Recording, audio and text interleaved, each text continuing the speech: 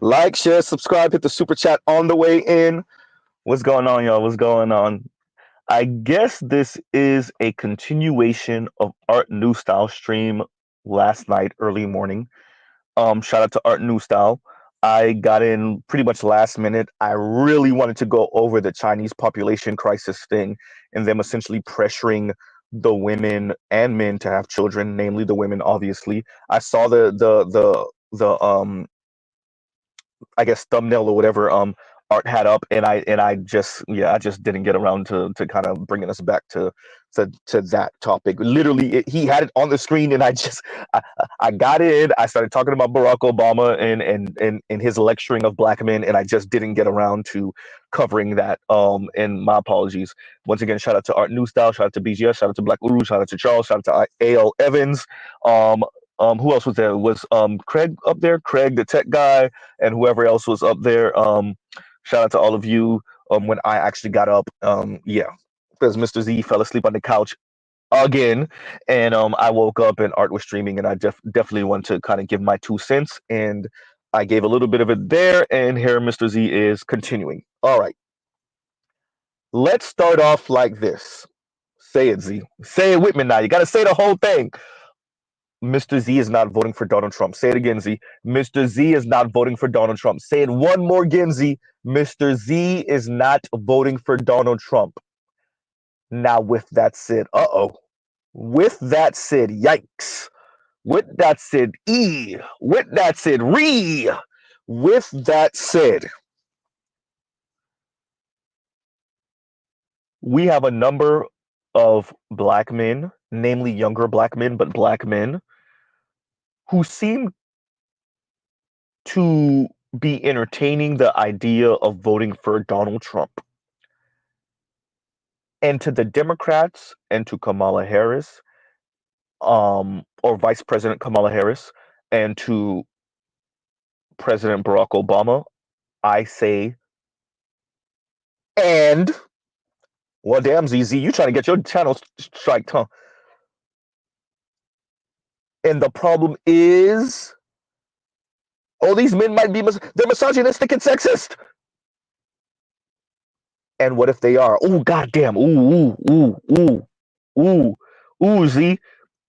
What exactly has the Democratic Party done or said that might get young black men or black men writ large to not vote for the Democrats, not vote for Kamala Harris, number one, or Kamala, excuse me. And what exactly is Donald Trump saying or doing that might be something that men, young black men in particular, might want to hear? Huh? So we have a number of Democrats shaming men, and we've seen the wagging of finger from Simone Sanders telling Uncle Luke and black men writ large, no one asks black men for their unsolicited opinions. We had Tiffany Cross say to black men, you Samuel, what did you say? You Kevin Samuels quoting Tariq Nasheed watching or something along those lines. Black men, why don't you get in line with, really behind black women? We had even Auntie Maxine. Yes, Miss Maxine Waters herself. Speak of punishing black men who didn't follow black women in their voting patterns. Oh yeah, this has been going on for a while now. And this is in recent years, by the way. And now they pulled out the big guns. Ooh, the big guns, the nuclear weapon. So Steve Harvey lecturing black men, not good enough. Magic Johnson lecturing black men, not good enough. So they had to go and they had to press the red button. What's the red button, Z? Mr. Former President Barack Hussein Obama. So Barack Obama spoke and essentially called black men misogynistic and sexist and told black men it's unacceptable not to vote for Kamala Harris. I got something for you not acceptable, Mr. Barack Obama.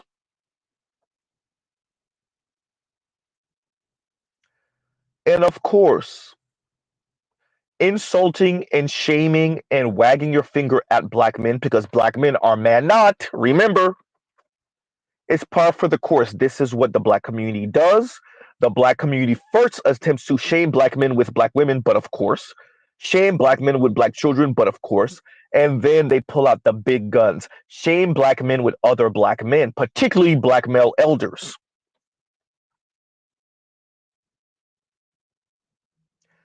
See, these people are used to weaponizing the word sexist, the word misogynistic, the word patriarchal, and lobbing it at the most left black people, excuse me, the most leftist men in America. You know, the people that vote Democrat the most after black women, you know, black men. They're used to weaponizing these words and these terms and these phrases against black men to get black men to do what they want black men to do.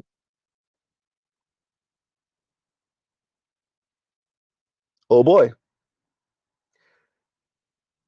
And it doesn't necessarily seem to be working. As a matter of fact, shout out to my title, and it might be spite. And to the former president, I say, and to Kamala Harris, I say, Vice President Kamala Harris, I say, and to the entire Democratic Party and establishment, and to the entire left, I say, how exactly are you planning to encourage? You're not in planning to encourage, you plan to shame, insult, and guilt. How exactly are you planning to punish, black men? How are you going to encourage and punish black men? Let's see. Encouragement, you don't know how to do that, not concerning black men. So punish. What are we going to do? Throw black men in prison? Oh, wait a minute. We're already doing that. But not neglect black men. Oh, wait a minute. We're already doing that. Weaponize black women and their progress against black men. Oh, we're already doing that and allowing that to be done. Shaming black men with language of black men being sexist. Oh, we're already doing that. Shaming black men with language of black men wanting to be sexist white men. Oh, we're already doing that. Weaponizing the courts against black men. Oh, already doing that. Using child support against black men. Oh, already doing that. Turning a blind eye to black women. Weaponizing child support against black men. Oh, already doing that. Ignoring white vigilantes, deleting black men. Oh, already doing that. Whoopsie. Using little sexist, broken ass leftist black women against black men. Shout out to Kim Foster. Oh, already doing that. Huh. Wagging our fingers at black men and assuming, not really, but speaking as if black women are on the right side of history and black men are an anchor on black women's ankles. See, justice bends in the direction of black women, and black men are just in the way. Wait a minute. We're already doing that too.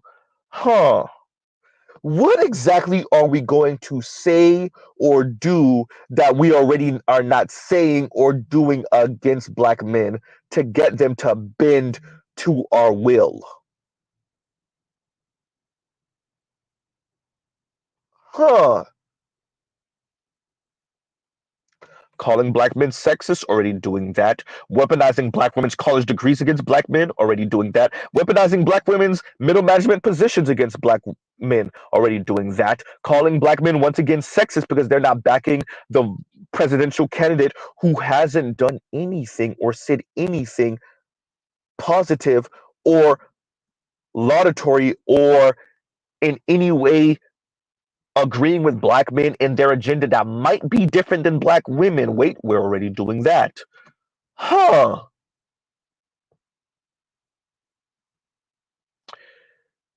It's fascinating listening to people who had to find their blackness in their 20s. Ooh, Z, ooh, you went there. You really trying to get your channel knocked off. It's fascinating listening to black people who had to find their blackness in their 20s lecture down to black people who had to grow up black. Uh-oh. Huh? These people are so out of touch that they think the handful of black men that gallivant around them, I said it the way I meant it. That sashay around them, oops, I said it the way I meant it, are the representation of modern, particularly young, when I say young, I mean under the age of 45, young black men. Black men who sashay and gallivant around, and whose number one concern is their sexuality, whose number one concern is the elevation of the nearest black female, whether that's a black girl or a black woman. That is your modern new black man. You know, the FDs of the world.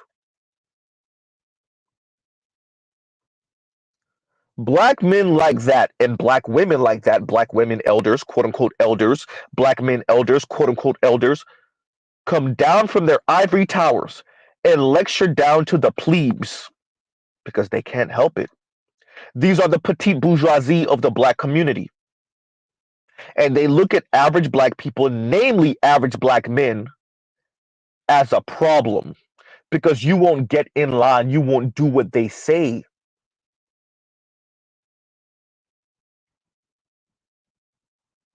Huh? You won't do what they say. They're the smart ones, you're the dumb ones. They're on the right side of history and you're in the way of history. You're too ignorant to know how to tie your own shoes. You're too ignorant to know how to wipe your own ass. So let them direct you in the right direction. You don't even know how to feel about a situation or think about a situation. You're too dumb. You're too inept. You're too incapable.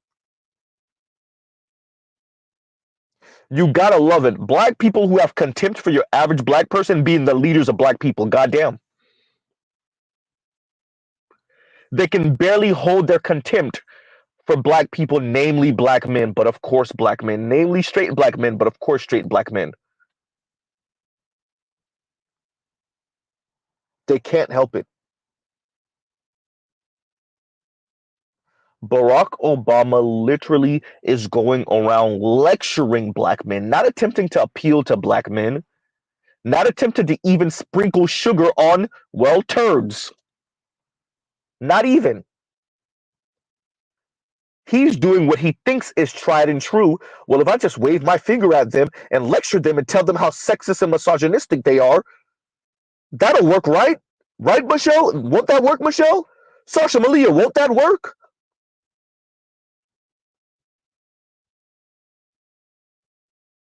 Huh?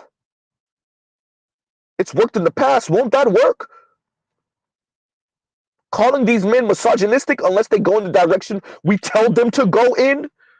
Won't that work?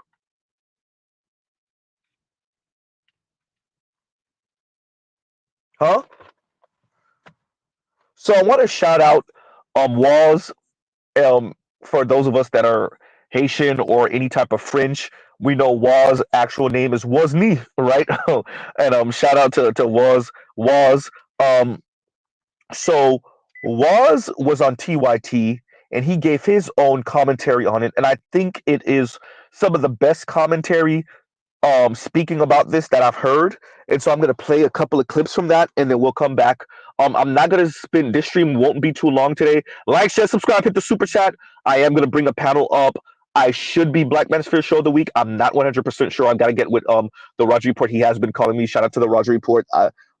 But you know, Mr. Z's been running around. Um, so we'll see. I have to get with Compassionate. So once again, we'll see. Excuse me, and we'll, you know, that should be going down tomorrow. Okay, y'all. So let me play these couple of clips from Waz from TYT. Shout out to Wozni. Um and we'll you know speak about this on the other side. And here we go. First, I've been probably coming on TYT for like better part of 3 years now, I want to say.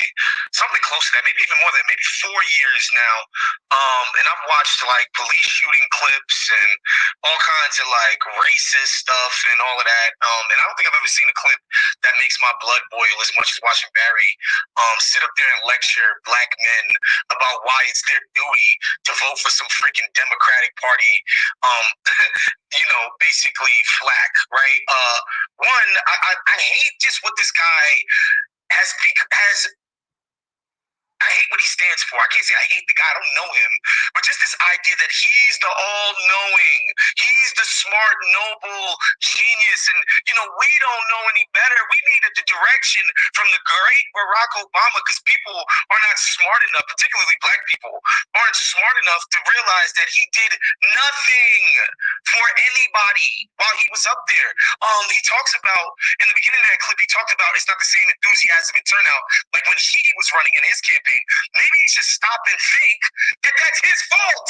Like his administration was a failure for these same people that he claims is their duty to vote for Kamala Harris. Like it's crazy that doesn't even dawn on this dude. That part of the reason people don't care is because you failed this specific demographic. So this idea that you need to come out now and go tis.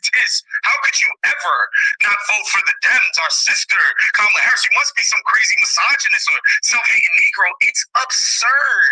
And it's in line with the greater theme in the Democratic Party when they don't get things done, when they don't win electorally. It's no different than Hillary talking about it was the Russian bots and all of these other excuses and misogyny that didn't get her elected. The Democratic Party somehow wants us to believe that they themselves can never fail. They can only be failed by deplorables and black men who don't want to vote for Kamala Harris. It's not that they should be courting the votes of these people. It's not that they should be going out and making an affirmative case for themselves and then sitting and looking in the mirror as to why somebody might not want to get up and vote for some Democratic politician just because they're black. No, it's that like these people are failing the godly and saintly Democrats. It's absurd. So I'm going to give you numbers and receipts in a second that prove that you're right, Waz. But let me make your blood boil a little bit more, because whenever anybody says something like what you just said, they'll say, oh, so you're supporting Trump? What do you say to that, Waz? And if I were, and if somebody is okay, and what? Yes, I'm supporting Trump. Like, what was so great about supporting Barry and his bank bailouts and his indiscriminate drone war? What was so great about that? What was so great about his cozy ass administration with Wall Street? What was so amazing about that? Black home ownership, black wealth plummeted under this guy's administration. And I'm not talking about all Americans. Like, what was so great about the alternative? That's what I would say to them. What's so awesome about voting for Democrats? Specifically the Obama and Harris brand of establishment, corporatist as hell Democrats. What's so great about it? Yeah. Well, you're not voting for Trump. No, come on, man. Give me So I want to say to this, there is this assumption, and these people take it for granted that they are on the right side of history. They are literally progressives, and they are progressing in the correct way.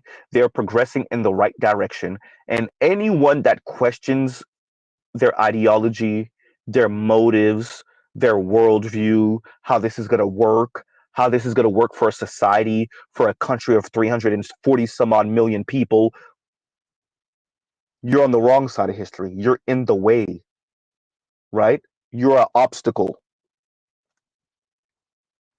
They take it for granted that they are on the right side of history.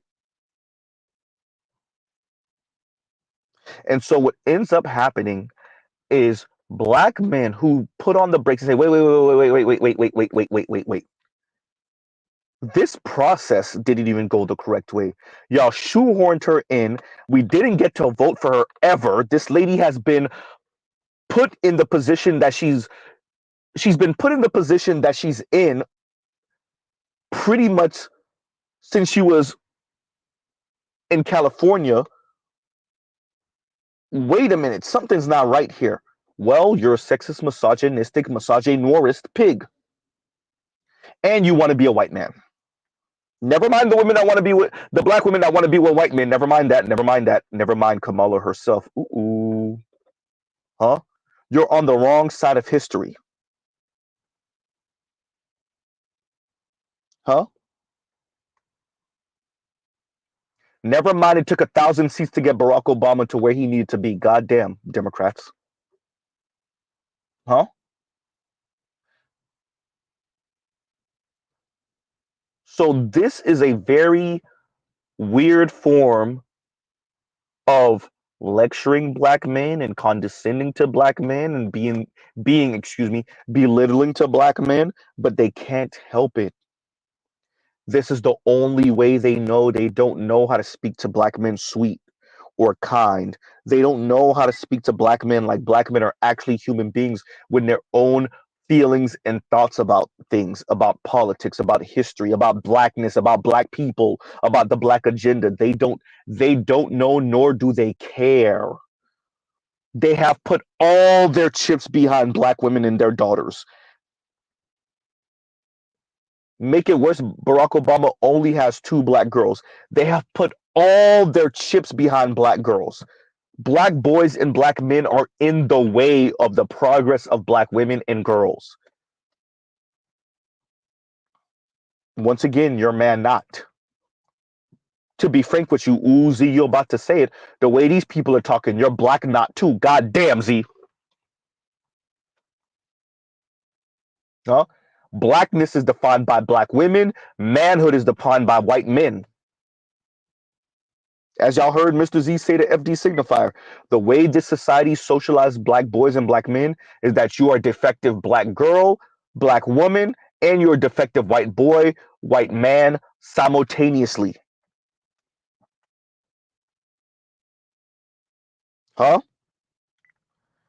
And I would argue that is what you see exhibited by President Barack Obama, by the entire Kamala Harris campaign, by the Democrats, and the Republicans don't get to slide out by the Republicans because when you're over there, you don't get to be black. You barely get to be a man. Second, third, fourth, fifth behind white men, maybe Latino men and Asian men. Huh? But in the black community that likes to wax poetic about blackness and history of black people in America, and the Democratic Party that likes to prop up particular type of black people, you don't get to be black. Blackness is defined by black women and black LGBTQ folks, and straight black men are just in the way unless you're kissing ass. Shout out to FD Signifier, Foreign Man in Foreign Land, Professor Odie, Consciously, and the like. Huh? So no wonder Barack Obama is lecturing and wagging his finger. You're in the way, black men, namely straight black men. You think differently. How dare you? You don't have the same level of college education as black women, goddamn. You're not accepted in the spaces that black women are. Well, actually, that's questionable. Huh? You're not Wednesday night for the white men the way the black women are. Oops.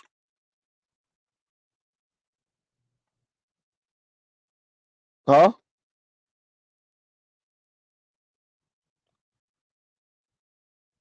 No better way to say it. And Passport OG says American Dalits. Take your place, black men. Yeah, you're right. American Untouchables. The bottom of the American version of the caste system.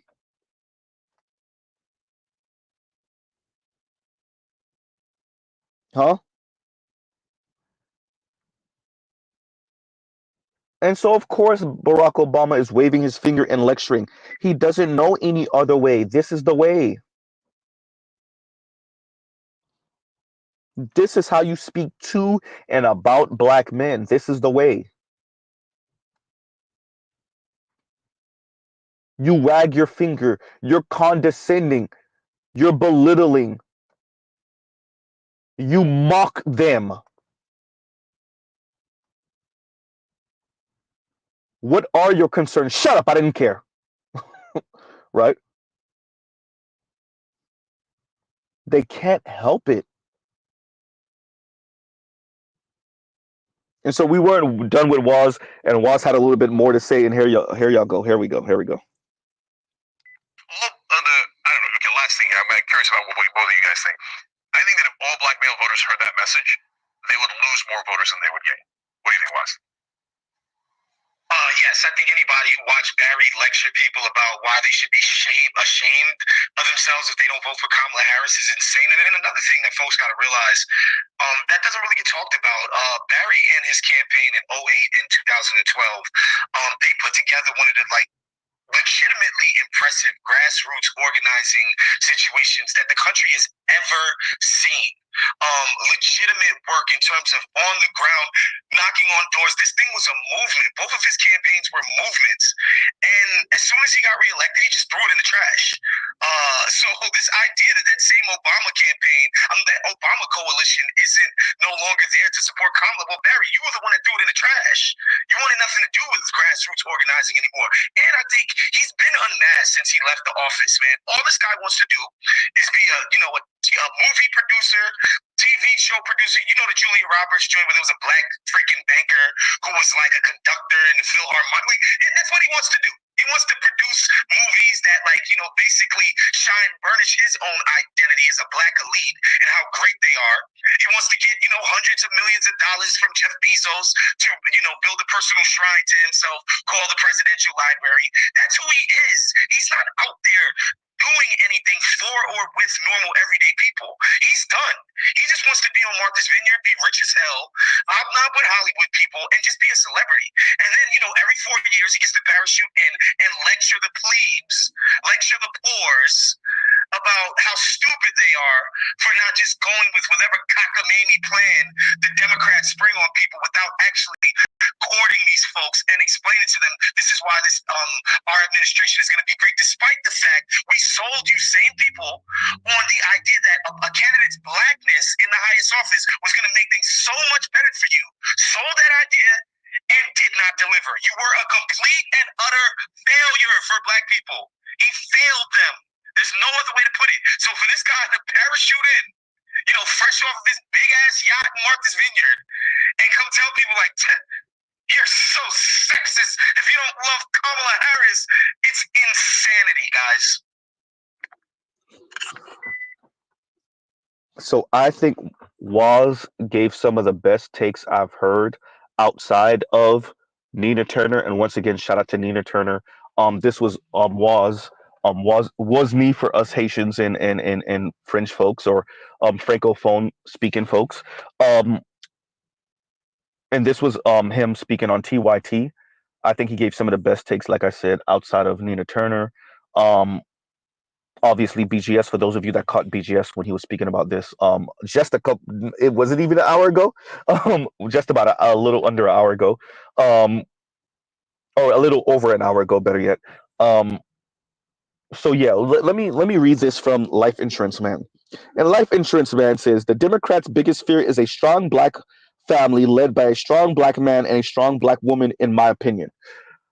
I would say it's not the Democrats' fear, that's America's fear.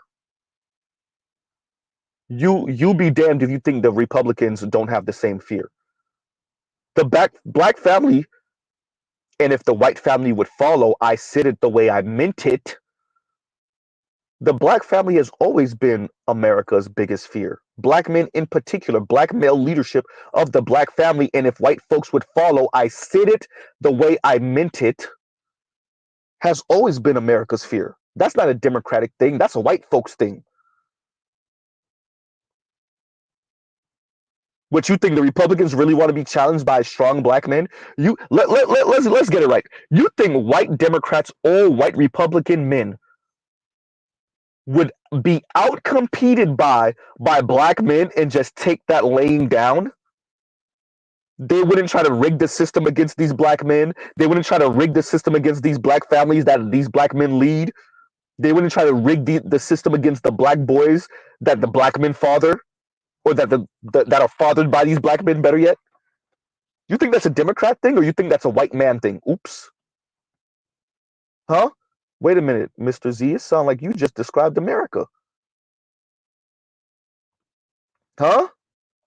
Wait, you think white Republican elite men aren't in the way of black men also? You think that's exclusively a Democrat thing?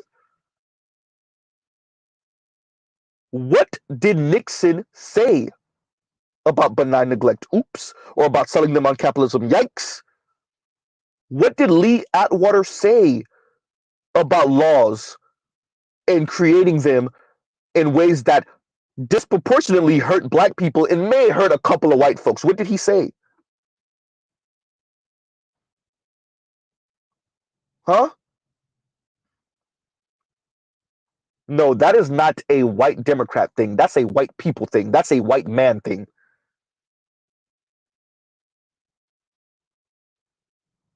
Right? So I hear you. You know, the Democrats don't want to see a strong black family led by a strong black man and a strong black woman. You're right. But it's the Republicans also, and it's white America writ large. And quite frankly, if we're going to say it, Z, it's other people of color that are non black, and maybe even some black people that are non ADOS. I said it.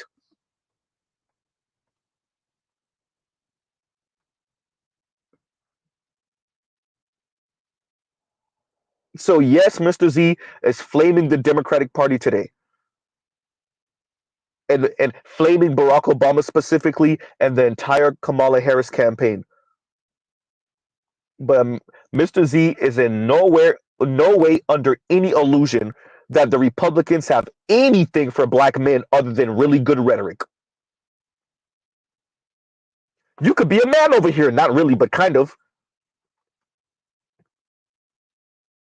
If you adhere to white male leadership.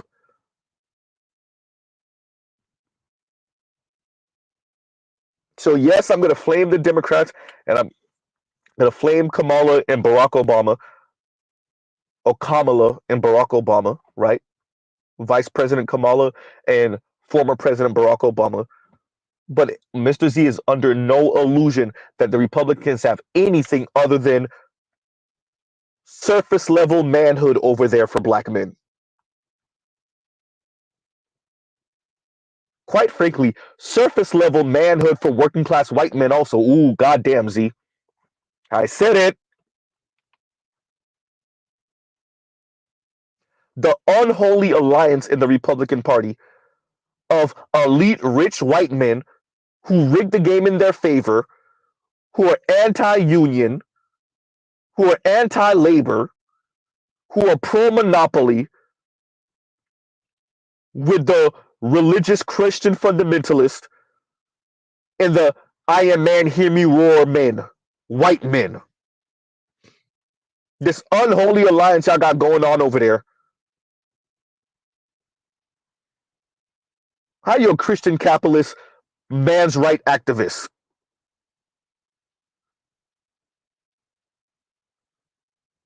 Huh? You think it's only the women that sound schizophrenic? Let an average white man talk, and push him on what he believes and watch him crumble.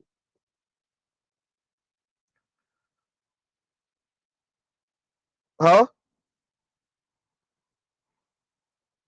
How do you know, Z? I've done it. Let an average white man talk. Anybody want to talk about Ezra Klein versus Ben Shapiro?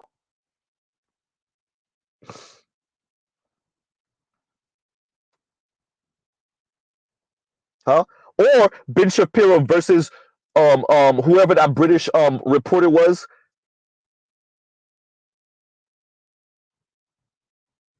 I people know me. Nobody knows you. Why do you sound like a 12-year-old white girl? I'm popular. No one knows you. That's what happens when you're pushed.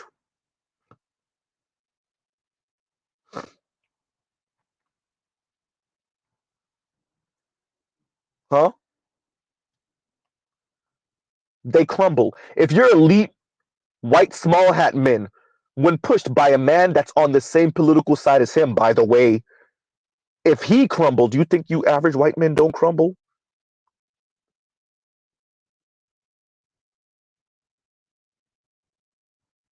So once again, going back to the topic, like, share, subscribe, hit the super chat.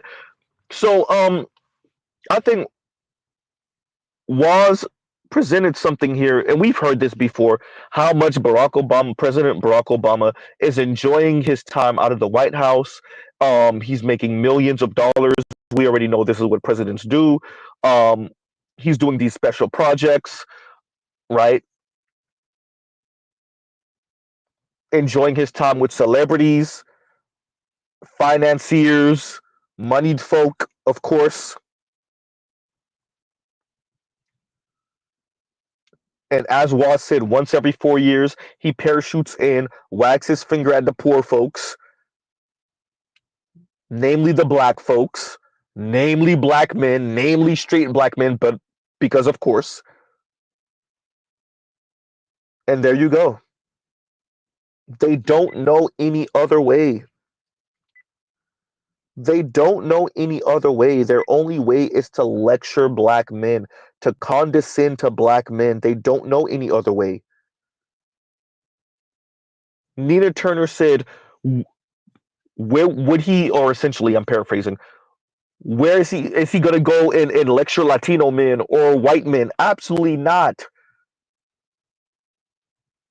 Barack Obama, excuse me, former President Barack Obama knows better. He's not going to go lecture white men. So he can look at your 65-year-old white man and see his grandfather in their face, and then he's going to lecture them? Absolutely not. He ain't built like that. I said it. Huh? Lecturing black men is easy. That's why everyone does it. Insulting black men is easy. Waving your finger at black men is easy. Weaponizing black women in their quote unquote progress against black men is easy. Weaponizing LGBTQ black folks against black straight men is easy. That's why everyone does it. Lecturing white men, calling white men sexist to their face, even when they are, oops, huh? Latino men, who has it in them to wag their finger? We won't even go to white men yet. Who got it in them to wag their finger at Latino men? I'll wait. I dare y'all to go send Latinas out there to wag their finger at Latino men. Let me know how that worked for y'all. Go send Latino men out there to wag their finger at Latino men, and let's see how it works.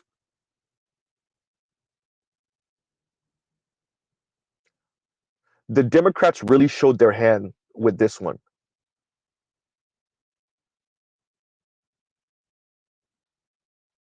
They don't appreciate what social media has become, the town square. So when Nina Turner says what she says on CNN, are y'all going to speak to white men like that? Are y'all going to speak to Latino men like that? And everyone knows the answer is no. Then the unanswered question then becomes, then why is it okay to do this to black men, straight black men in particular? That is the unanswered question on many people's minds, including non-black folks. Dear black community, dear black women, elite black women, you're showing your hand too much.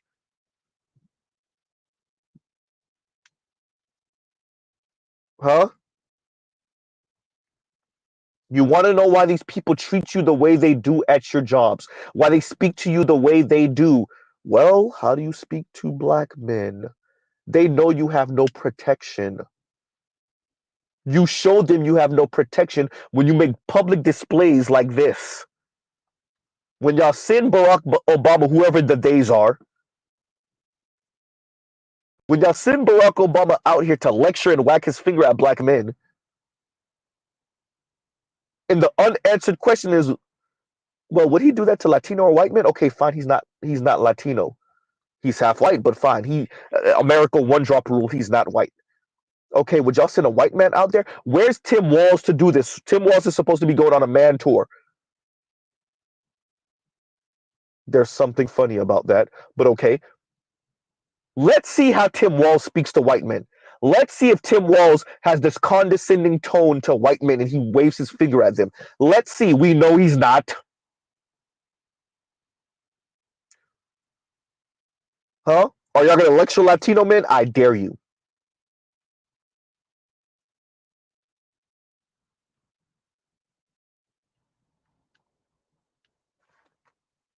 Huh? And better use is it's because they see you as a male, not a man. Say that, right?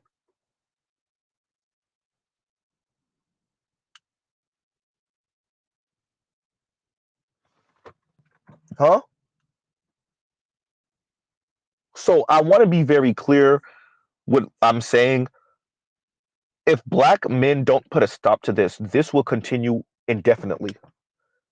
People will always think you get black men to move by insulting them, by belittling them, by shaming them, by guilting them, by calling them all type of slurs. No, we won't do that to other men because other men are men. We'll do that to black males. Oops. And it won't only be black women and non-black folks that engage in that. Yes, even black men will engage in that. Ain't that right, former President Barack Obama?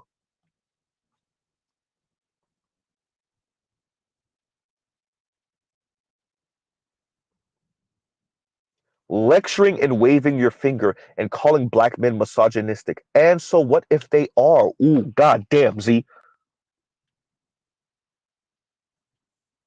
As said, Wall said he's not voting for Trump. But what about if he was? And well, you're voting for him because you're sexist. Okay. I just want to be very clear. Y'all are the people that make these words have no meaning. Y'all use them over and over and over and over and over again, particularly when they don't apply. And you kill the meaning and the heft and the depth of the word. So now what does it mean to call a man sexist or misogynistic? Yawn. To call a black man misogynist. Yawn. Huh?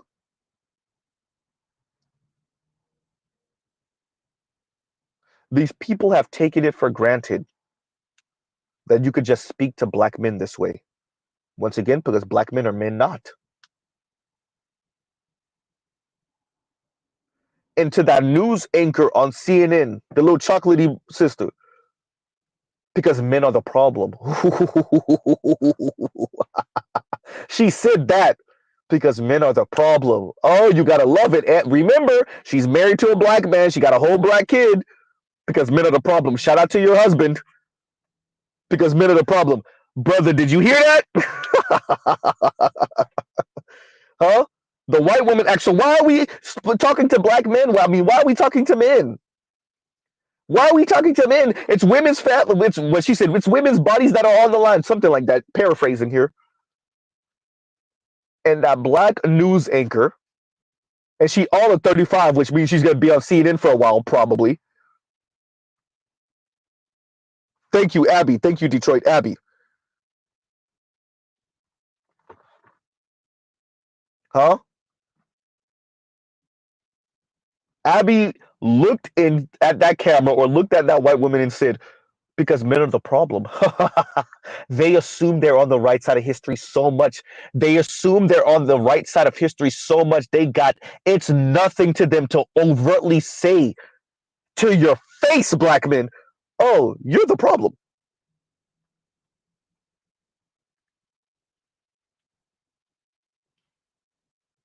Because men are the problem. You gotta love it. You gotta love it.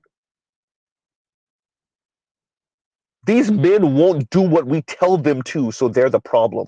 They won't bend and break to our will, so they're the problem. They won't kiss our ass, so they're the problem. They won't vote in the direction we told them to vote in, so they're the problem. They won't get in line next to behind us, so they're the problem. They don't take it for granted that we're on the right side of history and they're in the way of our history, so they're the problem. And cynical optimist says, and I agree with this, they treat black men like political eunuchs. You don't have any interest, cynical optimist. You don't have any interest. You don't have anything that might slightly disagree with what black women are saying that's worth taking into consideration at all. You're just a little sexist, misogynistic, wannabe white man. You're misogynorist. That's what you are, according to these people. So y'all wonder where and how it was so easy for Joe Biden to say, well, if you don't vote for me, you're not black. That's essentially what Barack Obama just said about black men voting for Kamala Harris.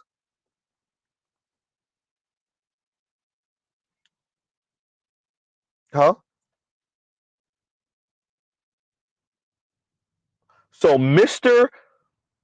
former President Barack Obama, you know, the one that told black men to shut up and dribble? Oops, y'all forgot he said that, huh? Mr. Z, he ain't saying it in those words. You're right, he ain't saying it in those words, but that was the message. You forgot? Oh, you forgot LeBron and them called during COVID after George Floyd and asked Barack Obama what should they do, and he told them, hey, y'all should just play. Whoopsie. Right? Uh-oh. And y'all gives you 1 second.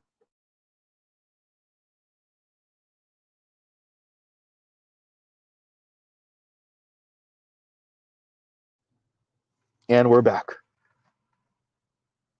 Recall.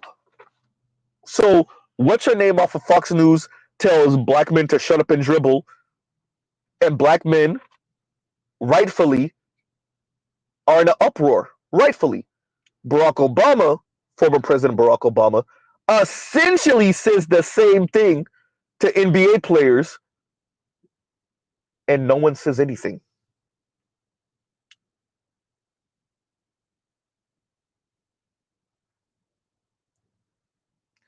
And Samuel Norton says, or his Father's Day finger wag. You know he can't help it. His Father's Day finger wag, him going to Morehouse and wagging his finger at black men. Barack Obama, every chance he get, it's so bad. Even Mark Lamont Hill even spoke about it. Barack Obama can't help it. Now you know if Barack Obama, if former President Barack Obama heard Z speaking, he would try to frame it in a way. Well, you know I'm a black man, so I get it. And who else is gonna know? Stop it. Every chance he get to lecture and speak down to black men, oh, he take that. You better believe it, huh?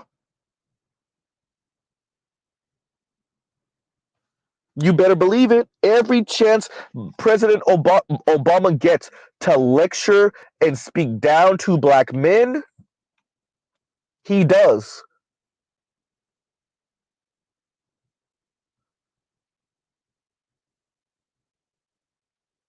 Oh boy.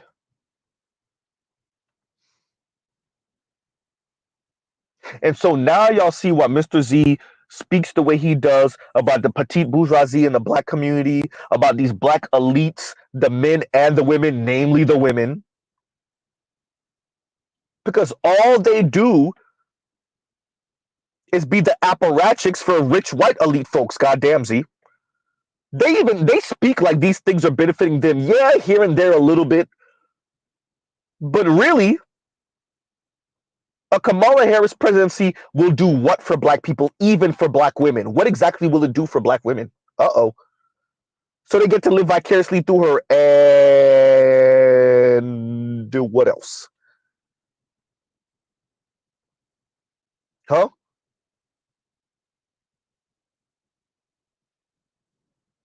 Yeah.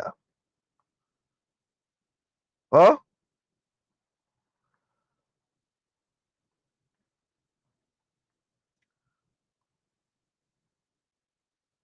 So I heard Kamala during that debate with Trump over and over again. I have plans. I have plans. I have plans. I have a plan. I have a plan. I have plans. I have plans. Mr. Z caught that.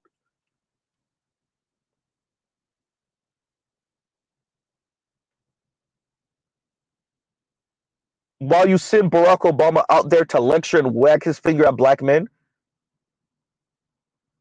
I will say to Vice President Kamala Harris, excuse me, and to President Barack Obama, y'all might have did more harm than good with this.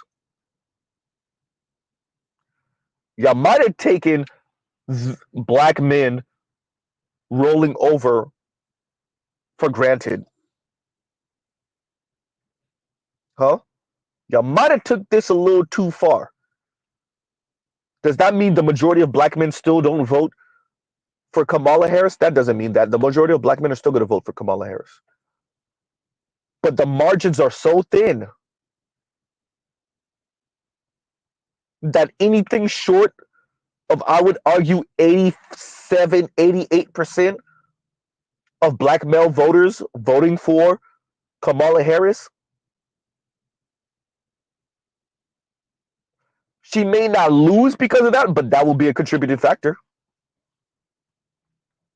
Anything short of about 87, 88%, really 90, but fine, 87, 88% will be a major contributing factor to why Kamala loses, if Kamala loses.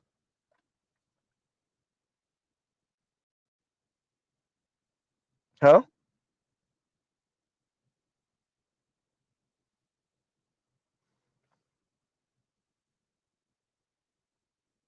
And Lion says, that white woman on that panel clearly let us know that women are playing gender politics and not policy politics.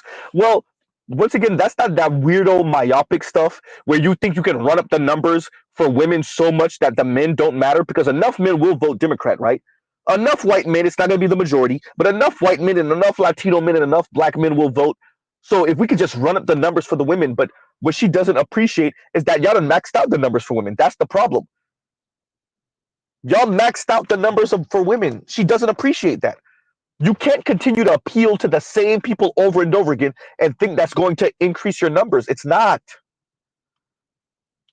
To be frank with you, Donald Trump lost excuse me. Donald Trump lost Z, could you get it out? Donald Trump lost the last election. There we go. Because of white men. White men are the ones who cost Donald Trump the last election. His numbers went up with every other demographic except for white men. So once again, you could attempt to keep on running the numbers up with women as much as you want, dear white woman. If you're not going to appeal to another demographic, it means nothing.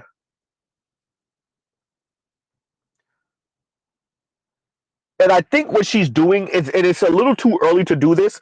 We already know that more and more young men are starting to lean more Republican, and it is, I would argue, these men are not actually conservatives. Let me be very clear. Let me actually say this now. These young men are not conservatives. They might want to be traditional. There's a difference, but they're not conservatives. They are voting for Trump because they see him as cool. They like his version of masculinity, and strictly, excuse me, out of spite. I said it.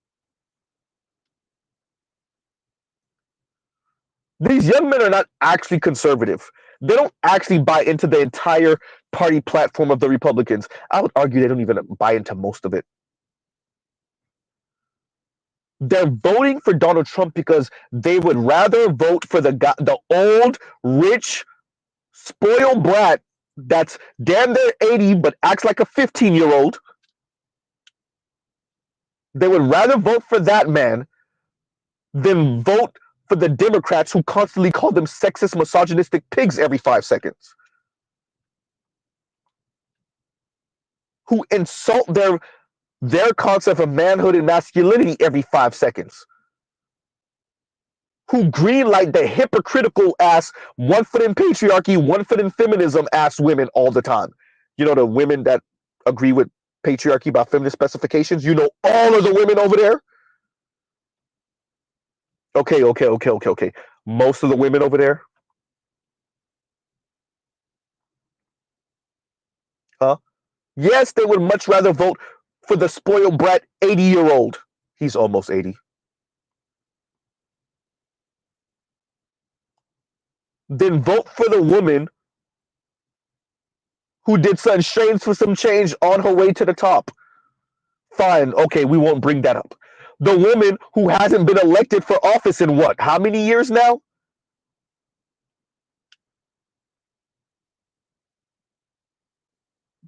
Huh?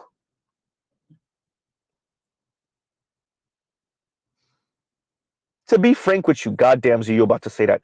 To be frank with you, if we're gonna be honest, and even some of the women are saying this, Kamala is just not talented enough. God damn, Z, you said that. And that's not me questioning her credentials. To be frank with you, I really think y'all should have ran Michelle. Y'all should have ran Michelle Obama. If y'all could have, if she would have went for it, she doesn't. Which is even more reason why she's a better presidential candidate. It's the ones that really don't want to run. Those are the ones that should run. Y'all should have parked a big truck of money. Y'all should have parked a Brinks truck of money in front of the Obama residence and tried to get Michelle to run. If y'all wanted to run a black woman.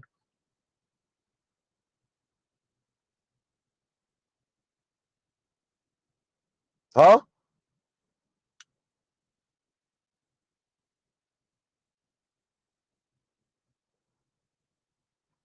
But y'all ran Kamala. And y'all are dealing with the fallout of that. And who do you lay the blame at? Who does America always put the blame on? Shout out to all you white men who think it's you. Shut the hell up. You're always blaming white men. Shut the hell up.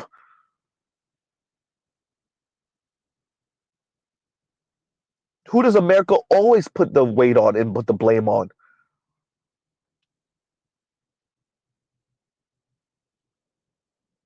Huh? So black men are some 6% of the nation's population, and the Democrats, namely Kamala Harris and Barack Obama, and black women, decided, you know who's the issue here? Black men. Not the actual sexist, misogynistic white men. Uh-oh. Not the white men that said, well, black woman. Not those guys. No, we're going to shame black men. I'm gonna love to watch Tim Walz going on his quote unquote man tour. Once again, no pause. Well, no pun intended. Better yet, pause, but no pun intended. Let's see if Tim Walz lectures white men. We know he's not gonna lecture white men.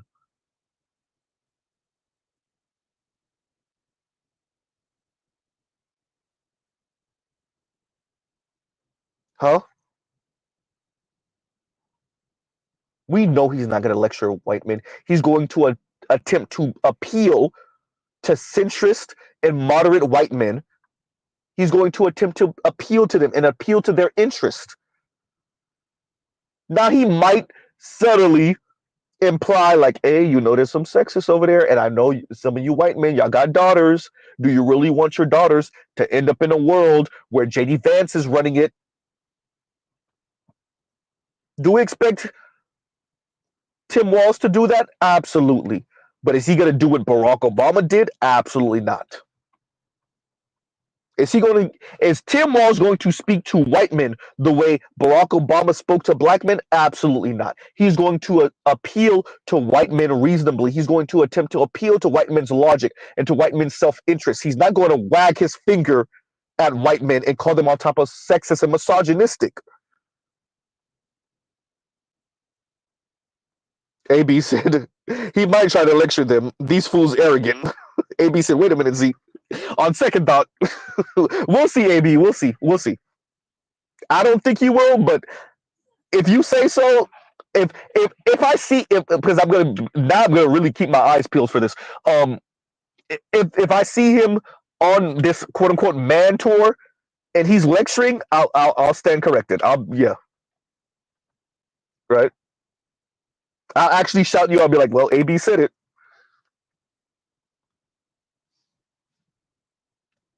Huh?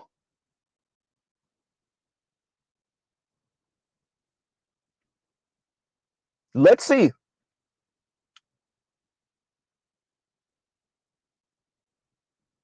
Wow. And Lion says, did you see the Man Enough ad? Oh boy, there's an ad. Oh boy. No, I did not see it. Right? No, I did not see it. And y'all like, share, subscribe, hit the super chat. And so we're gonna play this one more game, right?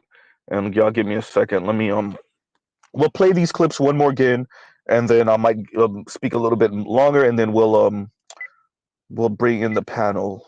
Y'all give me a second. And here we go. Once again, this is was off of TYT. Shout out to Wozni. right?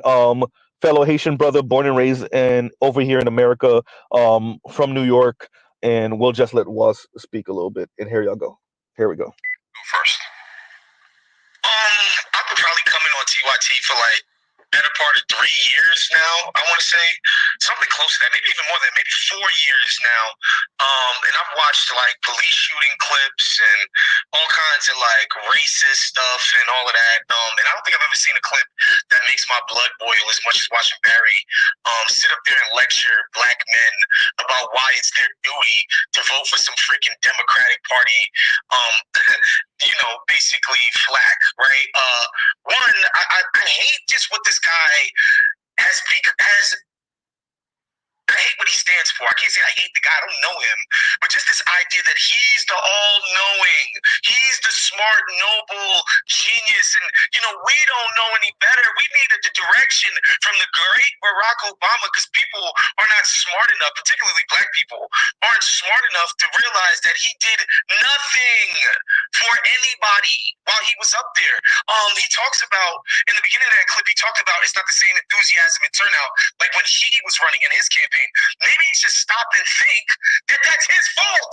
Like his administration was a failure for these same people that he claims it's their duty to vote for Kamala Harris. Like it's crazy that doesn't even dawn on this dude.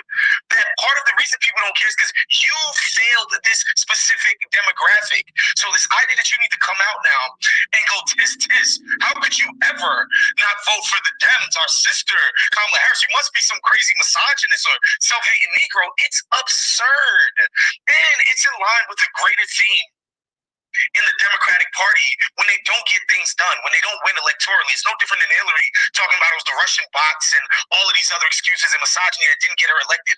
The Democratic Party somehow wants us to believe that they themselves can never fail. They can only be failed by deplorables and black men who don't want to vote for Kamala Harris. It's not that they should be courting the votes of these people. It's not that they should be going out and making an affirmative case for themselves and then sitting and looking in the mirror as to why somebody might not want to get up and vote for some Democratic politician just because they're black. No, it's that like these people are failing the godly and saintly Democrats. It's absurd. So I want to look. I'm going to give you numbers and receipts in a second that prove that you're right, Was. But let me make your blood boil a little bit more because whenever anybody says something like what you just said, they'll say, "Oh, so you're supporting Trump?" What do you say to that, Was? Like, and if I were, and if somebody is okay, and what? Yes, I'm supporting Trump. Like, what was so great about supporting Barry and his bank bailouts and his indiscriminate drone war? What was so great about that? What was so great about his cozy ass administration with Wall Street? What was so amazing about that? Black home ownership, black wealth plummeted under this guy's administration. And I'm not talking about all Americans. Like, what was so great about the alternative? That's what I would say to them. What's so awesome about voting for Democrats? Specifically the Obama and Harris brand of establishment, corporatist as hell Democrats. What's so great about it? Yeah, but you're not voting for Trump. No, come on, man. Give it that. So, like I said, I definitely wanted to play that for y'all because I think that Was gave some of the best commentary on this. Outside of, for those of you that didn't catch BGS had a great take last night, at least from what I heard. I was on Art New Styles panel. Oh boy, wait a minute, what are we doing here? Okay, Mr. Z over here pressing buttons, and I'm just trying to. Okay, wait a minute. Let's see if this works the way I want it to. Oh boy. Y'all gives you a second. We over here pressing buttons, and I don't know if I'm messing myself up. No, I didn't. Great. All right. So I'm going to play the second clip in a little bit, and then I will be I guess see if it inspires a rant, and then I'll bring you guys up after. So let's play this second clip, and yeah, we'll see if it inspires a rant. And here y'all go. Give me a second. wait. And the good old Dr. Thunder says, and shout out to Dr. Thunder, and Dr. Thunder says, the audacity of Saint to jump to the binary fallacy when he's been the main one doing that. Oh, well, I'll have a panel up in a minute, Dr. Thunder. I'll have a panel up in a minute because I definitely want to hear your take on that. And so let's play the second clip, and then I'll watch the ad, and then we'll see on the other end of that. All right. And this is the second clip for Waz. I'm playing Waz in particular to speak to people that ordinarily they're on the left. They're card carrying leftists, but your average card carrying leftist black man. I'm not talking about these men that are sashaying around Barack Obama, right? Gallivanting around. I'm not talking about these kind of limp wristed ass black men that oftentimes a lot of white folks, particularly on the left, are comfortable with. Black women are comfortable with. The Barack Obama type of black men are comfortable with. Um, I'm not talking about those men. Your average black man, including your card carrying leftist black man, this was very insulting to them. And you did not inspire them to vote for Kamala. What you're doing is actually causing them to want to either stay home or vote third party. I want to be very clear. If I didn't say it earlier, let me make sure I say it now. These people are not going to vote for Donald Trump. They're not. A handful of them will vote for Donald Trump out of spite. I'm talking about the leftists. Yeah, you heard right. But for the most part, what they will do is either stay home or vote third party, write someone's name in. That's what you inspired in these black men, dear former President Barack Obama.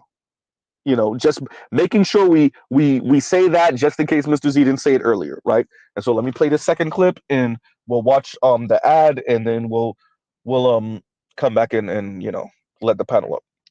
All of the, I don't know. Okay, last thing here. I'm curious about what both of you guys think. I think that if all black male voters heard that message, they would lose more voters than they would gain.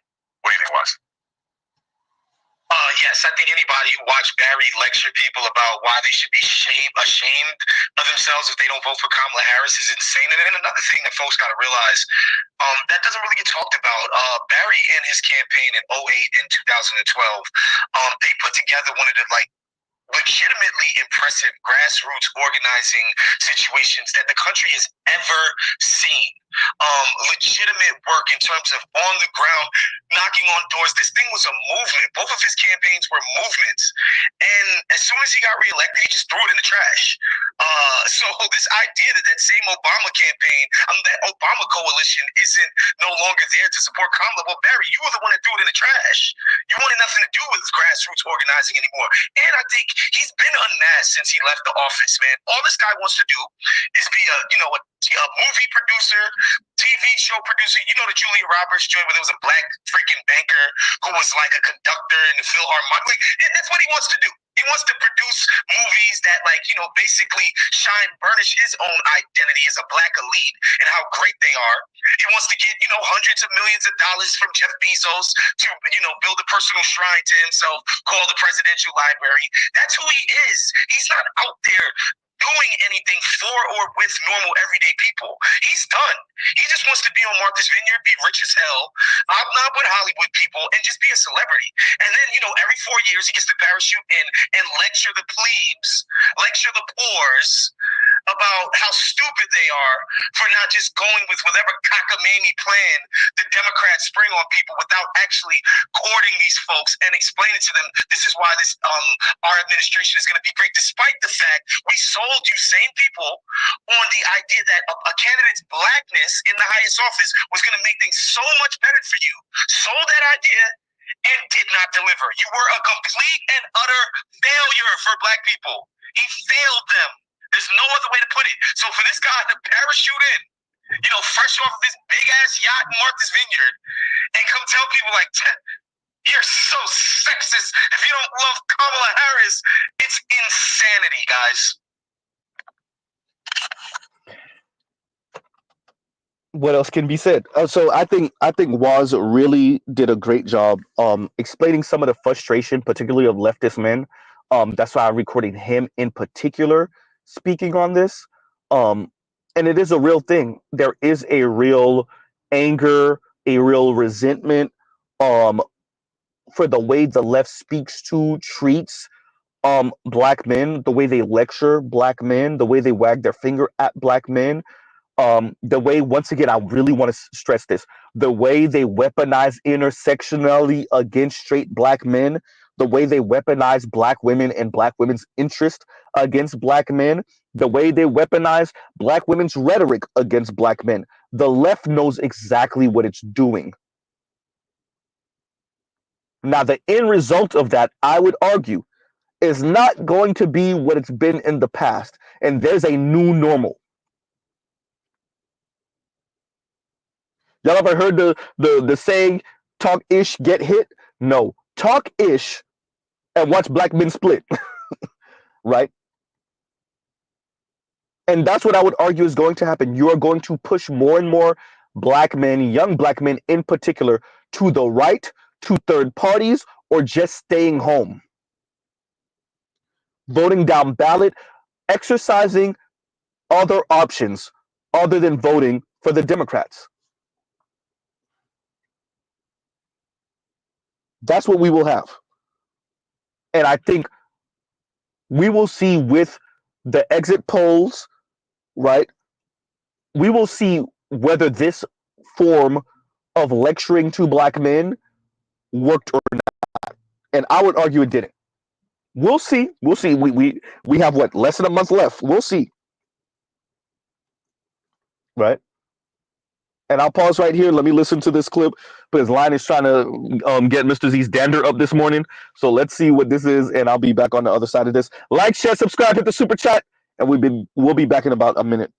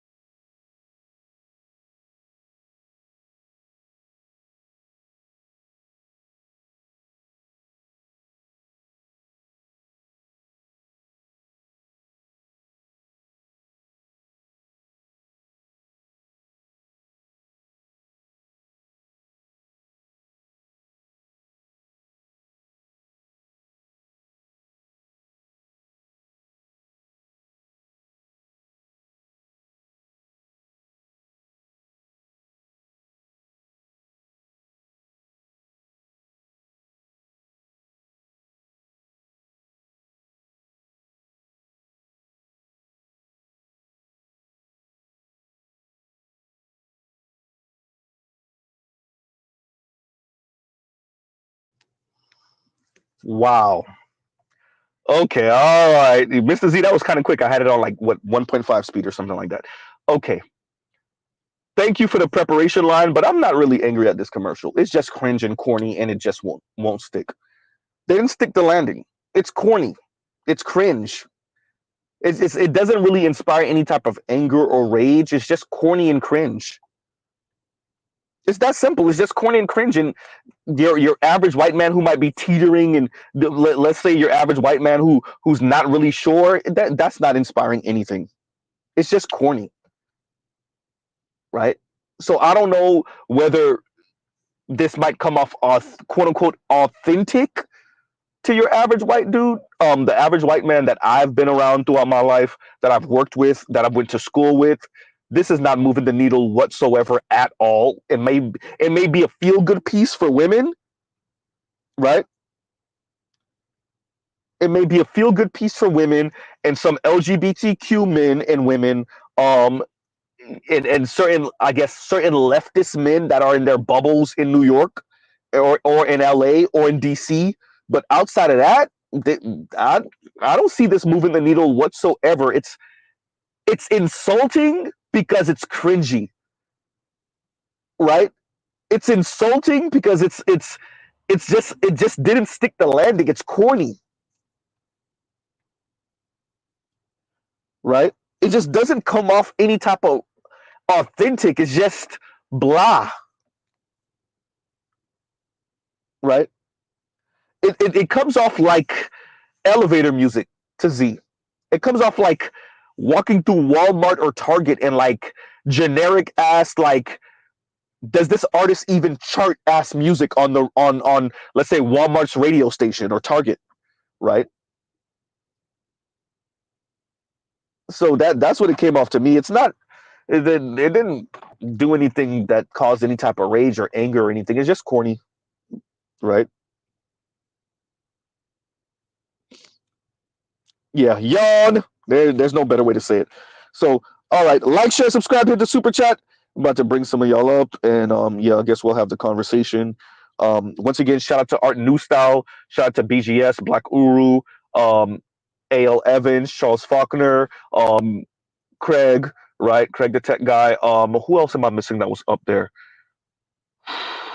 If I'm forgetting your name, it is not on purpose. I do not mean to be insulting. Um, yeah, but it was a good conversation. I was only up there for Mr. Z about to say only up there for an hour, right? But yeah, something like that, right? Something like that, something like that. And y'all give Z a second. Let me do this. Yeah. So yeah, I didn't find it any type of anything other than cringy and corny, right? So link is in the description box, and there y'all go. But yeah, it was corny to me. It was corny. That's it. Yeah. Well, and Lion says, true, but this is why I say women don't understand men. They really don't. Because if that's the advertising to appeal to men, I get it. I don't expect you to have an advertisement full of misogynistic jokes and profanity and I get it. But nah, this ain't it. This ain't it. Yawn. That thing corny like a mug. Yawn. What's going on, Z? What's going on, AB? What's going on, Lion? What's up with you? I have to Yo, correct you. I have to correct you because even on TikTok, even the LGBT men are starting to revolt. Yeah, I saw the comment you just put. Yeah, yep. Like Yeah, no, they starting to revolt. They ain't feeling this shit either. yeah. And they ain't been feeling Things this shit corny. for a minute. I They're not think all they're. about this rainbow crap. Mhm. I think they're not feeling it for a particular reason because they're not being appealed to at all. Yeah, Mm. that's true too. That might be a reason why they're not feeling it. Well, y'all got so. I think they're pretty much done with LGBTQ because you can get married now, and all the property rights and all that other stuff that come with that. So what's your problem now? I think that's I, the way they're thinking of it. Like, we gave you what you wanted, and we're done with you. What are you gonna do? Vote Republican now, right? yeah, Like, yeah, so yeah. From a numbers perspective, they only make up 1% of the entire population. you see. The entire U.S. population is 1% of the LGBTQ Yeah, community. So it's like, yeah, what else? Could just like they had no problem breaking down the numbers in that CNN panel with black men, it's Hmm. even smaller for their community. Yeah, That's I think they're just used to insulting us. I don't want to get like that's why I like speaking to Vince. That's why I right. like speaking to Demetrius. They're The arrogant, man. They wait, say that again, go ahead. maybe. That's why I said they're arrogant. They Yeah. might try to lecture white men. Good luck, but but that's my thing. I'm like, this is what it goes to my greater point. Y'all really don't understand men. And what's worse, you don't think you have to. Yes. yes, Well, this is what I was getting to. Like, that's why I like speaking to Demetrius and Vince and brothers that are in college and university or that's just graduated, because I think right now, and Mr. Z wants to go back, right? So this is my plan, and I've made it very clear. But we have to be honest about the college campus and like the fact that these women are in these bubbles with like even the men that don't agree with them, they don't often speak out, right? So these women, they surround themselves with like yes men ass men. Shout out to Black Uru who was speaking about it earlier on Art New Styles channel, which is like these like kind of, I would call it man 2.0, which is like kind of like we'll talk about FBK woman-ish like that. men. The, Wait, the, say again? the same dudes that are in that damn commercial. Yeah, I mean, like, no, I would say no, not the same. No, it's not those same men that are in the commercial, because those men are usually are older. That's in the commercial. I'm No, Yeah, no, speaking but I really mean the about. mindset. I'm just talking about Yeah, in yeah, terms yeah. of No, the I agree. mindset.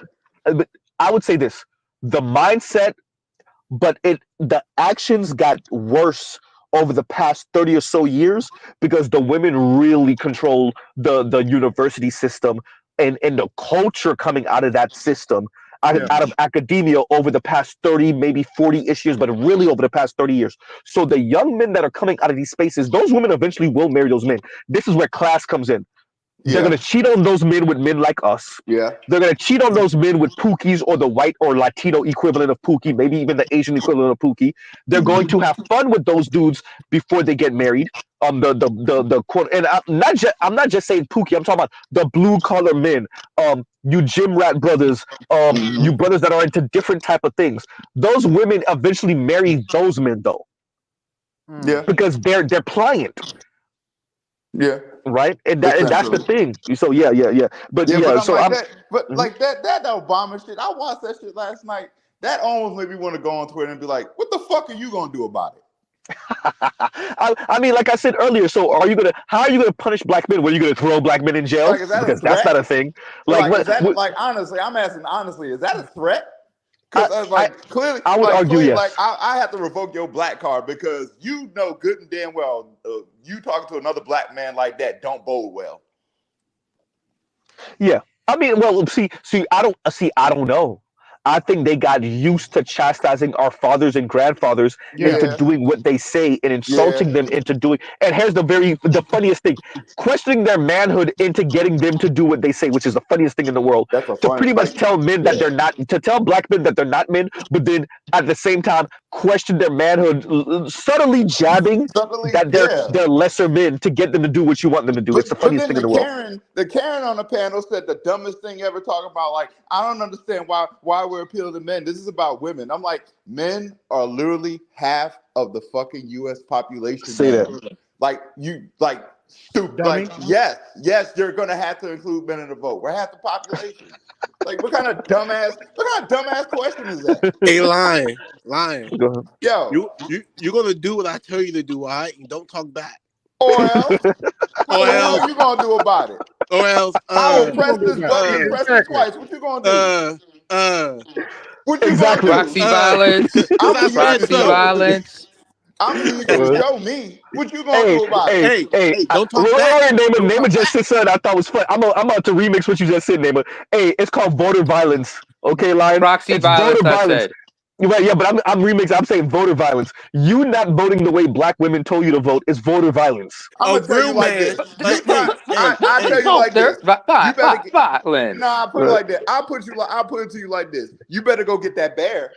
Hey, Right? a Go real get the man bear. does what's right. Go get it. You better do what's right. You know Well, it's right. and Go let get the me bear. actually say something to what you just said, Lion, because so and Newt Gingrich is the one who said this, if I'm not mistaken, which culture is down the stream from politics, or politics is downstream of culture. That's why he said Mhm. politics is downstream from culture. So I don't think these people really appreciate this kind of feminist rhetoric that's been just permeating the entire environment and outside of just politics. I'm talking about everywhere. Uh-huh. And this kind Yeah. of antagonism of women and how that also seeps into politics. And so the men are essentially saying, and I'm saying young men, and so what? The young men are saying, y'all letting our sisters talk like this. We ain't voting for y'all, and y'all letting them talk like this when y'all not in power, or y'all letting them talk like this when y'all are in power, but y'all don't have the feminist or the woman figurehead. How you gonna let them talk and act and treat us when y'all are the figurehead and in power? Hey, Absolutely Exactly. not. AV, this Mhm. part of their mindset right now. You're doing too much talking. Right? Way too much talking. And Oh Listen, yeah. hey like y'all, you gonna listen. put it I like grew up. that? Okay, I'm gonna press this button and I'm gonna need you to go get the bear. Go get him. I grew Say up. that. Hey yo, hold on a second, folks. Check out what Detroit 313 just wrote. You know, I saw it, but in Put it up, comparison, put it so up, put it up. he says domestic voter domestic violence, and then compassion follows up and says legislative patriarchal dominance is a actual term. LMAO. Yep. So like I said, so it's Damn. really it don't I mean like it's really a thing. This is really how they view men not aligning, because this is I gotta stress this. These people assume that they're on the right side of history. Y'all heard me say it before. But think about what that means. When you assume you're on the right side of history, anyone that you see as a quote unquote enemy or quote unquote adversary, not only are they on the wrong side of history, you have to vanquish them because the narrative is on your side. You don't ever question your worldview. You're on the right side of history. Man, When you're on the right side of history, why would you ever question why you're doing the things you're doing, why you're thinking the way you're thinking, feeling the way you're feeling, going in in the direction that you're going in? You're on the right side of history. So of course they're speaking this way. They're speaking as if I'm on the right side of history. These misogynistic, misogynoirist, white aspirational or white patriarchal aspirational ass black men are on the wrong side. I don't ever have to question whether what they're thinking, feeling, or saying, or the way they're viewing blackness, politics, history, the political parties. I don't ever question whether this might be something to consider. No, Tag me, Z. I'm on the right side of All history, this right?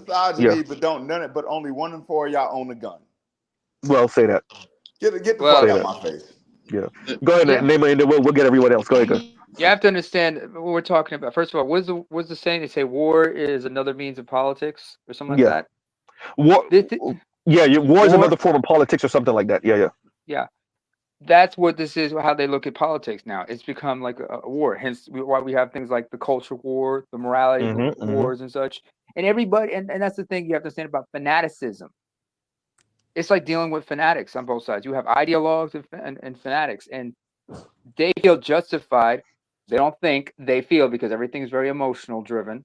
People forget how politicians usually try to just rile up their constituents and their followers to get all emotional and be irrational and do what they say because they're believe this blind belief that, like you said, they're on the right side of history. Everybody feels that they're on the right side of history, so Yes. they will rationalize doing anything. This is why Voltaire said, "Those who have the power to convince people to believe in absurdities have the power to convince people to commit injustice."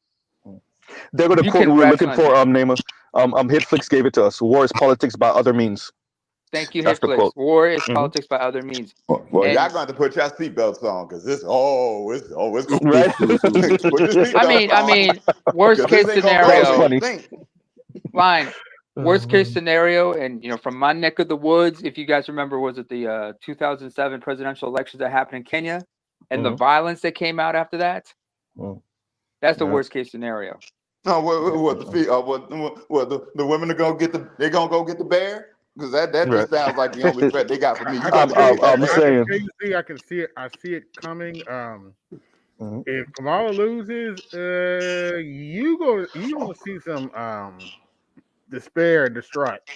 No, Good. I think despair and distraught, but I want black men to. I don't want us to be naive. It's not just going to be blame. I said that if Oh, Kamala loses, yeah. it's not just going to be blame. They're coming after us. Either way, I want. So I was trying to get this out and say this to Black Ulu a few days ago. If Kamala wins, they're coming after us anyway to shut us down. The Black Manosphere is target number one. But if Kamala loses, we're still target number one because it's like, oh, it's them Negroes over there. And so all Black Manosphere, all Black men talk, all these Black podcast bros, be prepared. Mr. Z's already mentally prepared himself to wake up one day and my YouTube channel not here no more. Get the Be hard prepared. drive, They're Z. coming after, right? Exactly, right. But I'm preparing for that, and I'm not joking. Like Vince is right. I'm preparing for that, and I'm buying my laptop actually, hopefully next weekend. A new one.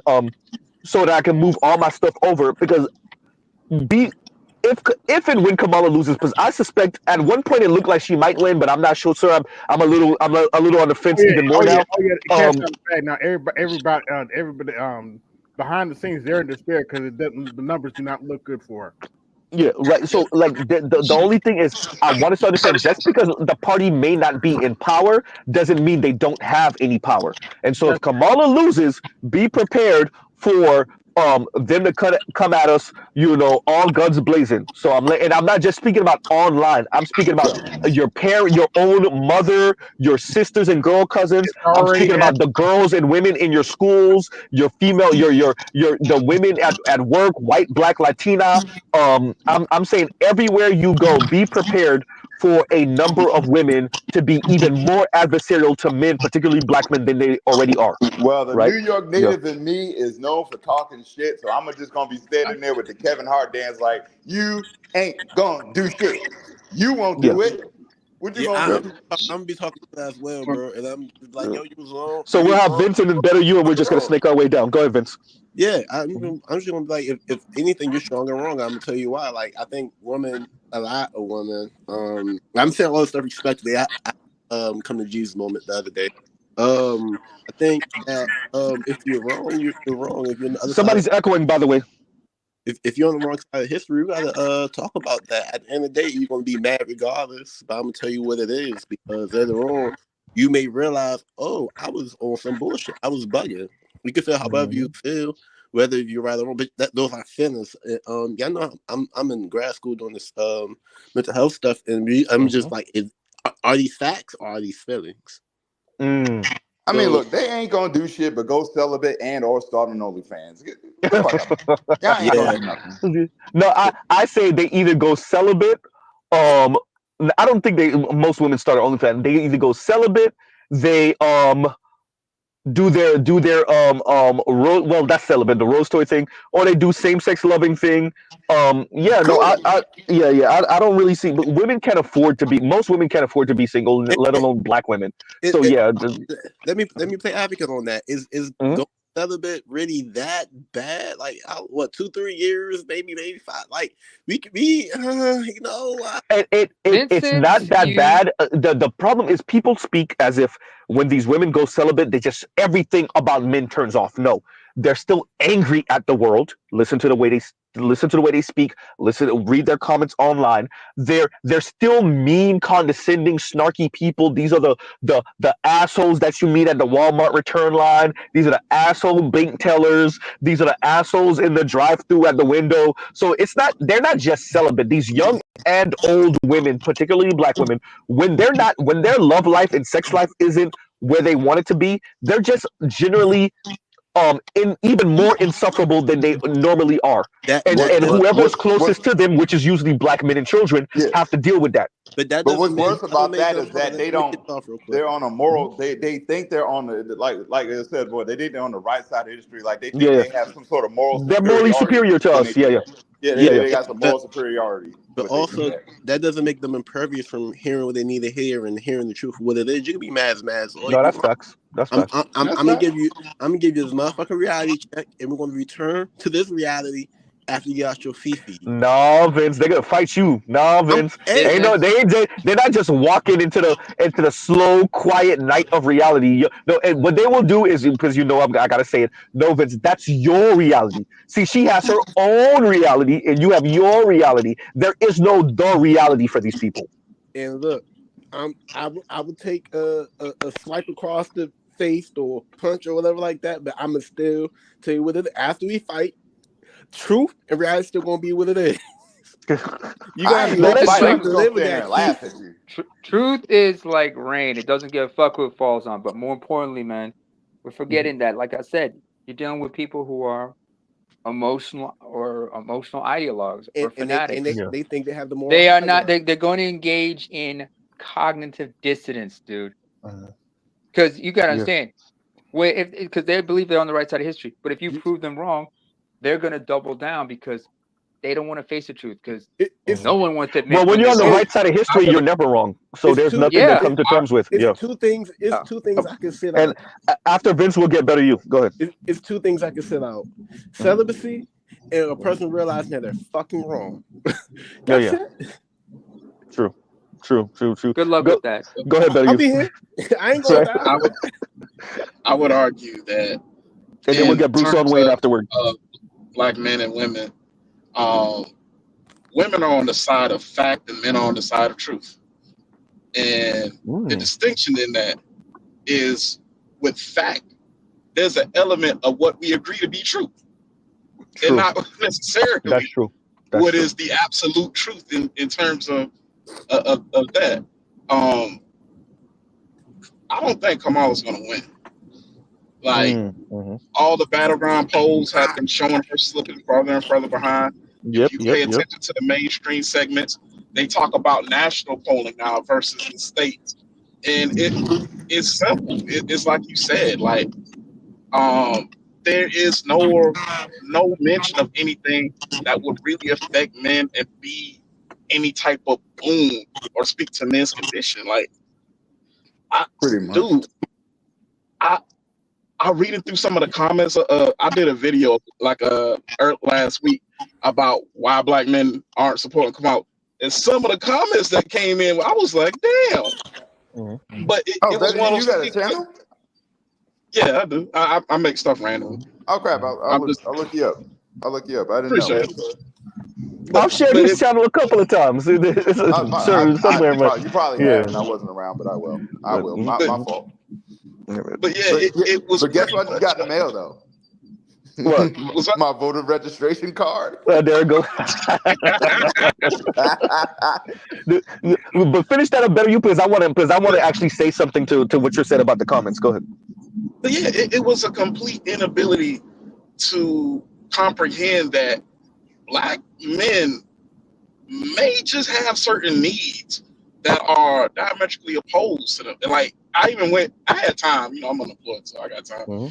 So I went in the comments. One chick's like, yeah, you're stupid, and this, that, and third. I was like, okay, explain to me how immigration, which when illegal immigration is up, Black men's wages are down, and Black men's unemployment is up, and vice versa. So explain to me the end game here, how flooding the zone with millions and millions of people is beneficial to Black men. Beneficial to Black people, but Black men bear the brunt of this. I like her policies and what she wants to do don't benefit Black men. And frankly, she ain't even talking about Black men. Like her messaging sucks. I don't think she's a talented politician. And I'll be real, being part of the D9, I know tons of AKAs way fucking better than her that will run circles around her. We got better than that. Yeah, we do. We do. Go ahead, to Z's point about how they think they're on the right side of history, so it doesn't matter what you say to them, they still think they're right. I made a post on Facebook that the Democrat Party was started by a slave owner, and some Black people are still slaves to the Democrat Party. And then Shield comes respond to me that how come the Confederate States are ran by Republicans? I'm like, when they seceded from the Union, they were ran by Democrats. Yeah, initially, yep. Hold on, wait. He gave me a layup. He said, in 1964, Lyndon B. Johnson signed the Civil Rights Bill, and he also said, "I'm going to have those niggers voting for you for the next 100 years." Yeah, that was just a layup. What he said 200. He said 200 years, right?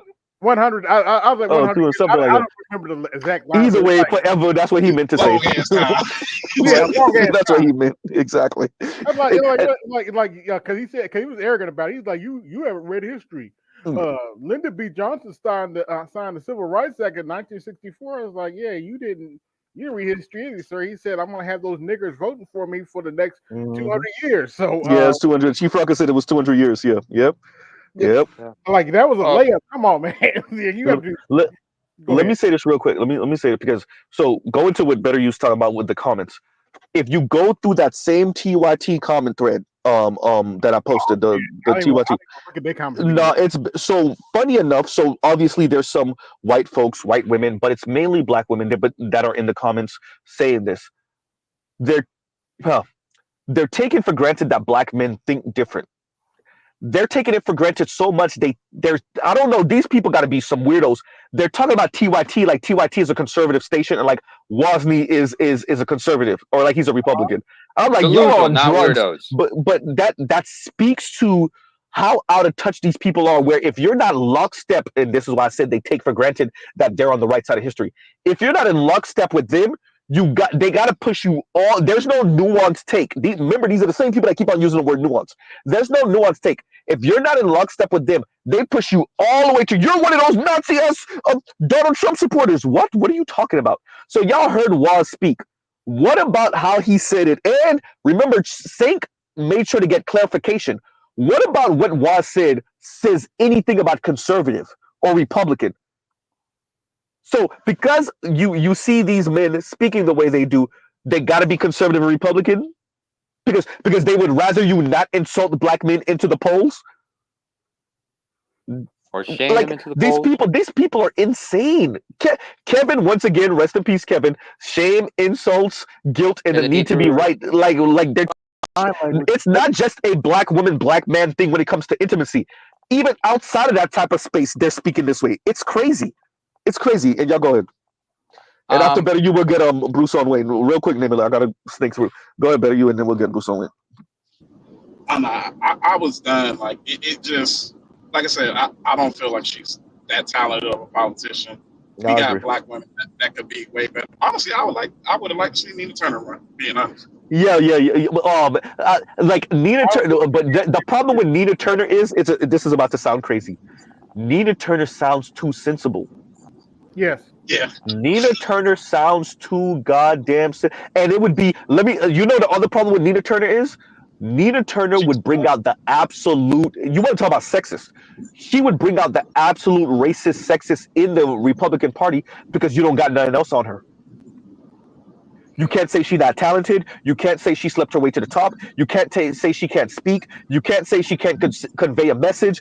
You can't. She's a real leftist. You're gonna have to. Well, we already know they're gonna call her on top of communist and socialist and whatever. But outside of that, you're gonna have to talk about her looks. You're gonna have to talk about her femininity. You're gonna have to be the sexist. Talk about sexism. You're gonna have to be the sexist racist. That's all they got. That's too difficult for them. So Kamala's an easier person to run against, because you can speak about her lack of talent. You can fumble her more. You can't do that with Nina. She's too talented. Yeah, no, I agree with you. I would love to see Nina run. I would love it. Go ahead. I asked a question to BGS yesterday. How do you import your audience for a town hall and still fuck that up? How? How? Wait a minute, AB, you're saying it wrong.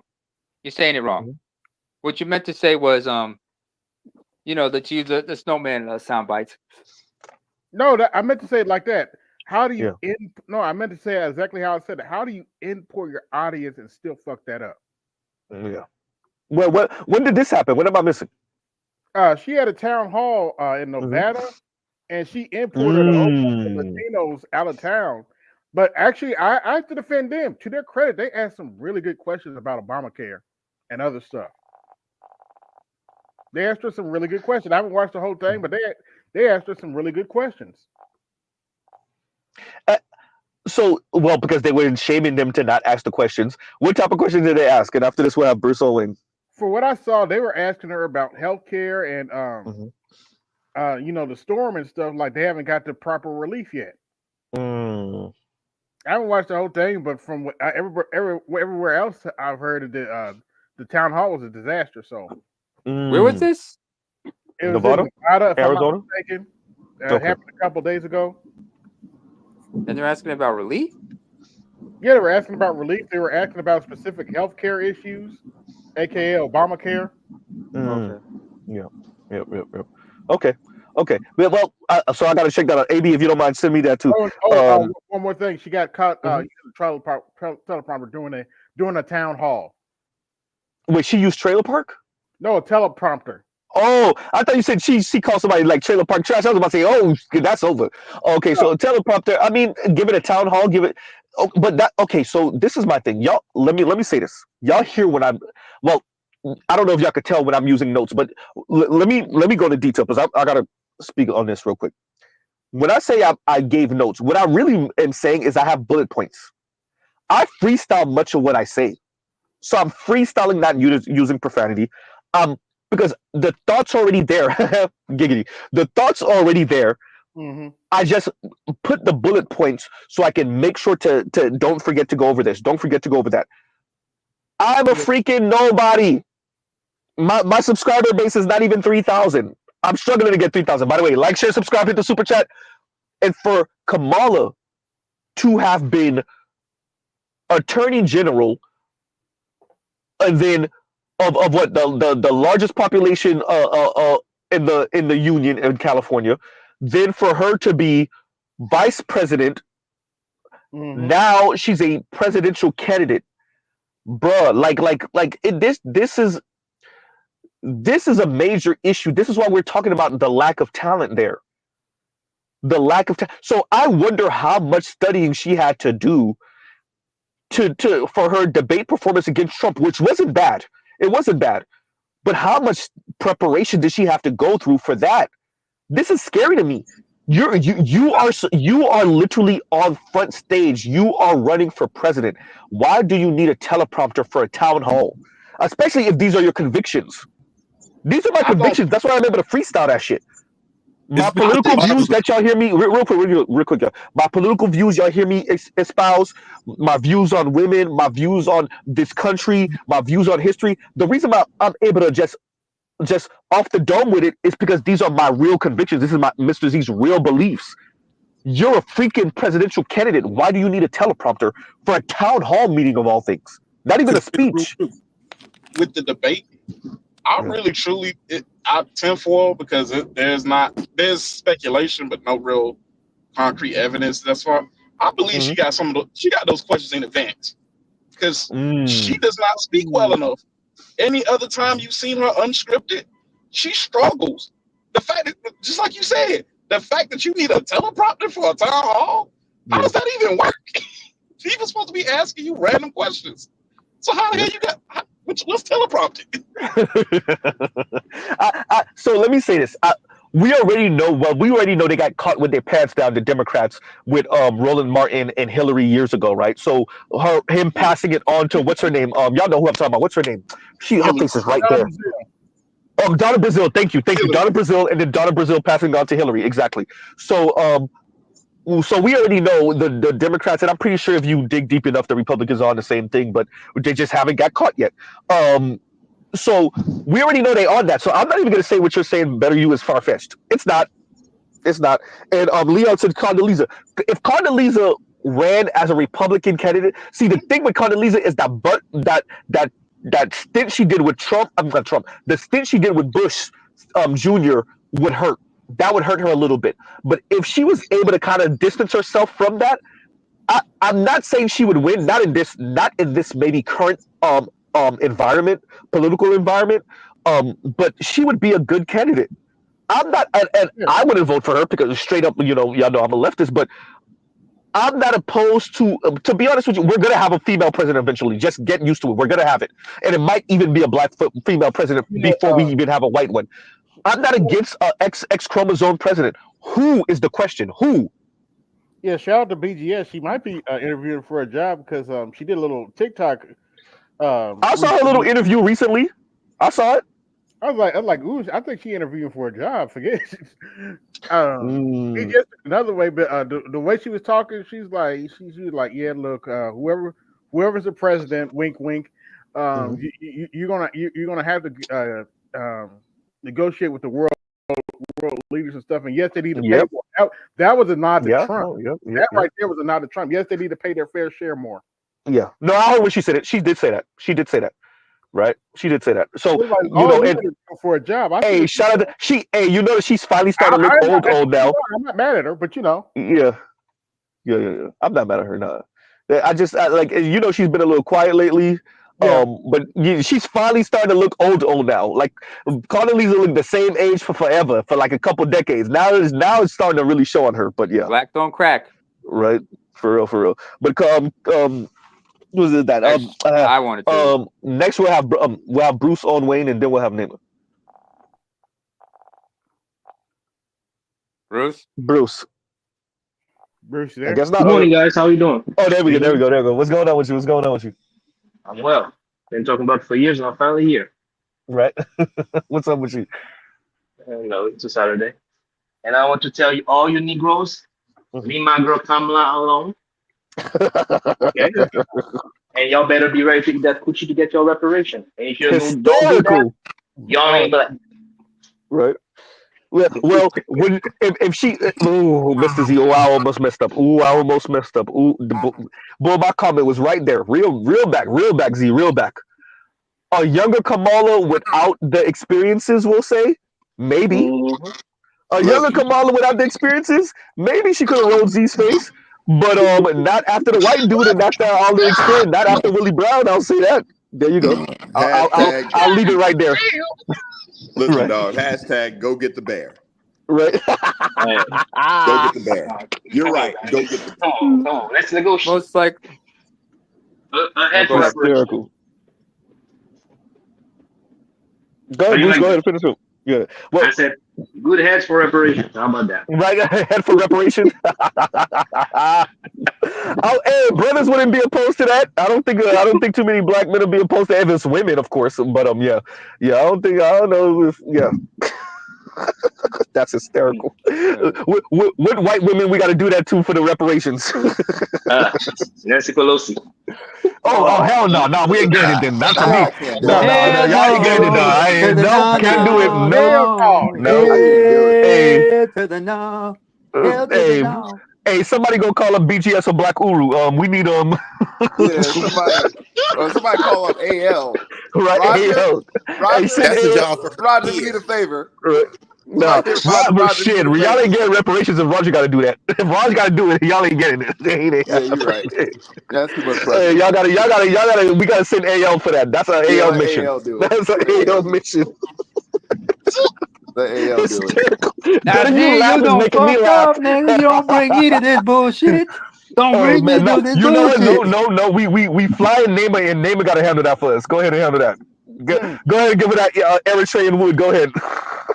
I got you after, man. I will pick you. Once you're done, I will pick I you up the will route. send your girl to a Jay Holiday concert after this shit. Hysterical. My Now, he man. got the forehead because he of us, nigga. But anyway, first and foremost, on behalf of Better You, and we had to work this out for him. Unfortunately, this Sunday, Bedside Baptist will be closed due to repairs because of Hurricane Helene.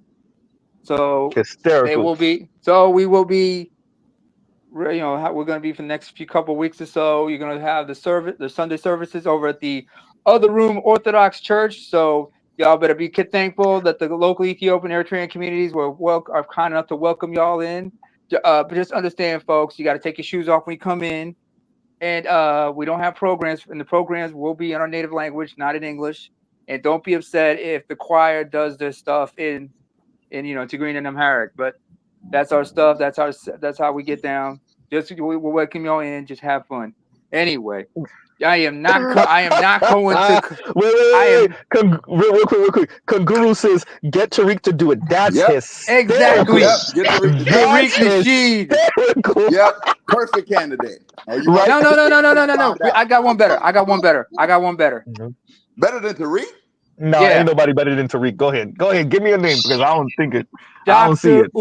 Dr. No, Umar. nope. Tariq is better. Nope, not because Dr. Umar, you could tell Dr. Umar not doing nothing with no white woman. If Dr. Umar got caught with a white woman, he would have to practice seppuku. Okay, he would have to commit seppuku instantly, right on the spot. Well, you know how the process goes. He's gonna need Right? somebody. Wait, Naaman, please don't mess up the flow. Don't mess up the flow. Thank you.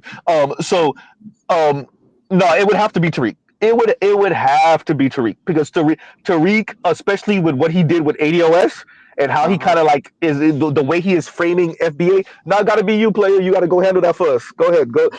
Hey, shout out to all the ADOS FBA. Y'all go ahead and send Tariq to go handle that with Nancy Pelosi and put his work in literally and get the reparations You're a money. player, right? Right, exactly. You talking about math lessons, right? That's what you was talking about. Go ahead. Go ahead. Hey, math lessons, right? We'll be waiting and be like, good job. Right. Good job. Go ahead and Mac on Nancy Pelosi real quick. Let's get this reparations going. Oh man, Detroit said Tariq Nasheed is definitely black. Go ahead. Could have been worse. I mean, what if you had to send in? I don't know if I should even mention this motherfucker's name. He was the dude that Tariq used to refer to as Crispy. Oh no, man! Look! But no, because I know on one side of his family he's not ADOS. I think he's Panamanian on one side, if I'm not mistaken. Am I wrong about that? Anybody know? Tommy. Tommy Sotomayor. Yeah. Yeah. Unfortunately, he's one of us. Tommy won't do it. Vince said, unfortunately. Unfortunately. Right. No, but no, it got to be Tariq. But at the end of the day, and that's another thing too. I think the reason why they're sidelining black men in particular is because black men are just more headstrong, especially for young men. I think young men are kind of disassociated. I'm a leftist. I'm really on the left, y'all. I'm not voting for Kamala. I'm not. I'm probably going to write it. I'm going to write in Cornel West's name. I'm going to just say it now. I'm going to write in Cornel West's name. There's no way I'm voting for Kamala. Y'all can call me on top of sexist and misogynistic all y'all want. Oh, well. I'm not doing it. Here's the thing, though. Here's the thing about that could backfire on them because... And after this, we'll get better. You go ahead. That whole sideline, so you're sidelining black men, but you don't think men of other races don't feel some type of way about that? What if they Oh yeah, vote they out the do. fight? Barack made such a mess of this. I'm reading stuff and I'm watching stuff from other men, and they're like, "Oh, no." So in other words, oh, this is what black men were talking about. This is that gynocracy thing they talking about. Yeah. Oh, this is what they're talking about when they say matriarchal black community, right? Like white men are not exactly saying that, but you can see the light bulb switch going off. Like, oh, so this is the difference between what goes on in the black community and what the little quips my mom or my aunt direct to my uncle or my mom. This is way different than what the hell I'm used to, and I'm it. You're doing a bad advertising of this is the way it should be, because if female leadership looks anything like what they think you're advocating for, which is essentially black female leadership, they're not going. Because if Barack Obama is doing the dirty work of Kamala and of the Democrats, and what it looks like is him lecturing down to men, y'all not, white men are That not ain't gonna signing go up for well. that. They're not signing up for that. They're not. But That's go not ahead gonna and go finish well. up, and But then I we'll mean, get better to you. well, let's just say I hope it doesn't go well. But I know there's more. I still know that there's more of them, those butt broken ass dudes that's actually gonna go ahead and vote for it even after that. Because after Mm-hmm. Biden said what he said and he still got that turnout, it's like, well, Say that. you kind of I can't get too mad about what Because he Obama was did, proving like because he could do it. Yeah, he could yeah, say that. Yeah. because after what Biden said on that interview with Charlemagne, it's like, and y'all still voted for him in mass. It's like, so now you just pretty much gave him the green light to say anything. I I get what you're saying, because you would take it for granted after Hillary calls black men super predators, and after Biden talks about racial jungles and signs the 94 Crime Act, and black people still were shamed into voting for him. But why wouldn't Barack Obama think he could talk to us like that? I see what you're saying. Because I they see what you're allow, saying. exactly, because you allow it. I'm like, Yeah. unless y'all start making them pay for that, Yep. unless they start making them pay for that, it's just gonna be more of the same. Yeah. No, I agree. All they're going to do is gaslight after that, because if you make them pay for them, how dare you think you could distribute any type of consequence of anything? Nigga. Yeah. Actually, it's gonna be weird. This is gonna happen. Like even though probably the majority of black men are probably gonna vote for Kamala, and she still Yep. loses, still get the blame. I agree. Oh yeah, no, you're right. That's exactly what's gonna happen. But go ahead, better you. That's exactly what's gonna happen. So Actually, you're right. Yeah, go ahead. this is the thing, and I feel like what we're probably going to see is across the board a slightly lower turnout, and I think you're going to see a lot more black men voting Republican and third party. And this is the thing that Democrats have really underestimated, which is just how disaffected they have their policies and their attitude has been towards black men. Because even I understand the like black male studies and everything, but I hate that term male in relation to us, because if you pay attention, they Hispanic men, white men, black males, hold the fuck up. I'm a goddamn man. Yep. I got you. Yeah. And the biggest thing is, like you said, Z, you created a race of Spartans, and guess what? We have no war to fight. Hey, what did Leonidas say? Spartans, what is your profession? Hey, baby. You might have given one with this with this damn Obama like this pretty much this low key chastising of black men. You might have given ain't no low key. You might have given that shit was high key like a mug. Yeah, that thing was whistling like Mariah Carey. Yeah, you might have given this one. Yeah. Barack can't say shit to me.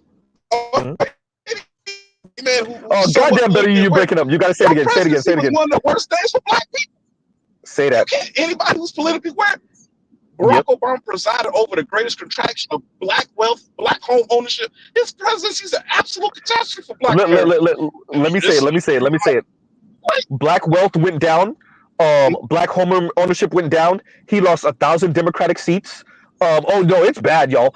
As a matter of fact, because of the way he did the the way he propped up the economy, bailouts. and it's not just it's the bailouts. It's all of that quantitative easing. He propped up your average white folk, and black people drowned. So in other words, in reality, you're about to say, Z, he really presided over a wealth transfer from black folks and poor folks to middle class, middle, but really upper middle class and above, but middle class and above white folks. Go ahead, better. You tell me I'm wrong. I'll say it one better. Black folks were drowning, and he threw them bricks. Yeah. Yep. And here we are years later. And by the way, I would argue this is why he sabotaged and he helped to sabotage Bernie. Let's assume Bernie is not small hat, or he is small hat, and the anti small hats, the real ones, the white ones, got over it and they voted for him. Let's say Bernie becomes president. Do you know what that means for Barack's legacy if Bernie becomes president? Whether you agree with him or not, this is not, for my subscribers that are conservative or not. Whether you agree with him or not, imagine what it means for Barack Obama's legacy if Bernie gets into office. Yeah. Now you see why he sabotaged him. You know what? Honestly, in all honesty, I would vote for Bernie. Yep. Yeah. Well, I don't know too. And so my mentor at the time, black woman, shout out to her, but she actually has a seat in office now. Me and her had a conversation about this, and I kept on saying it to her. I was like, listen, the Bernie bros are not going to vote for Hillary. They're not going to do it. They're going to vote for Trump out of spite, though, especially the white ones, the white Bernie bros, because we're living through a time of anti-establishment, and it looks like the Democrats don't really get it, or they're willing to gamble. And they gambled, and she lost. She won the popular vote, but she lost the electoral college. And I knew that's what it was going to be. And I said it. And so when it happened, believe it or not, I actually got a black woman to say you were right and apologize, and I didn't have to pull teeth. You know what's going to happen again? I think come November 6th, it's going to happen again. I think Kamala's going to win. I think she's going to win the popular vote. And lose the electoral. Win the popular vote, but lose the electoral. I see. Me and Black Uber were speaking about this. I don't know if you heard that line. I think you might have been on the panel for that. Or was that Art's panel? Goddamn, I think it was my panel. And we were saying, what about if she lose the popular and the electoral college? That's a straight repudiation of her and the Democratic Party. If she lose that popular vote, because she don't win the. Let's say she don't win the electoral college, so she doesn't win the election. Fine, but if she loses the popular vote, that's saying so much. Yeah, that's a statement. Exactly. Exactly. Lose the popular vote would be a very strong statement. Yeah. Yep. That's very possible. Go ahead. This will be my last thing, but that's very possible given that Trump has made inroads with men of various races, and you have the whole Arab American Muslim voters repudiation of the Democrats. So that's a very, very real possibility. But I don't know how many of them are going to vote Republican, though. I think they stay home, and if they've ever heard of voting down ballot, maybe vote down ballot a third party. But how many of them give me a percentage of Detroit Muslims, Michigan Muslims that you think, right? Dearborn Muslims you think are going to vote Republican. I think maybe 10%, but this is the thing, though, Z. Yep. If they don't, I don't buy into if you vote third party, that's a vote for the other person. I just think they're going to vote third party. I agree with you. I think they're going to vote green, and that's going to be a vote Kamala not going to get. So that's going to make that margin between her and Trump that much thinner. I agree. And I say this too. This is going to be the nail in the coffin, in my opinion, for her. And nobody's talking about it, which is in terms of the economy and the job market. There are over 7 million prime age men. Yes. Right now. Yep. Who are highly qualified. I'm talking credentials, master's degrees, advanced degrees, certifications, who have not been able to be chronically unemployed, have not been able to find work for 6 months. Yeah. Actually, there's that too, and but also the real nail in the coffin is this FEMA debacle. The immigration debacle, but better you finish up with that, because I agree with him. Better you is definitely right about it. That means something. Once again, culture is that politics is downstream from culture. Yep. Yeah, because it's going to be. There are a number of women who are in a similar predicament as well. But in particular, men bear the brunt of society. Men bear the brunt of society's needs. We got families. We got people that are dependent on us. We got people that we support, and you're not speaking to those issues. And your policies are convoluted. They're flip-flopping. They're changing all the time, and you got a motherfucker out here saying, "Hey, look, that car loan interest, tax deductible, no tax on tips. I'm trying to put money back in your pocket." Is it bullshit? More than likely. But that goes But to what it's I was smart saying to lie. earlier. It's does Kamala see? This is the problem with neoliberalism, and including Barack, by the way. Do any of these people, including Bill Clinton, do any of y'all got any goddamn real convictions, or are you there just so you can have your name plastered in lights for the remainder of American history? Do you believe in anything? Do you have any real convictions? Is there anything that's at your core and that you want to see, or is it, Or is it hey, a this is what clout chase? this is what the party is saying, so this is what I'm about? What I do mean, you they believe in stand fucking for? over black folks. Well, Fucking over black folks. I mean, like that's everybody though. I mean, like, I agree. By the way, I mean, you ain't saying nothing when you said that. I mean, that's just the core of it. That's American is American pie. You just told me America. That's what you said. I mean, like, but I mean, like, for real. I mean, because so when I said what I said earlier about just freestyling these things, the fact that so I got to give that to Barack. Barack can, because Barack was around black people enough, and you would think Kamala should be able to also, but then that speaks to Barack's talent. Barack could freestyle some joints. Bill Clinton could do it.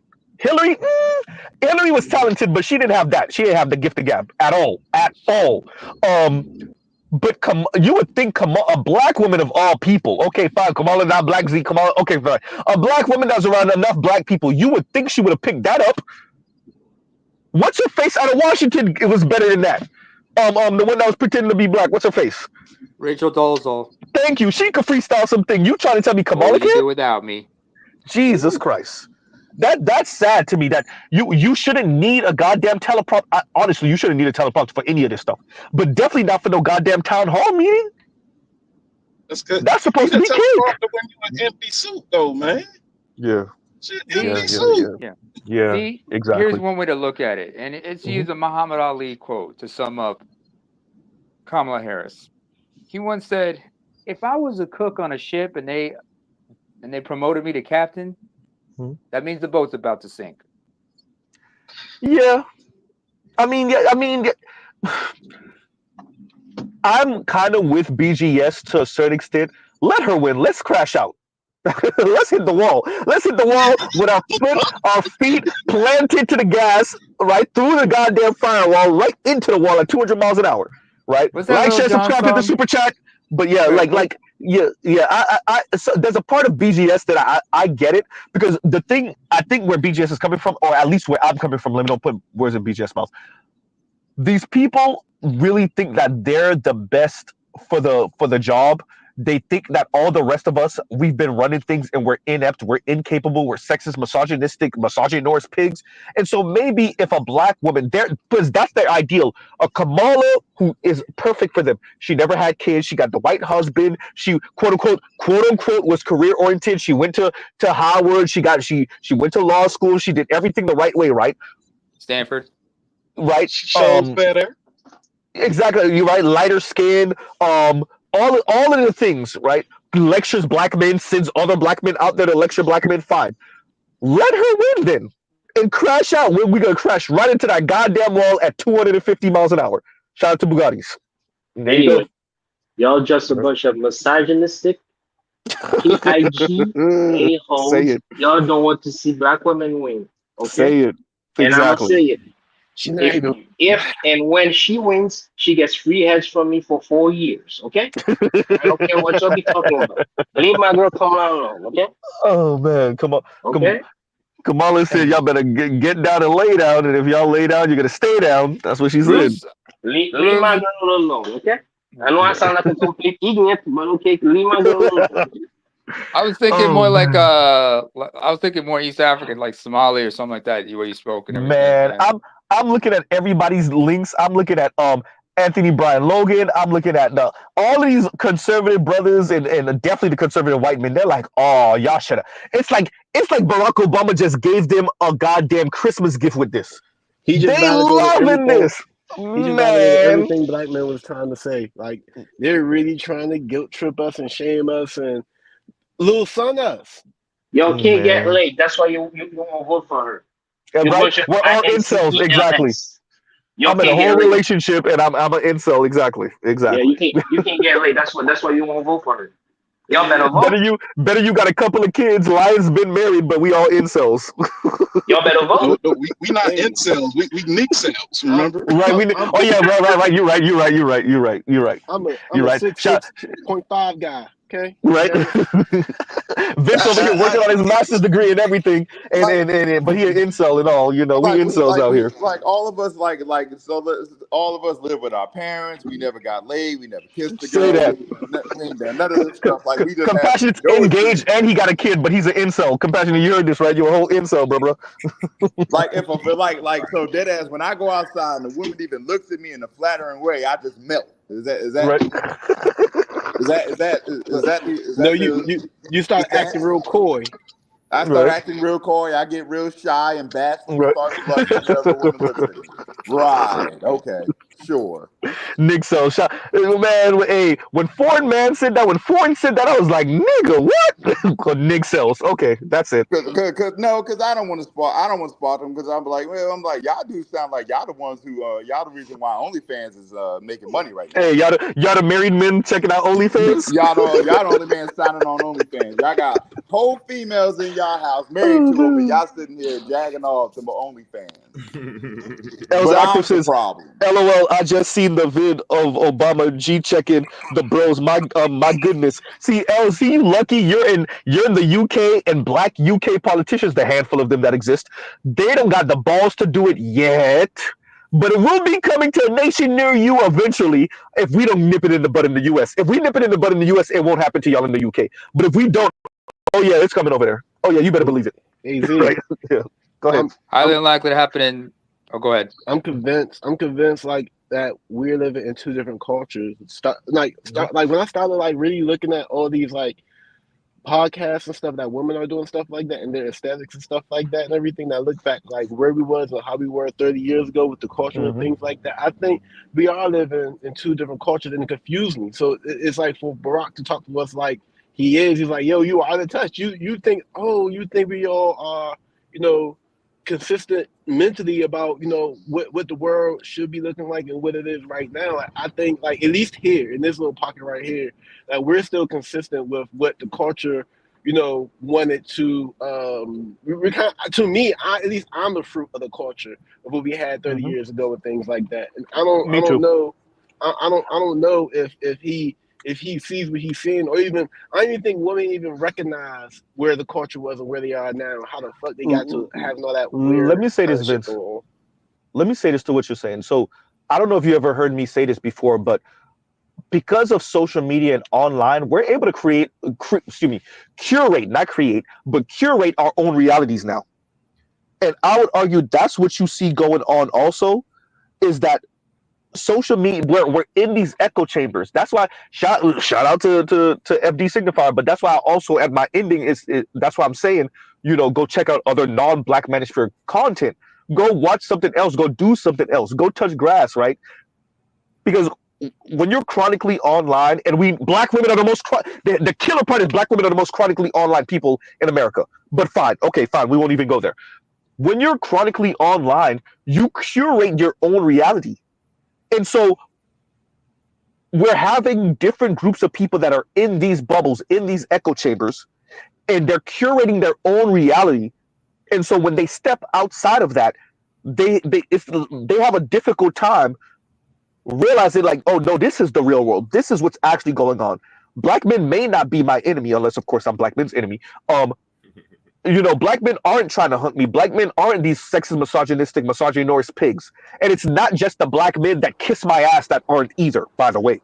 Right? Well, So real quick, so what we have now is not just black folks, but white folks, Latinos, certain black men, black women, LGBTQ folks, and they're in these echo chambers, right? Now, when they're in the real world, they have a difficult time interacting with people that don't fit perfectly in this. Then you could speak about also social media killing nuance absolutely obliterating nuance and kind of somewhat that gray area that many people occupy, not just women. I've heard Coach Greg Adams say that, and I'm like, yeah, but right. The fact that people, for the most part, don't occupy these extremes. We're being forced to occupy these extremes by the current political environment because of social media and because of these goddamn echo chambers and bubbles we occupy. But that's not where most people are, I would argue, right? So yeah, no, I think social media is making normal civil conversation so much more difficult to have outside, believe it or not, of the Black manosphere. I think we do a really good job of these civil conversations, even when we disagree. But yeah, it's hard to have those conversations outside of these kind of spaces because everybody's in their bubble and their quote unquote their reality is the reality. And I'll pause right there. Go ahead, name it. Then we'll get compassionate and Jay Moore. Real quick, Jay Moore. Let name it go. Then we'll have compassion and then you go, Jay Moore. Go ahead. First of all, I think you're forgetting that I remember you mentioned this documentary to check out on Netflix, and I'm glad I watched it, called The Social Dilemma. And I think a lot of people need to watch that documentary more often. Yep. Also, to supplement that, I would also ask folks, check out the documentaries After Truth and another one called 15 Minutes of Shame, which are on Max or HBO Max. Check out Century of Self too, also, you guys. Century of Self. Century of Self. Also, hey, if you can find it, look for terms and conditions, because you guys understand we're dealing with social media, right? Or anything online. You have that terms and conditions shit that's always confusing a lot of people, especially how the wording is. And we just have to understand that we are living in interesting times. In fact, Alexa, can you play "Land of Confusion" by Genesis afterwards? And in fact, as far as if Kamala gets elected, like you said, let's go to the wall. Hey, let's go to the window, to the wall, to the sweat drop from you know what. Right. Go ahead. No, but I agree. Go ahead, Compassion. Go ahead. What's up with you?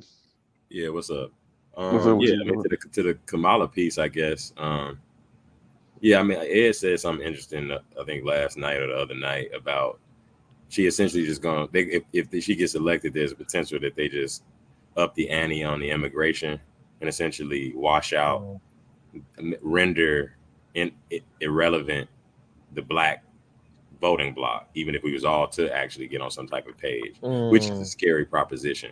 And I can see that actually happen. And I guess that was the goal from the beginning. The reason why I don't see that happening is because, for the most part, second generation Latinos and even some of those first generation, when they get established, the men in their demographic vote 2/3, maybe somewhere near 2/3 Democrat and then a third Republican. So you still don't have that 90%. It's still not going to be enough because a third of them will be going to Republicans anyway. Right. So if they do the math, something like 62, 63, 64, 65, maybe 66% of Latino men vote Democrat. You give it away a third. If you know that, Z, they know that. So does that mean that they're willing to blow up their entire party, the whole Democratic party? Hey, you got to gamble. Right. And that's what go ahead. I'm sorry. No, go ahead. No, I'm just saying, we got y'all by the balls. Y'all just better play the game. Talk about get down on lay down. No, y'all got to get down on our program. It's that simple. Y'all could do whatever. Everything Democrats and white folks in general, let's be honest, that they're trying to do, not to be beholden to Black people. All these little buffer groups, all this stuff y'all doing, it's a waste of your time and energy. And Mr. Z is okay with eating his popcorn. I don't even really like popcorn, but eating his popcorn, sitting down and watching y'all blow yourselves up to spite Black people. But it's going to talk about spite. It's going to fail. It's always going to fail. Go ahead. Yeah, James Baldwin said it. But just by our Black people's mere presence, and really he should have said Black men's mere presence in America, it will be destroyed. If they, by our mere presence here, and that what you speak to, that inability, essentially they're spiting their face by cutting off their nose, and just to restrict 7% of the population, or 10 or 15, 14, 13% of the population. Math doesn't math. You know what I'm saying? Here's something too. You said James Baldwin. Oprah said it. Until you do right by me. Yeah. Yep. Until you do right, it's that simple. Right, and Afro National says a lot of them still can't vote or become conservative. Still a crazy proposition. You're right. I'm saying for the ones that can, that's the demographic right now. Right, for the most part, Latinos still lean to the left politically. Now, socially, we know, the Catholic Latinos and whatnot, and we already know Mexicans and Catholicism and all that other stuff, right? But they and the conservatism and the machismo and whatever in the Latin community, but still they vote 60 some odd percent Democrat, and that's the entire Latino community. Latino men vote closer to 70%. Sorry, I'm saying that wrong. Latina women vote closer to 70 some odd percent. Democrat, but yeah, and then the Latino men vote closer to 50%. It's still in the 60s, but it's closer to like 61, 58, 60%, right? So that's why the average usually is like 63 or 66 or 65. Either way, bringing them in, you're still going to have a problem. It's always going to come back to black people, namely black men. Now that we know black women are going whole hog, Democrat, at 90 some odd percent, your vote, all you're doing is making you can bring in all the people you want. You're making it worse for yourself because you're going to be more reliant on that wedge vote, which is black men. Black men vote for Democrat, Democrats win. Black men vote Republican or stay home, Democrats lose. It's that simple. You can bring in as many people as you want. You're only going to become more reliant on the black male vote to win. You're bad. Secondly, by the way, Z, just a little piece of information. We're talking about the Muslim community, the Arab community in Michigan. Mm-hmm. It's not just Arabs, specific type of Arabs, because Arabs are consecrated based on nationality in different states. After this, we'll get Jay Moore. Go ahead. And the folks in Michigan in particular, they are specifically Lebanese and Palestinians. So they are the ones so they are directly affected by what's going on in the Middle East. So people forget about how these demographics are. I mean, if you go to California, it's mostly Egyptians. In Texas, I believe it's like mostly Yemenis and whatnot. But you will find Saudis all over the place and whatnot in small numbers. And people don't understand, like, when you say like Latinos and whatnot, you gotta, like, when you say about Latinos, you gotta dissect them, because specific nationalities of Latinos are in specific states, or they concentrate in particular states. So that's also you have to understand that, you have to consider that complexity as well, Z. Like in Florida, what you got mostly? In Florida, what you got mostly as Latinos? What do you mean, our population? Yeah, Cubans. It's Cubans. It's Cubans. They're the largest population, and I think mostly Cubans vote what? Puerto Rican. I think Is it Dominicans and then Puerto Ricans, or Puerto Ricans and then Dominicans? I can't remember, but it's Cubans by far. It's Puerto Rican. I mean, excuse me, it's Cubans by far. Cubans by far. Don't forget, it's a specific type of Cubans, the ones that ran away when Castro kicked their ass. It's mainly the white Cubans. So there's different waves. The first wave of Cubans that came to America were really the ones that were the landowners, and they were like, oh hell no, not communism. And so they left before. This is decades before Castro let the prisoners out. Right, so they're the ones that came to South Florida. They got established. They got into business. They got into politics or whatever. Then the second wave are the wave of people that were running before the prisoners. Then you got the prisoners. Then you got the next wave that were leaving, and these are the Elian Gonzalez types that were coming here late 80s, early 90s, mid 90s, coming here on makeshift boats and buoys and whatever. So that's usually how it goes, or how it went with the Cuban population. So you got the Cubans that have been coming here really since the 40s, 50s.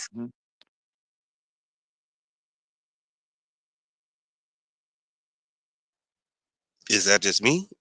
I thought it was just me, but Z went out for a minute. Z, your audio went out. But there's a reason I brought this up, like because like my bad. Wait, my bad. Real quick. I'm sorry. So I was saying, the first wave of Cubans are the ones that were coming here like in the 50s, the 40s, kind of, really the 50s. And that's the ones that remember when Donald Trump accused Ted Cruz Oh no! Remember when he accused Ted Cruz of dad of maybe being one of the people that helped to assassinate JFK or Oh, something like Rafael that? Cruz. Rafael Yeah, yeah, Cruz. yeah. That wave, that's the 1950s wave Mhm. of Cubans into America. And those are like far more Americanized Cubans. That's why you have a Ted Cruz. But then the Actually, next Marco waves, Rubio. well, Marco Rubio too, but Marco Rubio still, because he grew up in South Florida, or he grew up in Florida. His brand of Cuban American is different than Ted Oh, okay. Cruz's brand of Cuban American, which also applies to some of the Cuban Americans that grew up in New York too. The ones in South Florida are so goddamn Cuban. Mhm. They would have been born and raised here, and they still got an accent. I gotta correct you on something, You Zeke. see what I'm saying? Go ahead, go ahead. Sorry to interrupt, but Mhm. first of all, Cruz's father, Rafael Benevenido Cruz Diaz, he fled to Canada first.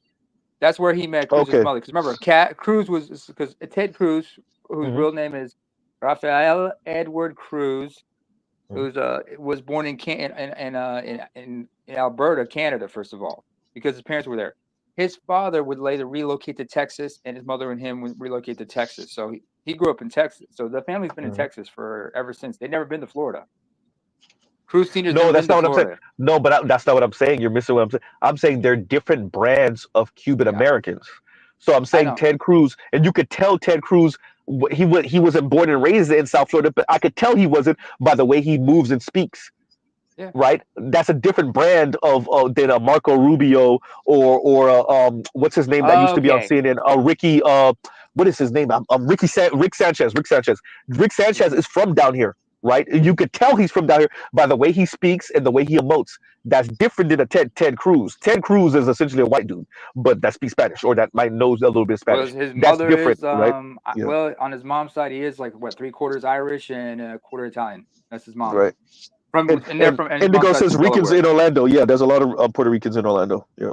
Yeah. Oh, by the way, Puerto Ricans in particular, I don't know, they are Latinos, but they're also automatic U.S. citizens since Puerto Rico is part of the U.S. It's a territory. Yeah. Yeah, Yeah, it's a territory. territory. Same thing But like like American Samoan and whatnot. Go ahead. let me let Jay Moore go. Let me let Jay Moore. You still here? Oh, he's still here. Yeah. Oh What's going yeah, on with I'm you, bro? still here. What's up? One thing I wanted to bring up that nobody really wants to bring up here is the other Hmm. reason why nobody really wants to vote for Kamala and stuff. If you know your history, and especially if you're from the Caribbean, she's literally one of the worst worst breed of human beings that was ever Uh born. oh. Because she's literally her I know where family she's is going. she's literally like what's it called? Her mother's side is literally the brown hand of white supremacy, and her Say daddy's that. side is the gutter trash of white supremacy. Yeah. And they both, and Yeah. now they made this hybrid mix that's all over here. Let's call a thing here, man. That woman is the worst scum on the earth for what she like, for who she is and where her family comes from, and she knows exactly what it is, because it's like nobody really want to bring it up. It's like, dude, whenever Let, white let me people let go me let somewhere, me say it. Because Indians I are gotta say here. it because just because some people gonna miss what you're saying. Mhm. Jamaica has a very interesting category when it comes to South Asians that are oftentimes they own small businesses, they mingle with the black folks, but not really. And so it's somewhat of a hierarchical system where like the South Asians, the Indians, and some of the Chinese, but we're talking about Chinese that been there for generations. They kind of sequestered themselves off, and they're kind of like quote unquote better classes of Jamaicans. And so if it, because Kamala's mom isn't Jamaican, but if she was in Jamaica, she would have been one of those people. And her dad's family is one of those people, right? And and don't Yeah, forget the Irish part too. yeah, Like yeah, that, yep, don't forget, yep, yep. because they want to pretend like, That's oh, the white part. Yeah, yeah, yeah. we never did anything during slavery to y'all. We never. I'm like, okay, yeah, your government maybe Hmm. I could give you some grace about that, but your people that came from there did a whole bunch of damage to all of us throughout the entire Americas and the Caribbeans. Let's stop trying to pretend what you Hey, guys are not. Kanguru says, not the coolies. Kanguru, we know. So I've used the term before. I don't use it anymore because it's a slur. And you never know who you're using it to or around who takes it that way. It's just like it's just like saying nigga. Like we say it, but we don't say it around all black people because you never know if grandma's gonna be upset about it or if whatever. And you definitely don't let non-black folks say it, right? So I've used the term and I'm gonna say it now, coolie before, but I don't use it around all Jamaicans because I don't know who's gonna be offended by it or not. Number one, but essentially that I am describing that to a certain extent, but coolies are still somewhat mixed. I'm not really I'm talking about like Indians that are in Jamaica and they've been just procreating with each other for the past few generations. Maybe they got one or two black son-in-laws, but for the most part, we know how it goes. If you're around Jamaicans, you know how this goes. But go ahead. And Mrs. Z, you gotta add, the other part is this is like whenever white supremacy go, there's always an Indian, basically on the dick of white, like on those boats following them to do the same shit with them. They're basically their Pokemons. Yeah. I know what you're saying, but Kamala's not like that. She's different. She's not like that.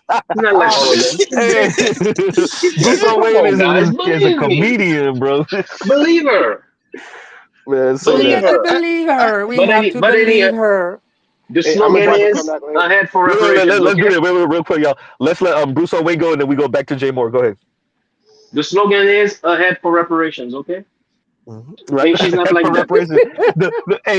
Man, if they see if we really were like, yo, let's what, quid pro quo. What is Kamala? We got something for Kamala. We got something for you women. What y'all gonna do for us? Let me tell you what we're gonna do for you. And then we whisper it in their ear and they blush, right? And then somebody like, hell no. And then further down the road, you got Me Too 2.0. Exactly, that's what it would be. Right, that's exactly what it was. Just for proposition, right? Not even doing anything. And Afro National, thank you for the super sticker. Thank you for the super sticker. Go ahead. Go ahead. The other thing I was gonna say, when you guys brought up like talking to people, like we're all getting brainwashed to a certain degree, or like basically communicating is getting hard or something like that. It's like with the regular folks and stuff. And one thing I'm noticing, even when I'm talking to my own family members and stuff about this whole political stuff and everything, they don't understand it. They don't get the history, or they don't I don't know if it's cognitive dissonance, but basically it gets to the point that I'm like, I'm trying to be nice in this conversation, but you're spewing so much bullshit that you don't even know, that at the end of the day, I want to ask y'all in the most bluntest way possible. It's like, how do you want me to take this dick in my ass? Either you want me to take it like willfully with some lube, or do you want them to rape me? Which one? Oh, no, they definitely want you to get raped. They definitely want you to get raped. They don't want it easy. Yeah. They definitely want you to get raped. Yeah. Go ahead, damn. But that's really it. Let me say this, because it is great that Jay Moore is up here too. So no placeholder says, I am with Jay Moore. She is from the Carib oppressors. Let me say this. There's this assumption, particularly from white folks in America. See, black people know a little bit better. When I say black, I'm talking about ADOS, FBA, and clearly those of us that are children of immigrants know better, depending on where you're from. There's this assumption that there's no like oppressor class from these other places, or there's no like class structure from these other places, right? So when we let's say affirmative action. When affirmative action was a thing, you will have like the Indian daughter of like a millionaire Indian who's still able to access affirmative action, because the assumption is, oh well, she's Indian or she's Indian descent, so clearly she needs it. And it's like, no, yes, she's a quote unquote minority or a quote unquote person of color, but that doesn't mean that she has the same class or economic background as the ADOS young black man who's from the hood and who single mother made all of $35,000 at most ever in her life, or ever in his life, if even that. Let's say 30,000 or 28,000. Wait, real quick, Jim. I'm almost done. So, but because I'm speaking to no place for this comment. When people see Kamala, or when people see these people, they forget like these people oftentimes are from the elite. Like, okay, they immigrated to America, cool. What is their background? What is their familial background? It's not always this person family came from a shanty out of Brazil, or from Haiti, or wherever, or from Jamaica, or wherever, or from Nigeria, from some straw hut, right? And I'm purposely getting on all the stereotypes. Sometimes these people are from that kind of it would maybe arguably be upper middle class in America, but from a upper class familial background from Nigeria or from Haiti, or and you can see that by when these people come here, how they operate oftentimes. And I'll pause right there. Go ahead, J Moore. And thank you for the super chat, the placeholder. Go The ahead. other thing you got to add in too, it doesn't even matter about which family that they come from. They could be from the gutter Brahmin class, where the fuck the shithole class of their damn people, and they still come over here doing the same shit to us. Good Like point. I said, when it Good came point. to the fucking Irish people, all of them were gutter trash. All of them came from the goddamn potato famine, and they still fucking us in the ass. So I don't give a fuck where they came from. I don't care which part of what gutter, which shithole they came from. You are still a piece of shit. You come over here fucking with us and acting like you're one of us when I know you throughout your whole history, from the garbage, shit stool, to all the way to the whatever angel of your fucking your people. All of y'all came here and fucked us in the ass. I am a mutt and I'm a product of all of y'all fuckeries. So I don't give a fuck about where you come from. Fuck you. To can I say substantiate what Jay something? Moore said. Let's go to let's go Nema, and then who else was trying to speak after that? Go ahead, Nema, and then who else was trying to speak? By the way, I gotta acknowledge Little Old Maple Leaf in his comment. Indians control Guyana, Trinidad. Yeah, because it wasn't just in the Caribbean. You saw these that you said South Asians were sent to. You also have similar situations like in parts of Africa that were under the British rule, like South Africa, Uganda, Kenya. Yep. And in fact, that's where Gandhi spent some time in South Africa. For those of you that don't know, he did spend the time in South Africa, but people forget during and he was racist, and he was a racist attorney. But go ahead. And he agreed with the apartheid in South Africa. Don't forget that. Well, why you saying that out loud, though? I'm just saying. Good point. All, I understand what you're trying to say, but if you can hysterical. Let me get my point. I was born and raised in the Middle East. South Asians galore. All right. My brother from another mother is of Pakistani descent, so I've been around these folks. Anyway, it wasn't just that. Let's not forget, in Kenya, there were a lot of them. In Uganda, in Tanzania, Uganda, they were controlled economics. They had economic power in Uganda. But that didn't have political power. And then Amin wanted to expel them, so most of them ended up fleeing to the UK. You had a lot of them in Kenya who had to relocate to the UK as well, where they set up shop. So they've been around and been taken over. I mean, Jay Moore, what's your background? You Jamaican? I'm Jamaican and St. Vincent. There's a song I remember. That group called there was a group forgot. There was a Rasta group that had a song called 96 Degrees in the Shade. They talked about what happened in the 1860s when after slavery was banned, after slavery was outlawed in the British Empire. Black Jamaicans tried to protest because they saw they're being undermined by the British in favor of the South Asians. It's an old song. It talks about what happened, that protest that took place in the 1860s. I think I'm gonna have to. I might have to put in I'm definitely gonna listen to that. I'm gonna have to probably put Frances Cress Welsing's clip where she was like, what did she say? If you're brown, stick around. If you're black, get back. If you're yellow, you're mellow. And what was the other one? Goddamn. If you're white, you're all right. If you're white, you're all right. Yeah, and I might have to put that because that's essentially what we're speaking about. The color-coded caste system, not just in America, but globally, and how these other people get to have one foot in minority and one foot in I'm not black. And so when I'm not black is a signal to white folks, you don't got to be harsh on me. But then they get to play minority games when it comes to affirmative action or any type of program that's for the advancement of namely Black American ADOS, but that is not exclusively for Black American ADOS. And so that's the game that a lot of people of color have been playing. And Mrs. Z, this is sorry. I was just gonna say, this is one thing I was gonna bring up too, is the fact that I remember back in the I think it was on Rogers channel or something, we got asked a question or so, what would you do? What would be the immediate thing you do if, say, all white people and all white adjacent people left off the earth or something like that? And no, I'll say no. They asked if all white people were going to leave off the earth or something like that. Say they all disappear. What you guys going to do? And I was immediately, I was what's called, basically hold a button on the nuke against anybody south of the border and Indians. And they trying like, why would you go after the Indians? Like, because I know them. They're the next biggest threat. It's always anybody south of the border because they all hate us anyway, because there's gonna be a bunch of niggas left up here. So they're gonna try to that invade. conversation. And I remember you saying you that. were there. Yep, You were I there. remember that. Yeah, and then people I was remember like people wasn't trying to get what I'm trying to say. Like, I know who's our real threat and stuff. They was like, what about Canada? Canada, nobody's gonna be up there. It's basically majority white, except for a couple Indians and stuff. Real quick, Naaman, let me real quick. Let me say this, and then we got Naaman. I read an article years and years ago, and this is why I kept on bringing it up. For those of y'all to remember, I kept on bringing up the caste system that they try to implement in the IT world. It's not even South Asians. Let's call it it's Indians. And how they're implementing the caste system in the IT world, and they're blocking out lower caste from getting promotions or maybe even getting hired in the IT world, and how white folks got a wind of this. It was like, oh hell no, y'all ain't bringing that over here. And so. And I'm bringing that up because a part of the article said, if y'all let the Indians do this, they will transform America, and they will transform any industry they touch into India.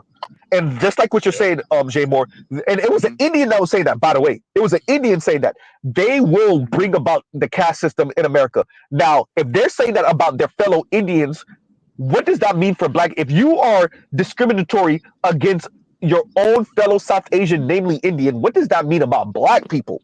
I know what that means. That they're the goddamn devil, and we need to eradicate it. We need to do some purging. I don't know if you want to say all that on the channel, but I definitely get what you're saying. I get what you're saying. I get what you're saying. Right, go ahead, Naaman, and then we're gonna have better you, because I think that's better. Yeah, sometimes I gotta fight my way in here. Like, share, subscribe, hit the super chat. Yeah. Go ahead.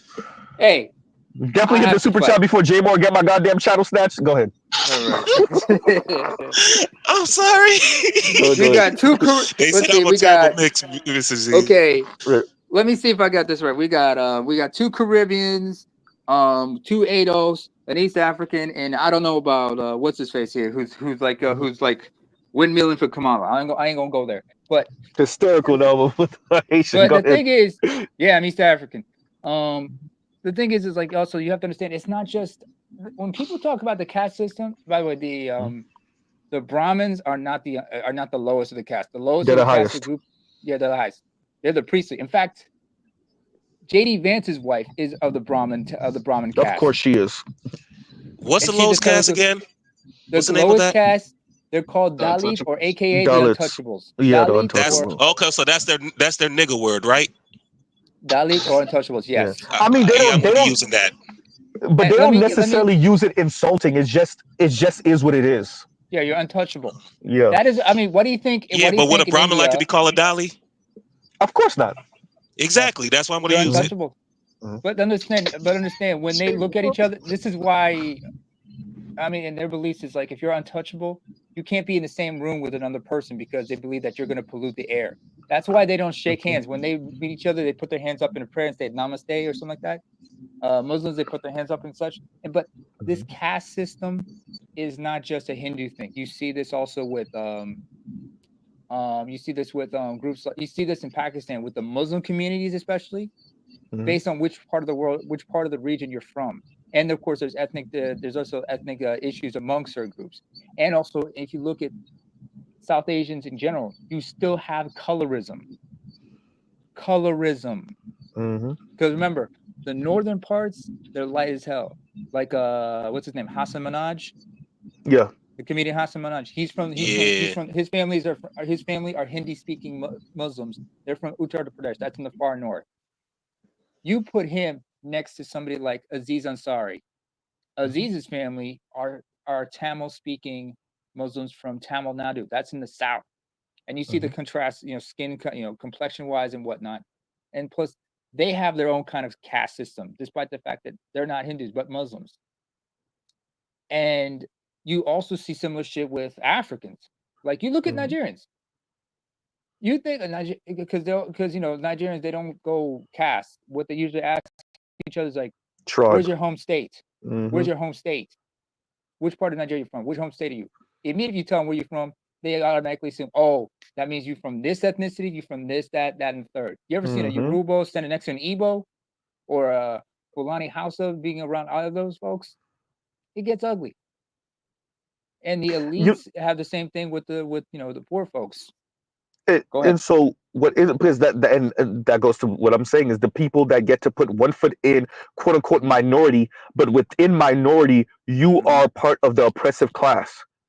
So there's a really interesting game that white folks have they've allowed to be played in front of them because if Mr. Z know, they definitely know, right? But they use those people to keep the others in line. All these people are just apparatchiks, right? I can even give you another example. But they're about to, but now the rapper's about to get the gun.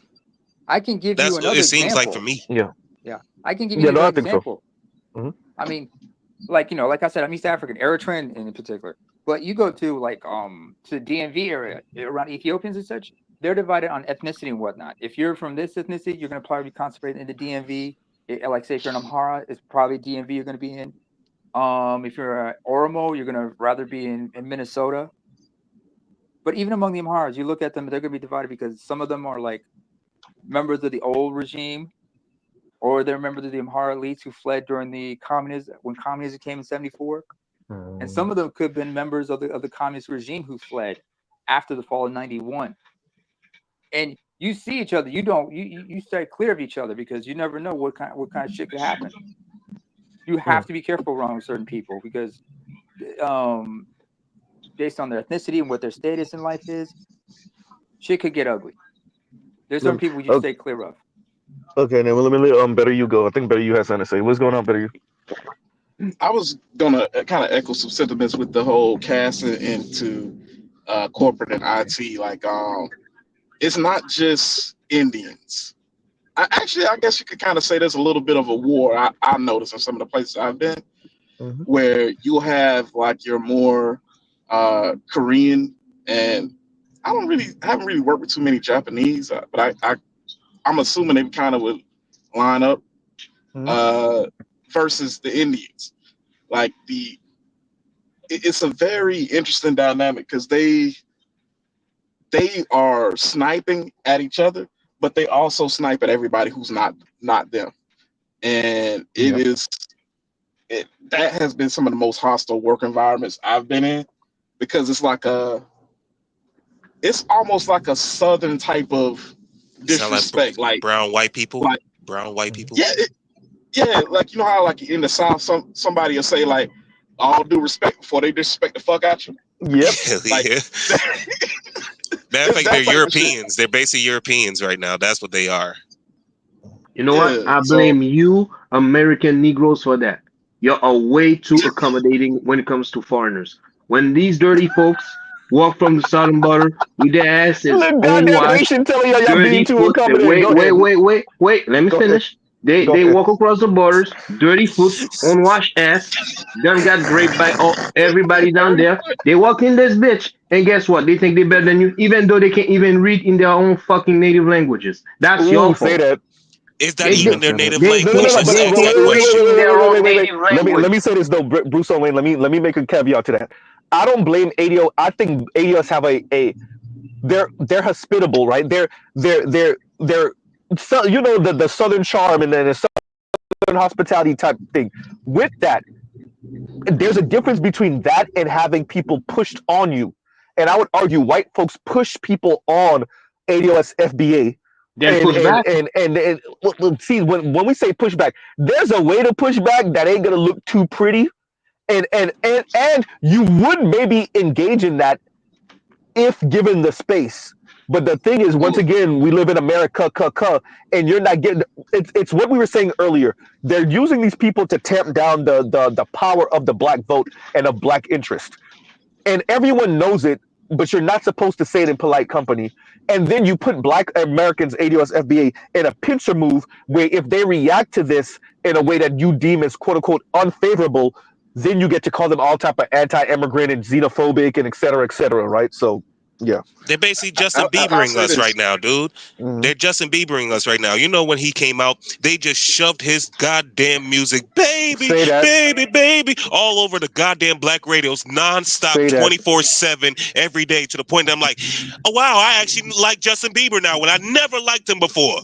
It could have been worse. I can think of worse, man. Let Better You land with that, because we cut him off last. Go ahead, Better You. So the thing is, too, in a professional setting, I do agree. When I see a lot of that shit, you do need to push back, and the way you push back is you got to get a few good men in there in all types of positions. So work if you find yourself in that type of situation, work the referrals. And if you find like a lot of your referrals not getting through, walk your ass over to HR, have your buddies or whoever's credentials, and go through it top to bottom. You need to explain to me why my person ain't qualified. Why you ain't call my boy, but you calling his? Because this seems kind of discriminatory. And when you hold people's foot to the fire, oh, your folks start getting calls back. And then when you got a couple peers on your same level that look like you, when your boss starts to look like you got supporters that look like you, now they can't run that same bullshit. Let me say this, and I've asked for this. Let me plead again. Mr. Z is pleading. If anybody ever seen this clip, please, for the love of God, send it to me. It is a white dude sitting down, and he was saying, essentially, black people, y'all too friendly. And remember, I said a white dude said black people. Essentially, I'm paraphrasing. Y'all too friendly with these other people of color because y'all are not in the rooms when y'all leave. Y'all think these people are y'all friends, but when y'all leaves, they be talking mad crap about y'all when that door closed. So if anybody's ever seen that clip, because obviously I've seen it, please send it to me for the love of God. I don't know why I did not download this goddamn clip when I saw it the first time. But if anybody's ever seen it, send it to me, please. Or you could put it in the comments for this, or you can send it to me through email or whatever. Please, and thank you. And you know what, Mrs. Z, I wanted to say like it's. Oh, so I was just saying like it's low key and then we get better you to finish up. I'm just saying, like, it's low-key our fault, too, the reason why all of this shit is falling apart in Black America and stuff. Like, I know we were brought here, technically, to be the black washing of the black community, but while we're here, we should have stayed, like, loyal to what we already had. We were black at the end of the day here, and we should have been checking me and you our are own like that, Jay Moore. We got to check. So it's our job to check our own. Me and you are here, right? Like, everybody know when Mr. Z is on. My lady's ADOS, and even if I was on when I was on before I even met her, which is half the reason why we connected. Right, so me and you are different, and like you were saying, it's our job to check. And I've done it. I've literally done it, real life shit, to family members and to friends to friends' family members. I'm that bold with it. And don't invite me to no house party and y'all talking crap about ADOS, right? So exactly. So like you said, it's our job to make sure that other black people from the diaspora that are here know not to be in the way of black people, and not even just to be in the way, to actually help ADOS FBA, because quite frankly, it's going to help all of us. Go ahead. No, don't forget this. It's just like, it's the other thing. ADOS is doing their goddamn job. They're nice for a reason. That's who they are. They taking all of our people that got kicked out of the islands to come make themselves over here and actually make ourselves prosper. Like, Marcus Garvey. He came from Jamaica. Yes. And that's what I'm saying. Like, we are the ones that should have been doing it, because our job is to be like, hey, man, they're the nice ones. We're the ones that's supposed to be coming out with a machete to chop off heads. That's our job. We're supposed to be Haitians. But it was. I think everything was good. It was all good a week ago. Everything was good. I want to say up until maybe like the 80s or whatnot. Maybe I'm missing that because I was born in '86. But like, because I think there was always like that's Caribbean such and such, or that's Haitian such and such, or Jamaican such and such. But that was never like a problem. Maybe until maybe the 80s or 90s. Yeah, right? When we start bigging up ourselves too damn much. And I think when immigrants and children of immigrants, when they would move to America, they wouldn't move around other black people. I'm talking about the ones like let's say you got an uncle who's a politician in Haiti or something like that, or a politician in Jamaica, and they send you to America, or they got enough money that when y'all move to America, y'all get professional jobs off top, and y'all move into the white suburbs off top. And end up going to predominantly white schools. Exactly. And then your kids end up your kids end up going to predominantly white schools, and now you got this Haitian descent, Nigerian descent, Jamaican descent black person who's essentially a little white girl or a little white boy, but that's Jamaican descent, and you assume this person allies with you politically and socially, and they don't. And that was me, kind of. Luckily, it was like, thank God for my brother's father and stuff. He's American black and shit. He was what's it called? He's what's it called? Part of the nation and everything. So I got basically a black American shotgun into my face, basically. Right. So I was raised in a lot of white neighborhoods. I went to white schools and stuff, and then I started going. And then because I was like, yo, these kids are fucking with me and some shit. And I'm going. They try to send me special ed for anger management, so I end up going to like what's called in a predominantly black school, and that's where I start getting extra black awakening and stuff. And I start, I still had like I call it my coon tendencies because of the way how we were raised and shit. But after a while, when I'm growing up and looking, I'm like, yo, what the fuck am I even doing? Nah, this don't seem right. And then I learn more about my history, learn all of this shit. I'm like, yo, and then I look at my parents. I'm like, yo, y'all didn't teach me shit. Y'all made me into basically a white boy in black skin. Wait, real quick, J-Mo. And Kunguru says Sean Pop was a politician. I did not know that. Yeah, he did become he did. Sean Pop was actually the prime minister of whatchamacallit, Belize. Because Sean's from Belize, first of all. I knew he was Belize from Belize, but I didn't know that his. Though. But okay, yeah, I didn't know that. Yeah, okay. Also, his mother is Beta Israel, is of Ethiopian Jewish descent. That's why he converted to Judaism. Chuck says my parents sent me to Catholic schools for religious reasons, not because they don't like Black Americans. I'm not saying that needs to be the reason. What I'm saying is the end result of a lot of this, it's out in the wash. Remember, and especially when don't be surprised. This is why I'm not surprised. I'm annoyed and somewhat angered when I find out, such and such press secretary is Haitian descent, or such and such is Jamaican or Jamaican descent. Not because I don't want to see Black Caribbean folks win, or not because I don't want to see Black people from the diaspora that's in America win. It is because no wonder you act and sound the way you do. Right? It's because you had a different type of experience. You was around a whole lot of white folks, and non-Black folks who might have said certain things or might have socialized you a certain way, and this is why you have the view you have. So I'm not surprised when I hear such and such grew up in this neighborhood and had this type of experience. Like I said, so it's not Chuck. I get what you're saying, and we know that there are, especially for Haitians, if they got the money, they definitely send your ass to boarding school or to some type of Catholic school or some type of one of these schools, right? That's not the problem. The problem is what is that school socializing you like? Right? Yeah, we end up like our families basically end up accidentally, like majority of them seem like they accidentally put us like they put us in these white schools thinking it's gonna make us better, but they don't see the consequences later on by putting it in there. Because some of them it's not because they don't want to hang around Black folks. It's like we think that this school is better for education. Exactly. So now we accidentally made this coon. Yeah. Yes. Now we made a Frankenstein without even knowing. Yeah. Hey, y'all, let me let Better you go after this, and then name it real quick. Let's better you go, and then name it. Go ahead. So that actually tees up perfectly for my last point, which was the biggest impediment to us effectively pushing back and carving out those spaces in corporate and in white collar spaces. A lot of time and it's not all women. There's a certain type of sister, like somebody y'all was just talking about, who sees Black men as their enemy. We're their adversary. We're their oppressor. And I've seen it time and time again, to where you see the demographics, you see certain things changing, you see those pipelines forming, and they almost solidified, and somebody comes through, they on some bull, they start making a whole lot of racket, and everything collapses, because now, your boss's boss, who was with it, who was into pulling folks up, now he's gone because there's all kinds of shit going on with him. Like, other people just don't want to deal with the environment, so they're leaving, and then you back to square one. And then you turn around and wonder, why the fuck can't I get anywhere? Well, you stupid. You know what? Right?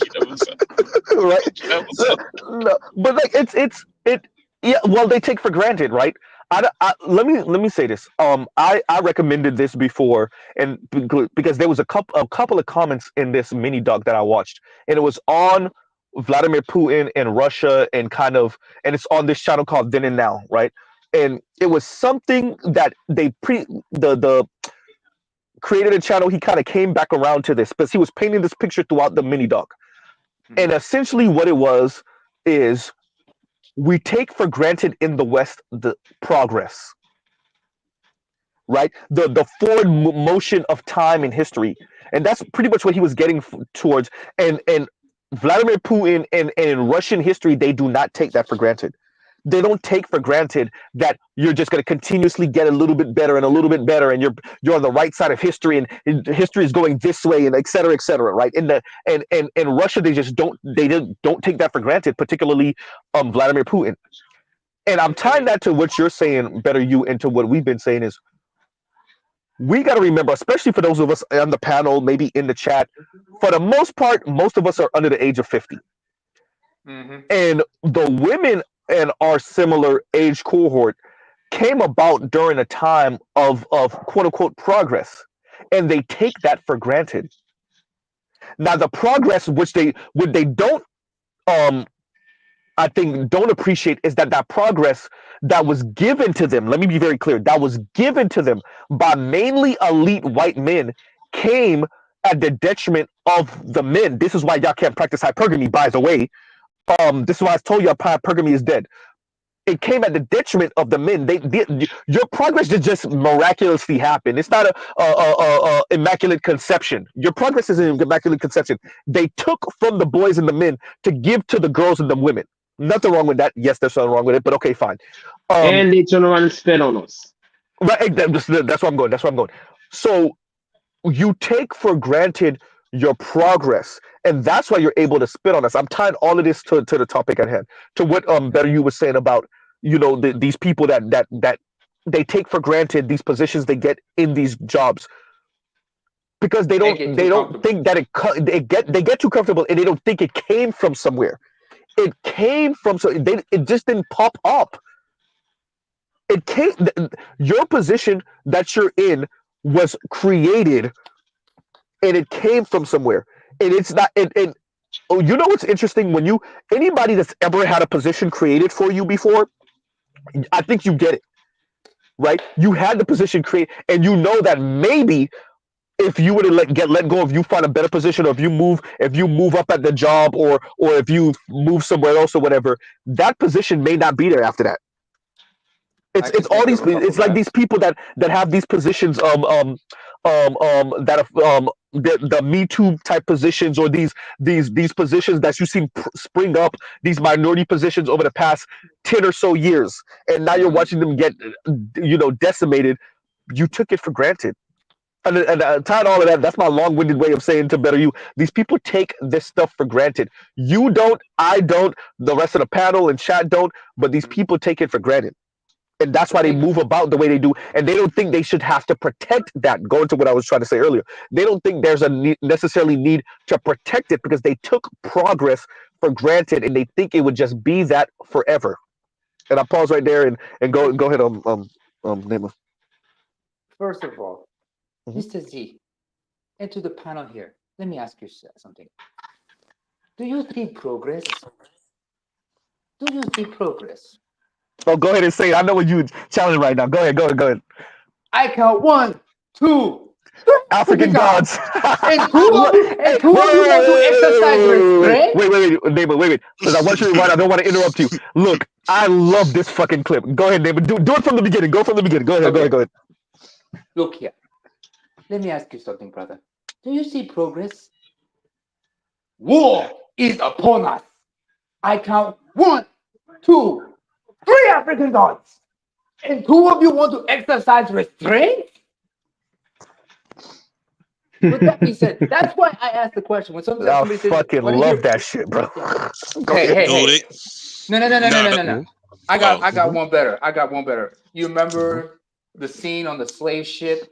Yeah, that's my favorite scene. It gets me so mad. It makes me like, yes, please burn that shit down.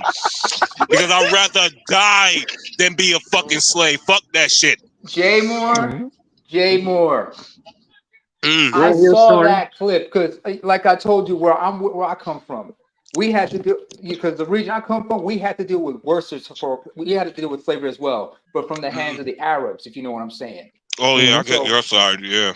Oh no, it's okay. We've had our wars with the Turks and the Arabs back in the 16th century. We'll talk about that later. Wait, you study Ethiopian history by any chance? A little bit, but I don't know a lot. I know that they didn't really get touched up because they fought them off like the Spaniards and stuff, right? The Portuguese helped them. Look up Ethiopian Adal War. Adal is ADAL. That's the first Ethiopian Somali Adal's conflict. War. Okay, I got you. Ethiopian Adal War. Adal War. Okay. Adal War. Yeah. Anyway. Okay. Can I ask you this quick question, name? Yes.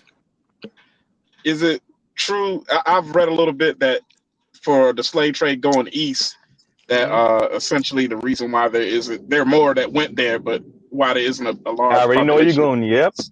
is that there's a lot of baby killings and castrations and whatnot. Yep. They were Yep. doing they were doing that for That's why I don't specific like them. slaves because the thing is like they knew that we were strong warriors, and they needed us to protect their and powerful sheikhs, kings, monarchs, emirs. They would have African slaves, black African slaves, train them to protect their harems or be protective of their daughters, but they would have them, turn into geldings, turn into eunuchs. Because if you ever heard of the Zanja uprising that took place in Iraq in the 12th century, there's an old saying they have. They say, a hungry slave steals, a satiated slave violates. And that's just me being nice about it. But when I hear, but getting back to where we're at, when we talk about like progress and everything, you gotta understand, guys like Putin, everybody, folks in Russia, when the Soviet Union collapsed, there was no progress. It was complete chaos. Yep. It was violence going on. Violence was in the streets. But now they just improve things by keeping the violence underground or in the walls of the parliament. And Nami, you got to stress why, because they went, like, imagine this overnight. You went from a communist country to damn near overnight. Oh yeah, we capitalist now. You capitalist, but not just that. Your entire nation collapses.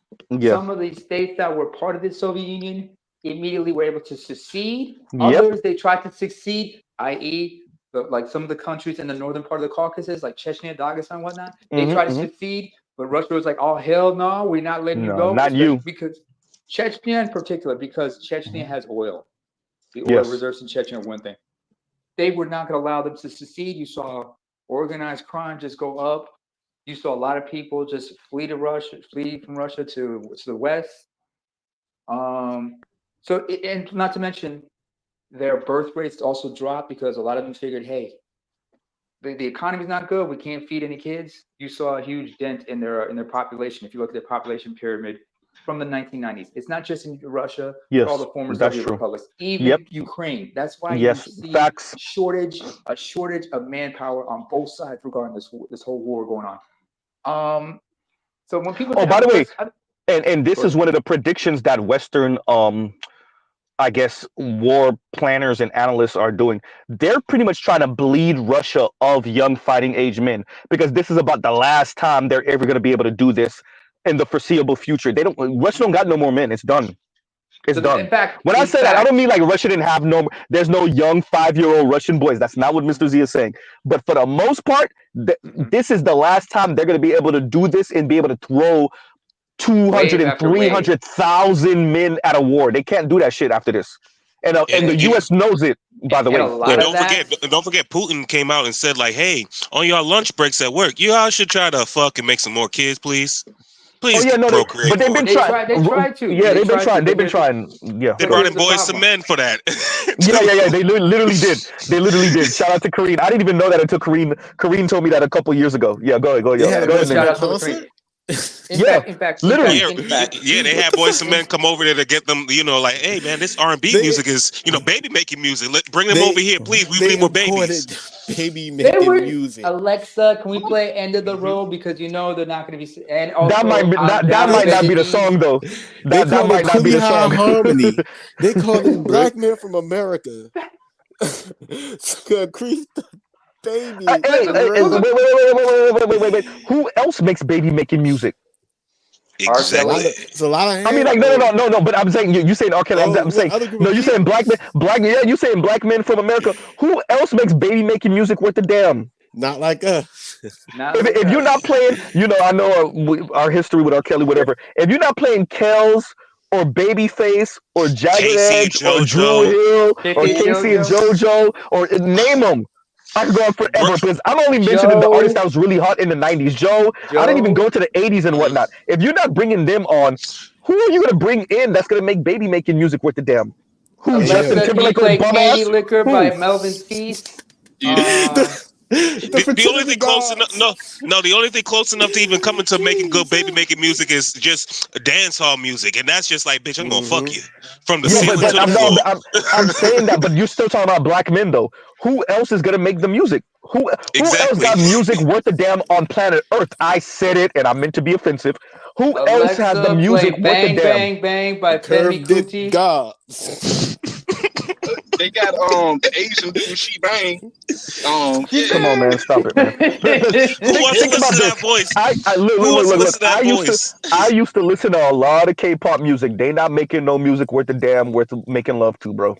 No. Mrs. Z, name what other group of men has actually this type of good ass voice on this planet? Every last one of our singers, even all the way to Africa to all the way over here, all of us black people sound so much better than every other one. We make their languages sound better. Me and my girl. Me and my girl were just going over this the other day. I was like, they gotta find a replacement from James Earl Jones. Number one. A voice, I mean, like a legitimate voice replacement. Very white. Morgan Freeman don't got that much time left. They got to find one for him. Keith Davidson, a little bit more than that, but Keith David, my bad. Keith David. I always want to say Keith Davidson, my bad. Keith David.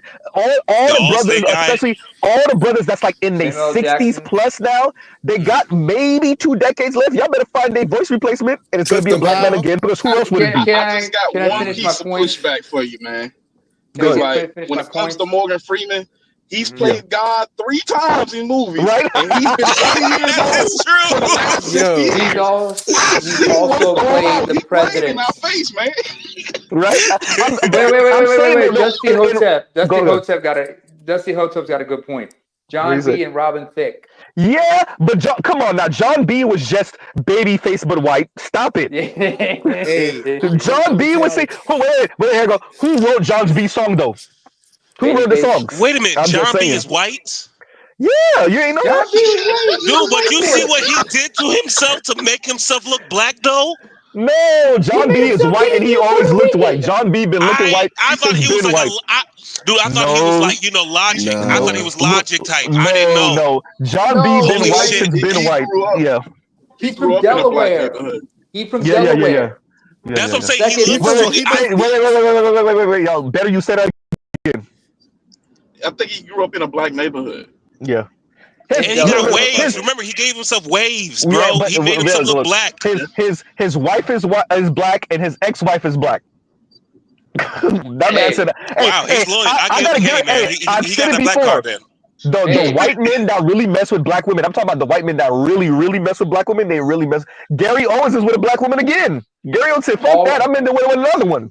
Paul Wall back in the day, right? Paul Wall wife. When he met her, she was a bit hefty. Now she fit. The sister, she got her workout stuff. She fit. Paul Wall out here perming his hair with the grills, right? Turning his hair white, and he's still with her. He ain't going nowhere. Like Candy zipping. Yeah. Yo, y'all just really busted my whole life up just now. I don't know. It's like other. That's crazy. You thought he was like on some Logic stuff. No, I thought he was, bro. No, he remind. Now he's like that white dude that they put on like what's called instead of showing that he was white, but he sounded like a black dude like singing and stuff. But he his album cover was just him in a shadow sitting down on a stool, so you didn't even know he was white. Whatever his name is. Oh, yes, exactly. That's what they did to John B to me. Now that's what y'all did to me. No, but John B never was not white. Like nobody thought that John B was anything else. John B was white, been white, always white. But his music videos is looking black too. Like I couldn't. That nigga was white. That nigga was white. Bro, I swear to God, I thought he was light skinned. I really thought he was light skinned.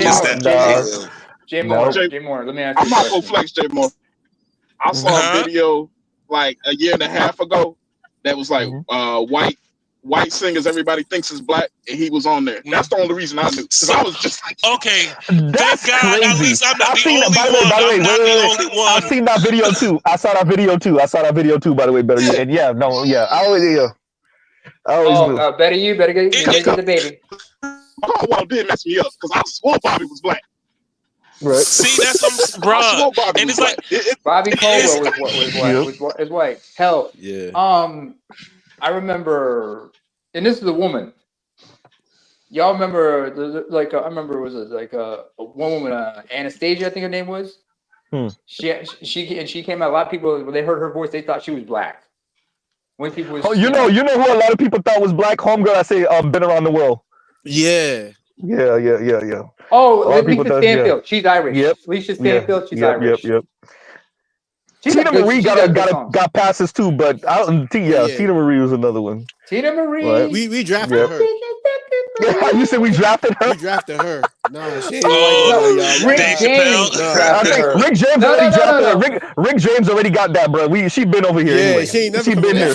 Yeah. She ain't ever coming back. Rick James got her little ass. Because remember, she was like 5'1". But anyway. What I wanted to mention was like, real quick. But we all heard it since we were kids, so it don't really count. But if you ever would have heard "Fire and Desire" for the first time, you would have thought she was black. You would have thought she was black. Yeah. I was like 13 when I first heard that. She's not black. No. Tina Marie. The fuck is this? My life is ruined. You know what? You thought, wait, I get it because Rick James is on there and he's black, and you would think that Tina Marie. No, Tina Marie's white, and I mean white. I mean white. She don't even ain't no mistaking her for nothing else. She was a Cali girl. She was a Cali girl through and through. They met. They crossed. Was she raised around black people too? Then was she raised around black? Yes, so she she's was. okay. Let me make it work for you. Let me make it work for you. You know Kendrick Joint was in Money Trees. You know that the girl is white too. The one that's on Money Trees. Really? She's white too, by the way.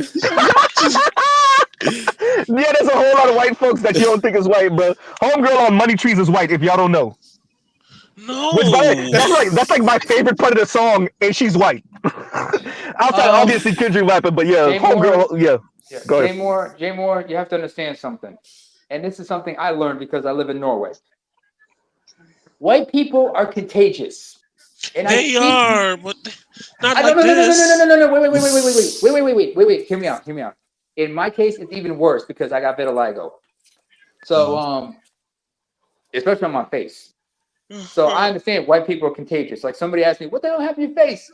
Originally, I used to say, my mom slapped the black off me when I was little. Now I just have to say, this is what happens when you go down a white chick without any protection. So, dude, you know what's funny? That kind of remind me of all this situation. You ever heard of the Teskey brothers? Tuskegee brothers? No, Teskey is or Teskey. No, it's basically, I'm telling you, look up these guys, right? I was listening to their music for the first time like a couple years ago, and I'm thinking this was like all black people just singing. I think it was black people, but no, every last one of them was white as fuck, and I was just like, "What the hell is going on here?" Like y'all wait. Jabberwockies are Asians, except for I think one of the brothers is black. But just want you to know that too. Z, hold on a second. Jay Moore.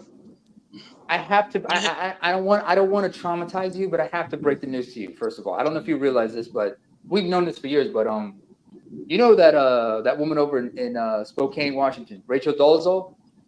Oh yeah, I know about her. Yeah, I know that one. But she's good. But she's a good white girl. Look, man. Honestly, she's more of a black woman than black women ever will be. So I'll take her. Don't say that. I'm sorry. She did more for black men and black people than any other black woman ever do. I'll take Rachel Dolezal every day. You can't say that out loud. Little boy. I do. Not really coming after Z's channel. Hey, Dave Chappelle. You're not supposed to be laughing. No, Mr. Z, remember what's it called? Boondocks? No, I was just saying, remember off of Boondocks when what's it called? Granddad got beat up by the blind dude, and basically nobody was like, "You're a pansy," and Riley was like, "I will." And that's me in the background. I will. You need stick meter.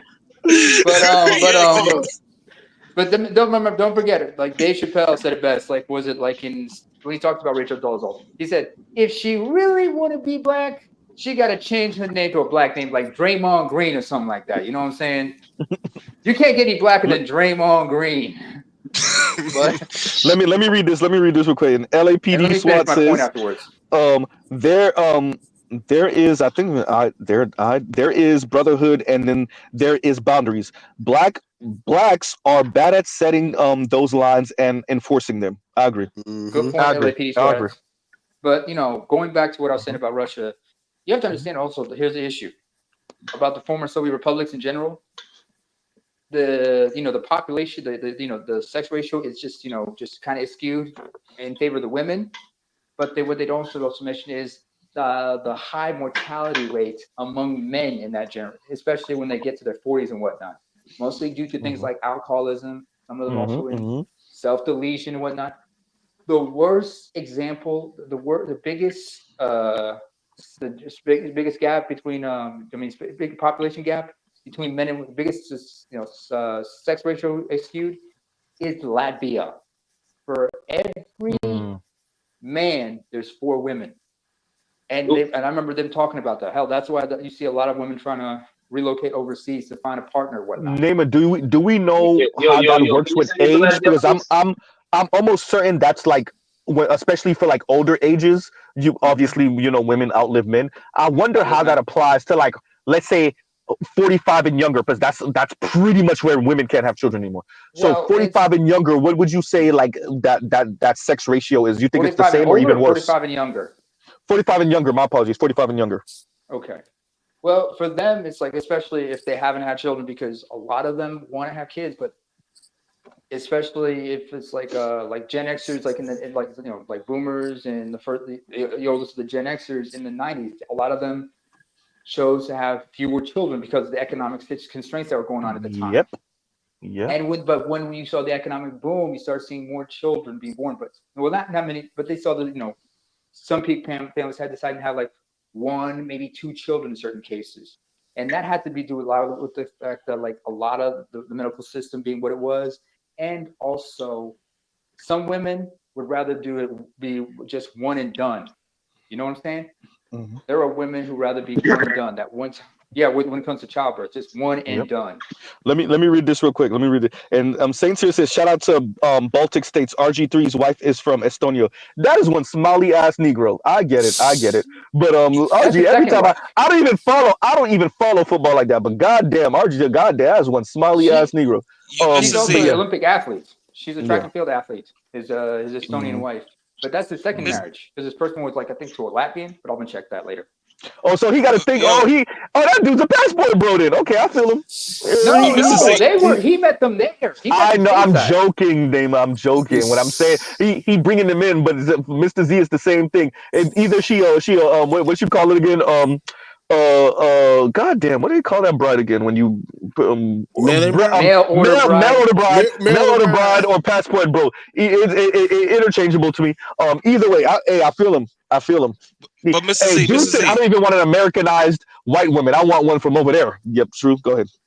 Yo, I know I'm bringing this back to this whole John B thing, but one thing, I'm looking at this dude, right? His whole album covers. I get it.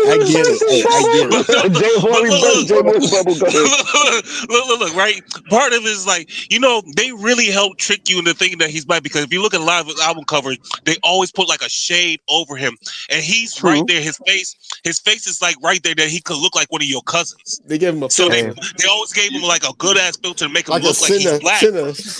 Look, man. And now I'm looking at it, it's just like, goddamn, now I can see the whiteness. Let me keep on bursting your bubble. You know the song you know the song "Someone to Love" by Babyface? That's actually John B's song, and Babyface is on it. That's John B's song that Babyface is on. But that's a good ass song, though. I know, it's a really dope ass song, but yeah. Good job. He got my respect. He tricked me for 29 years. He's good. Hysterical. Go ahead, Betty. J More, come here, man. Come here, man. Let me give you a hug. Y'all let Betty go real quick. Go ahead. It's gonna be okay. It's gonna be okay, bro. I feel you, J More, because I had to do some Googling for some folks. I had to check to make sure Sade was still black, because I'm like, right, hysterical. She's Sade is actually half Nigerian, half English. I'll risk it all for the we said one drop rule. That's what we meant. It's good. Anyway, exactly. We're in America. Well, I don't know. Well, she's English, but I know what you. It don't matter where American we got nukes. So we said One drop rule. We're all one drop, Sally one thing is or another. Beautiful, y'all. I mean, wait a minute. Z, I just remembered something. Forgot to mention this a while back, and it's relevant to all this whole one drop thing. You remember the movie Mr. and Mrs. Loving? Tim Robbins, Layla Rashawn about Loving versus Virginia. They did another movie. They did remember that one. No, not Tim Robbins. Yeah, Tim. No, something else. No, the guy Tim Meadows, I think it was, and Layla Rashawn. They did a remake of that movie. It was called Virginia versus Loving. I think something called 2015. They used, yeah. That was the one that what's her face was all happy about, Crystal and Kerosene. Yeah, and they ran her ass off. Go ahead. Yeah, that movie. The woman, first of all, the man in that movie, his name is Joe Edgerton. He's a British Australian actor. But the woman, her name is Ruth Negga. No, not nigger, Negga. She's Irish and Ethiopian. You ever see this chick? You'd be like, God damn. Her name sounds offensive. Continue. Negga means kings. Or I know, but I'm just saying. Yeah, no, I'm messing with you. Go ahead. She was born in Ethiopia to an Irish mother and an Ethiopian father. And but I saw that movie. I was like, oh, okay. But I look at her. I'm like, yeah, she Habesha. She got that goddamn forehead. Well, you can get away with the forehead jokes, but I can't. Fuck y'all. You said a black woman in the Loving versus Virginia case father was from Ethiopia. Did you say? Father was Ethiopian. He died when she was little, and her mother's Irish, and she grew up. She was raised mostly in Ireland, although she was born in Ethiopia.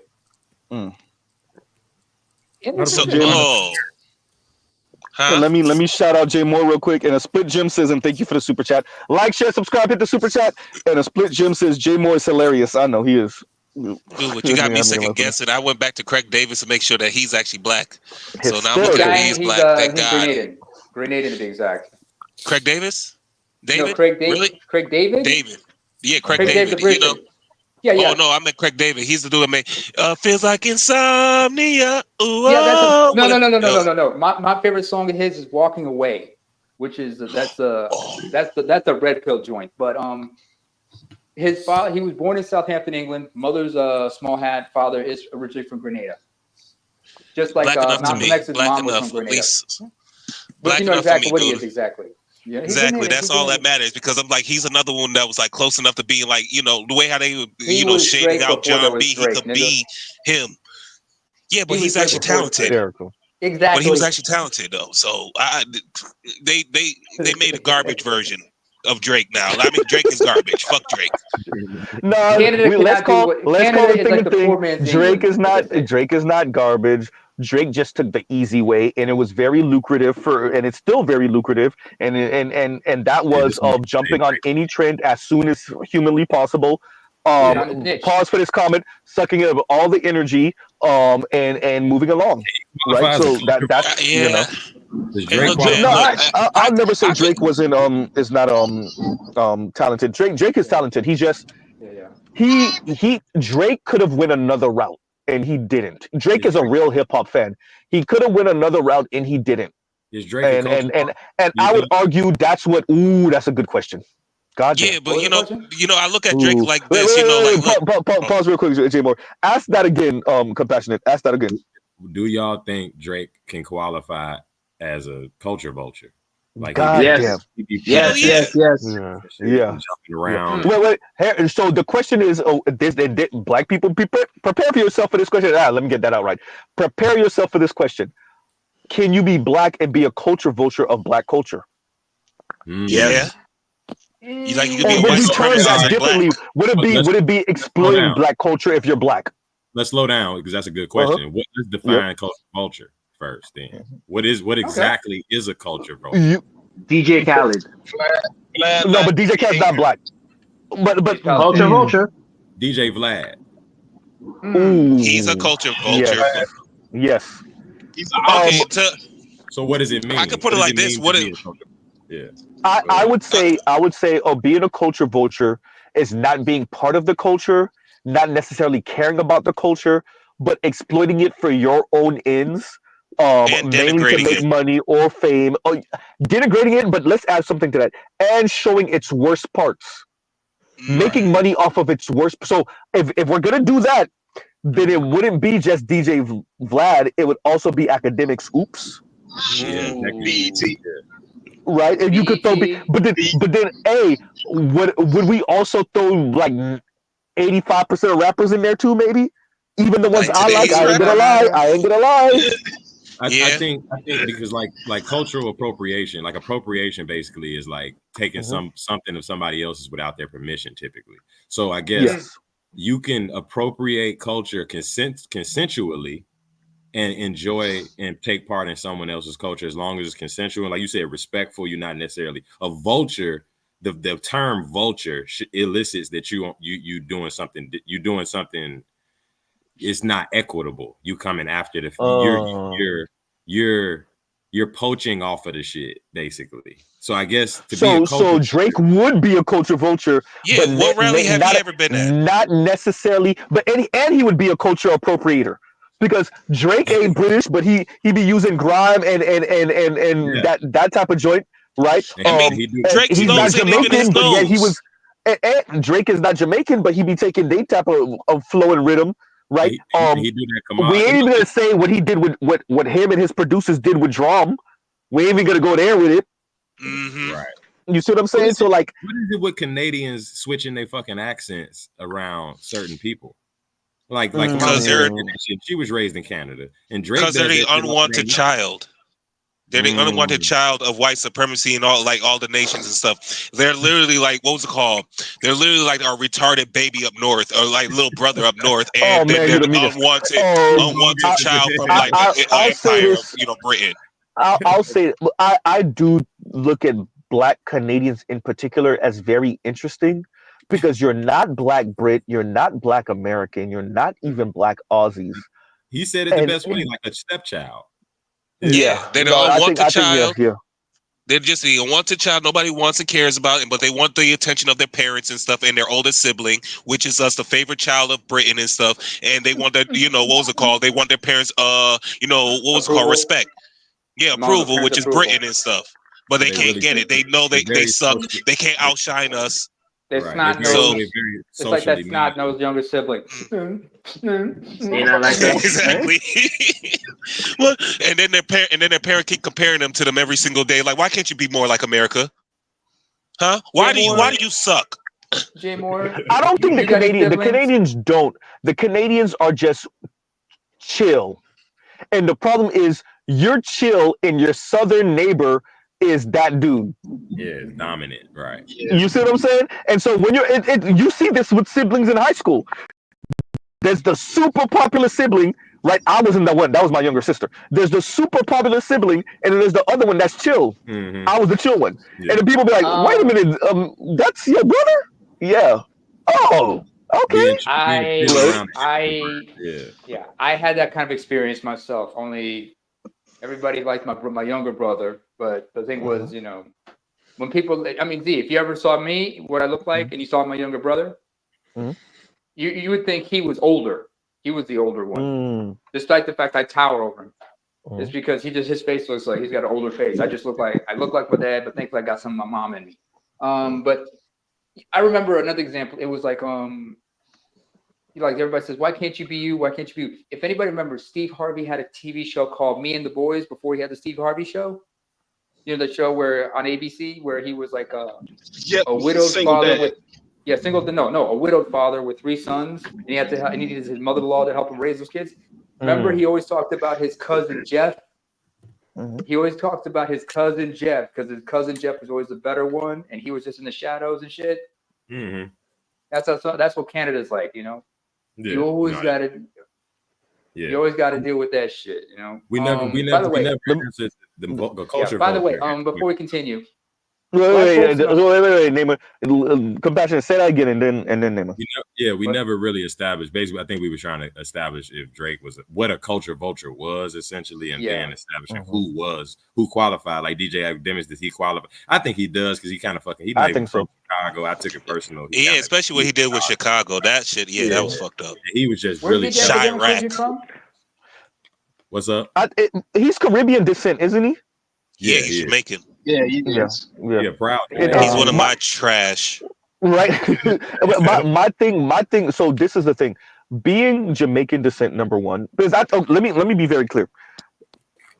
Up until about the past maybe year and a half ago, maybe 2 years max, a lot of people were not in the know that FBA were carving up lines. They're asserting themselves and their lineage and their justice claim. And it's so definitely coming out of nowhere, though. I will give you yeah, that. for a lot of people, exactly. So for a lot of people, it's coming out of nowhere, and so they're catching themselves. Y'all are catching them flat-footed. To be frank with you, any of us at FBA are catching a whole lot of people doing the whole "we's the problem" talk, right? And we are culture, and you're like, wait a minute, bro. Where you from? Right. Well, I Right? think that And I like, what's think your a black background? person. Go to. Yeah, I think a black person can be a culture vulture Yeah, me too. or a biracial person because when you talk about being black, it doesn't mean just the color of your skin, right? In the context of America, It's Yes. a it means a mindset. particular Yes. experience in America of being black in America. So if you're from Canada or if you're from the Caribbean or if you're from even the suburbs per se, no offense, and then you're claiming, this urban ghetto or on that's to me a culture vulture because in the sense that you're taking other people's experience that you don't have and adopting it like it's yours, almost like blackface.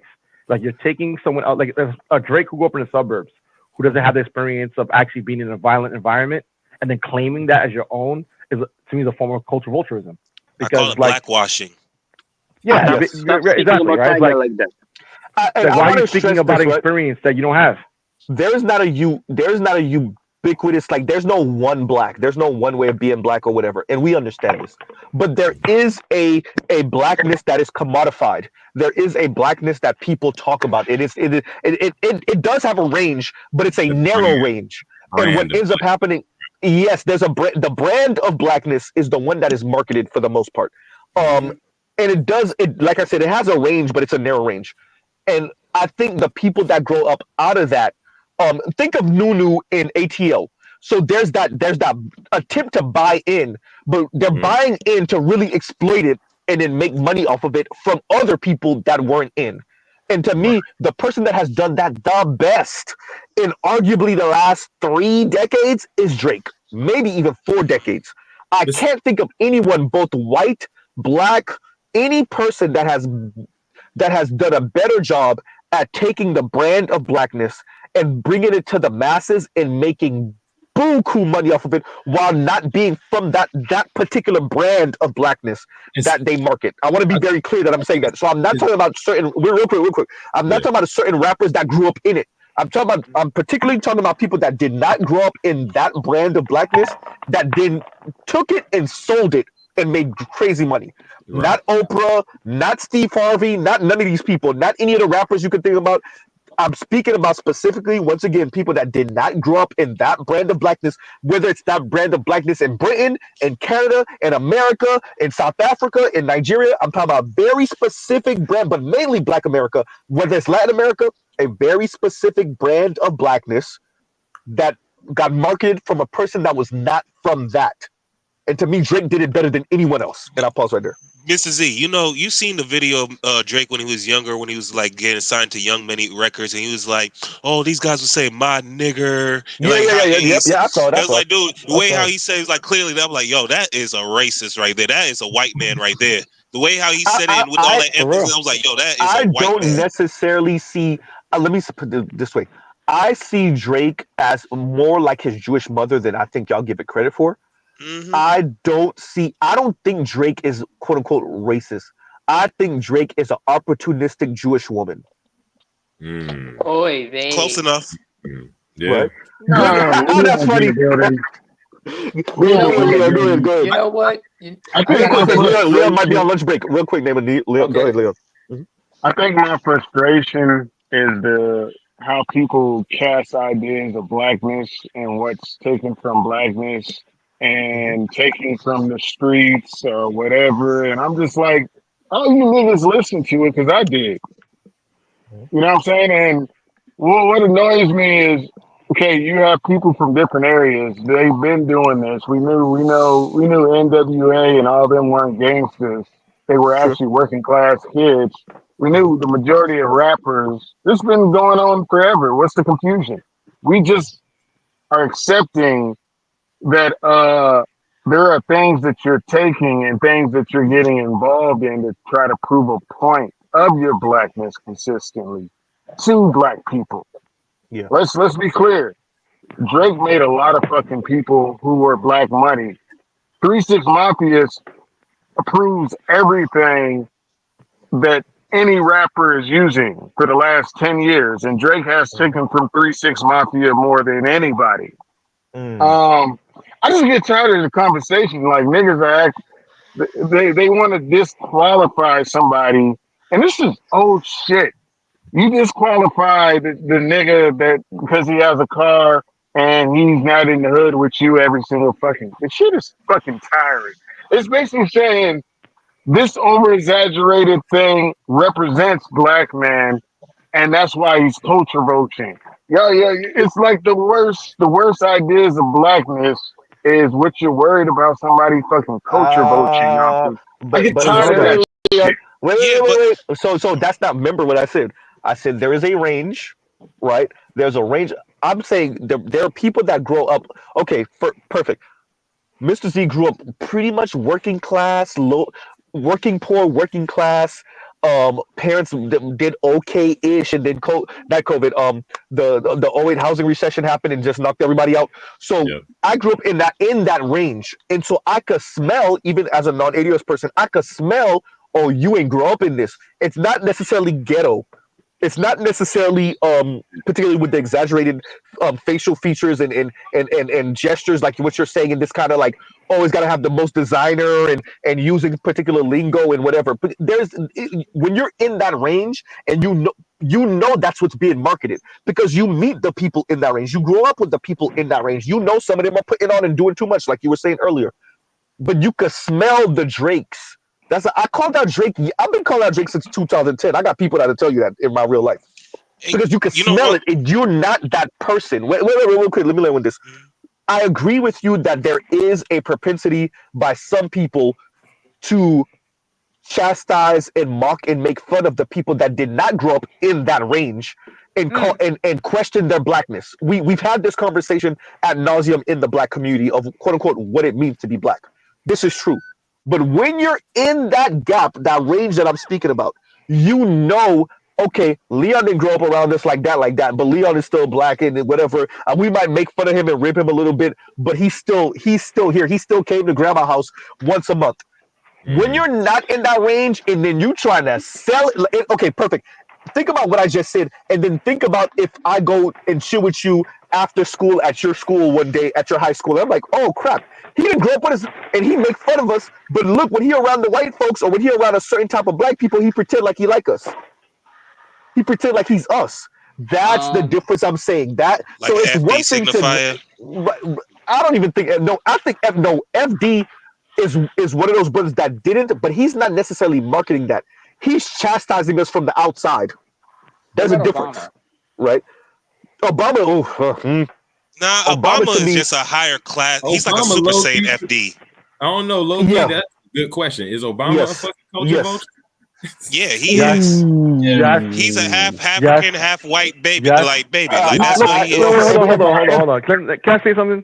Let me add to what Mr. Z is saying, right? Because I agree that being ghetto doesn't necessarily make you black, right? Being low class doesn't necessarily make you black, and I agree with that.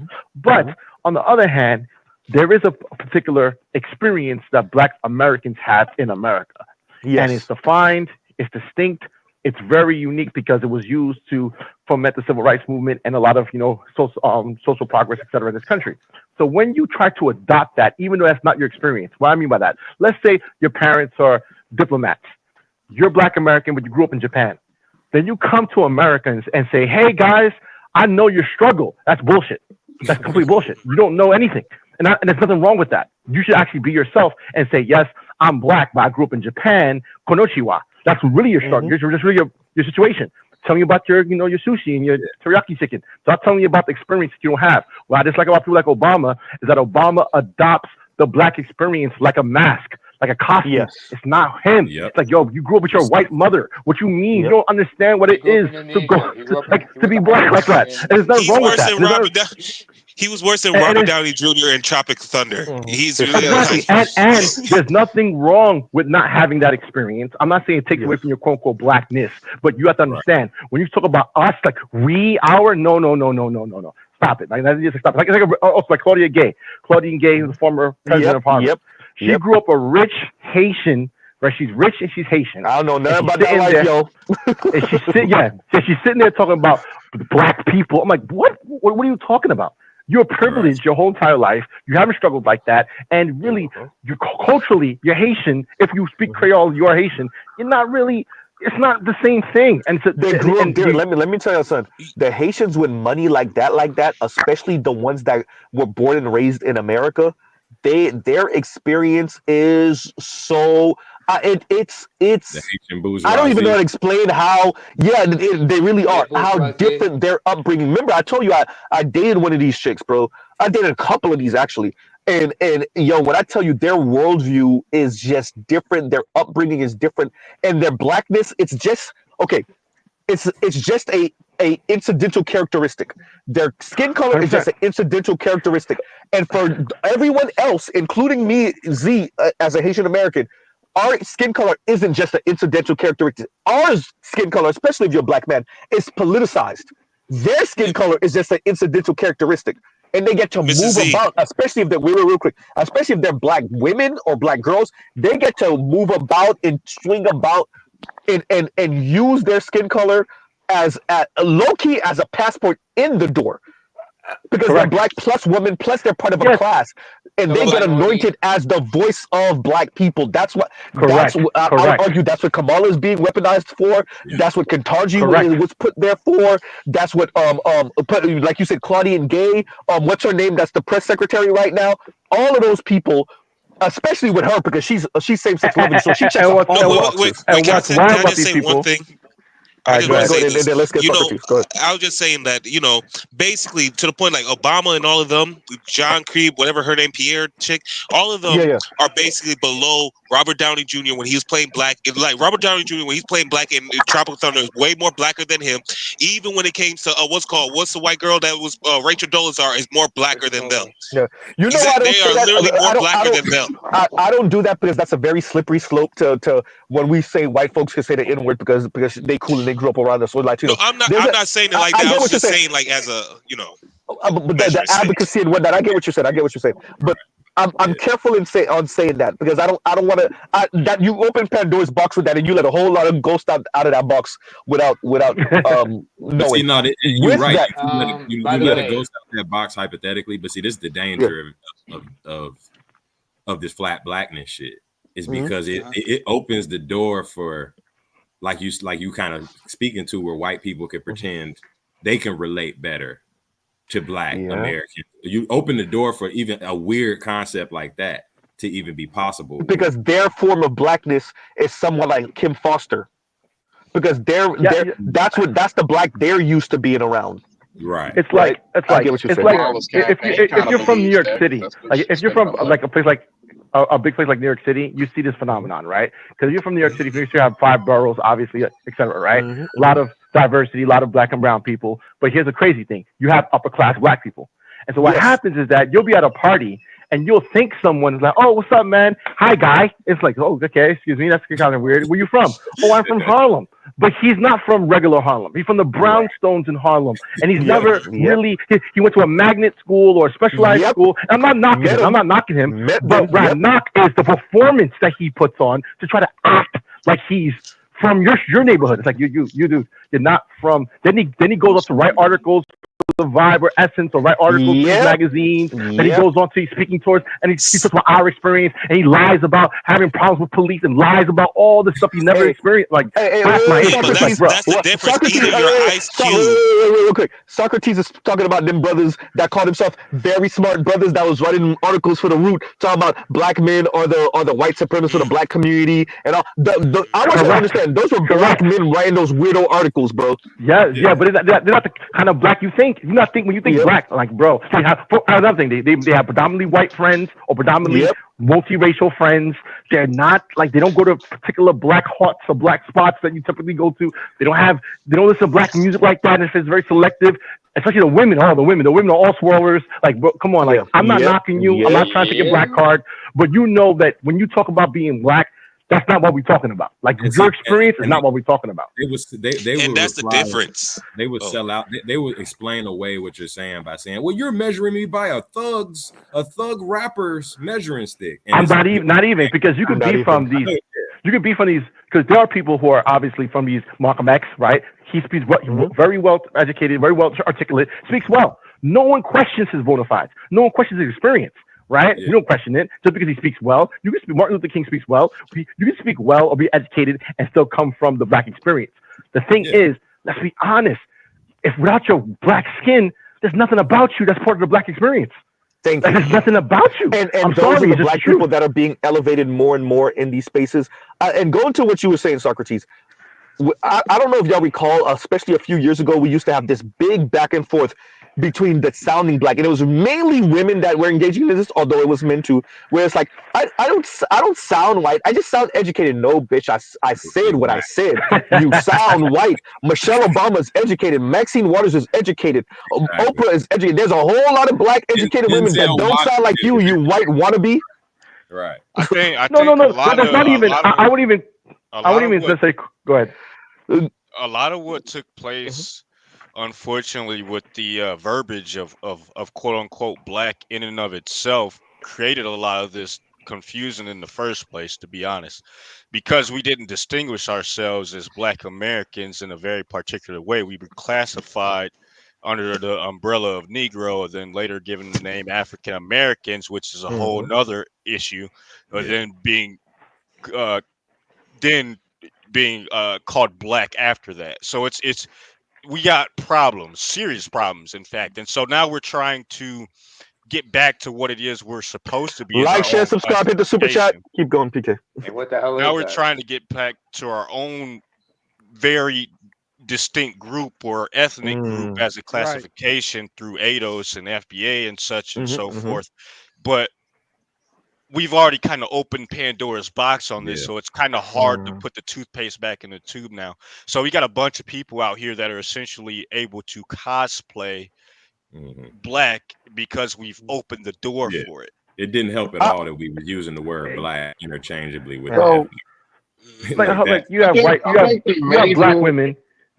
You have black women who grew up upper class, who went to a predominantly white school, prep school, like Phillips Exeter, Hotchkiss, right? They went to these prep schools. I met these women, and it's like, yo, I know this woman, I'm not gonna say her name, but like you're a white woman basically. No offense, but nothing about you has nothing to do with black people. All your friends are white, right? All your experience is white. Let me do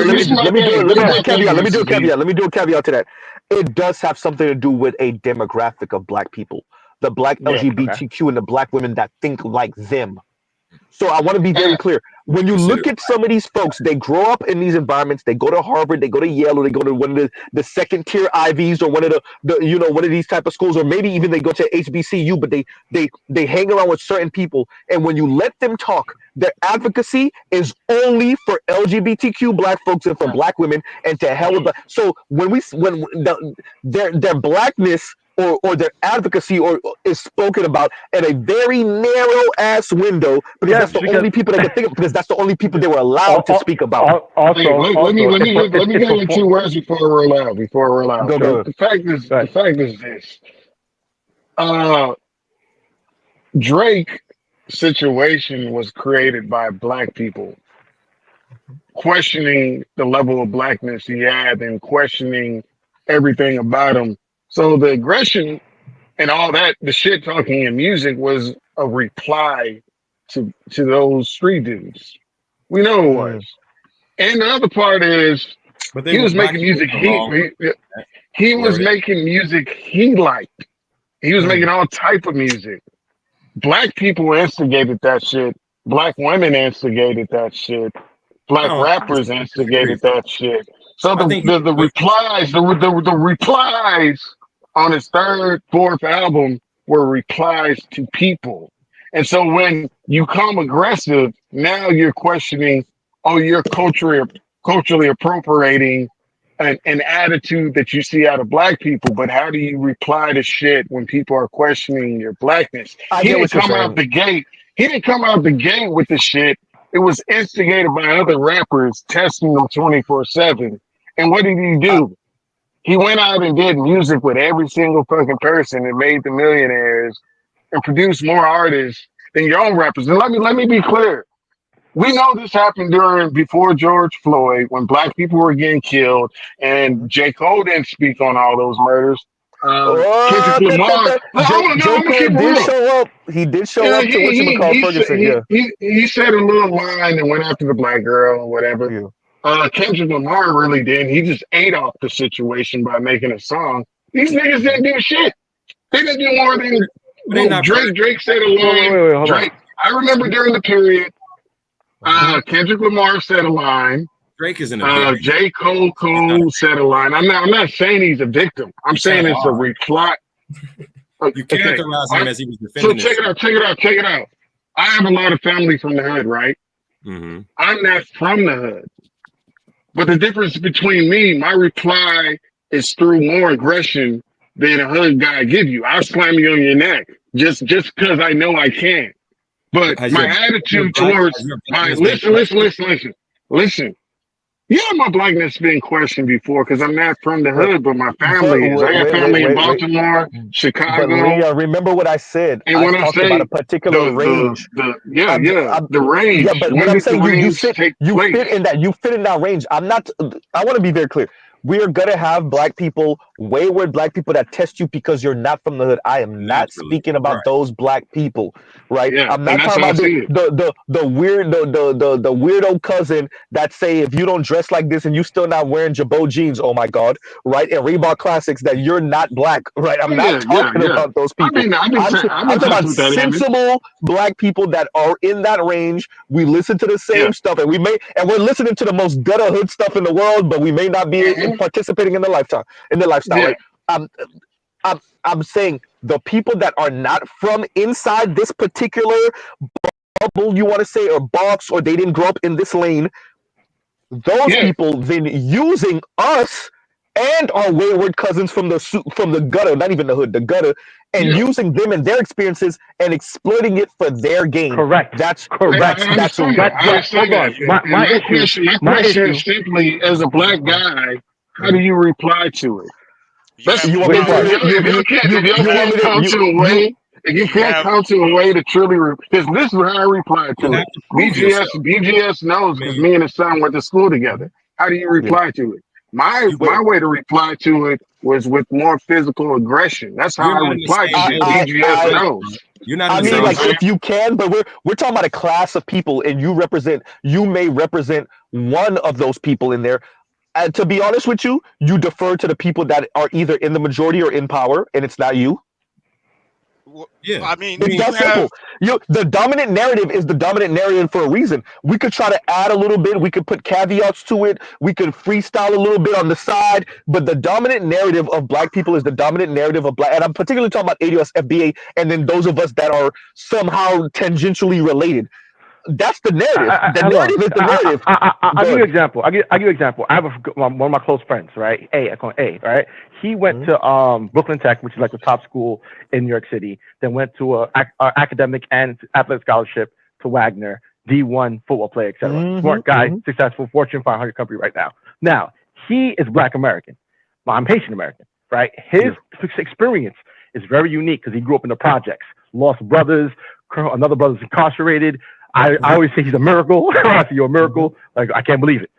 I don't even feel comfortable adopting his experience as my own. My experience not like that. My household wasn't like that. Yeah, we were in the hood, but it was like you got to be home at a certain time. You got to do well in school and stuff like that, and you can't be on the streets like that. And if you even look like you're doing something wrong, we're gonna talk bad about you to all your family members in Haiti and all family members in Canada. So you better keep up. So it was let me back off of that, bro, because you're saying exactly what my point. We gotta make it like Leon's point is you really can't compare Drake, who was considered an immigrant when he first came out. We all knew he was from Canada. We didn't really his father being an FBA really didn't come out immediately. he was considered. You can't really compare a black person that's an immigrant, like he's saying, not to share a Black American experience to a black kid that's like in your case, Leon. People questioning your blackness and people questioning Drake blackness is not the same thing. It's not the same. It's not on the same level. Either you're Drake or Ice Cube. Well, no, I think that to some extent it's similar insofar as because the cultural upbringing was different in Drake's case, and Leon's experience was not flattened down to the ghetto experience, which is the predominant Black culture in the United States that has been sold. Well, not necessarily what is, but what has been sold. I agree with that. It's The been soul sold. part is definitely the soul Black part. people's define as the Black culture is different, though, bro. And we can't get lost in the sauce. We can't get confused with what the brand of blackness is. That's I'm not telling you distinctly that is what Black people are. I'm saying that the predominant narrative, what is that? That's what it is. And so because of that, really Black people in general have a very big problem, and we actually, unfortunately, I'm not even sure if we have the tools to distinctly solve it. Not at its base, because we've entrenched our culture and made it synonymous in a lot of ways with a lot of these archetypes and stereotypes, and we continue to perpetuate it. Well, whether we like it or not. Keep saying last time I checked, everyone, wait. I'm about to mute everyone. Wait. Let's do this. Leon, because I know you might be limited on time. Socrates, and I think who is Compassionate? You were trying to say something? Compassionate. AB, if anybody was, I want to follow behind. But go ahead, Leon. Then come Socrates. Then Compassionate. Go ahead.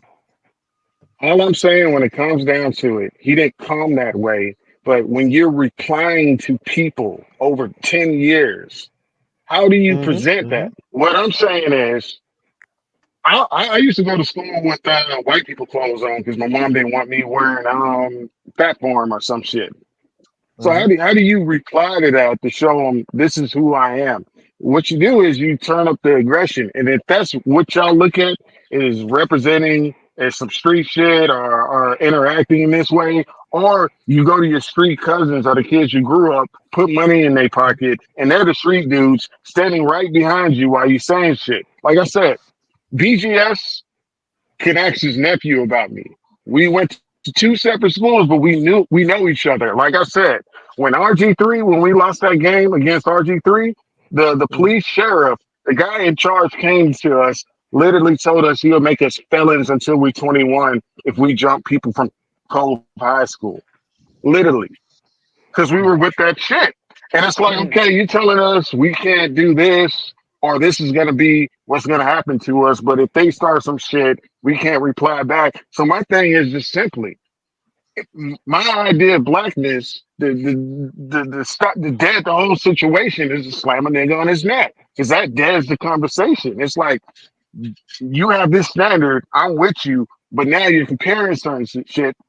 I'm not antagonizing you. I'm not trying to assimilate it, but I will slam you on your fucking neck. But Leon, like, this is my issue with what you're saying. We ain't talking about the niggas that you gotta handle some business in that way for them to get it. I'm not talking about the we all got that cousin. We all have those people we went to school with that they gotta you talk white. Yeah. Like we all right. Yeah, exactly. Yeah, but that's the thing. What I'm saying is, it's a reply. It's a reply to the action. I get what you're saying. Drake but this is what I'm saying.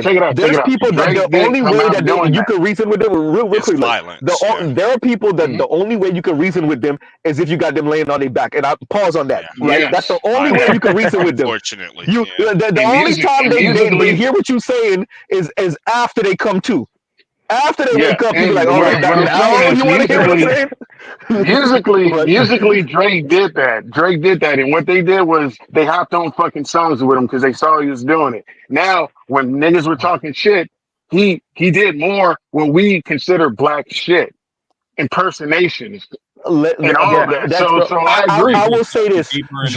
Drake is a bit different because yes, Drake was making money off of black people, but Drake was making most money off of white folks. That's all these artists, by the way. I'm not going there with that. I'm saying Drake, because by the mere fact of light skin mixed and marketable, Drake was able to exploit the black experience in a way that traditional black rappers were never going to be able to do it. Ever. He found his And niche. and he found his niche, and his niche was marketing to suburban white kids and to your sisters. Started from the So there was this bottom. book I think written in the 1940s or 50s called The Black Bourgeoisie, and so there was this antagonism between the black low class and the black upper class for a very long time. Yes. You know, I read yeah, that. conspiracy like the boule, etc. So the thing is that in many respects, the creation of black identity or the pushing of black identity currently is a fabrication. It's actually made up.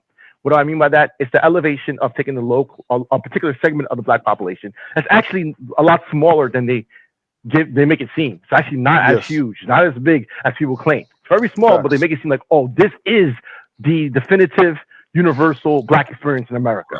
Like if you're not from the Socrates. project, good, yes. I'll No, wait wait, PK, wait. Socrates, finish that, and then PK. Go ahead. Okay, Let sure, me no go problem. Yeah, so Oh yeah, I forgot about you compared. My bad. Go ahead, Socrates. yeah, so yeah, black people don't control. They don't own the magazines. They don't own the radio stations. They don't own the music companies. So it's really these people who own these things, which are usually white liberals and Jews, who push the idea of what the image of black people are going to be, right? And it's really stereotypical. So when there are black people who grew up in the suburbs or grew up not in that experience, I don't mind them believing they're black and authenticating their blackness. What I do mind though is them buying into the same fabrication stereotype and then saying, "Yeah, me too." That's my issue. Right, Right. and, So- and that's what I meant by not getting lost in the sauce, and I think we do. If you are part of what we call the black, if you experience, like we're talking about, even non-FBA, but you grew up in the black culture and you know the black experience, that poor working class, we know the difference between the brand of blackness that you speak about, Socrates, that is pushed, that we really don't have direct control over, that is curated by outside sources. But as black men and black people in that community, we're supposed to know the difference between that and what's actually black, which is we all, even hood niggas know they got a smart cousin that's in the burbs that they rely on for smart shit. And they don't consider him non-black. Like, let's not get caught up in like Drake's experience. The reality is like, no black person, the average black man would, even from the hood, wouldn't question Leon's blackness or AB's blackness or PK's blackness. That's not actually going on. And we're not, the average black man isn't really measuring black men and saying what blackness is. You're from the hood and go to jail and you're one of the GDs. Like This is what I would suggest a lot of people do.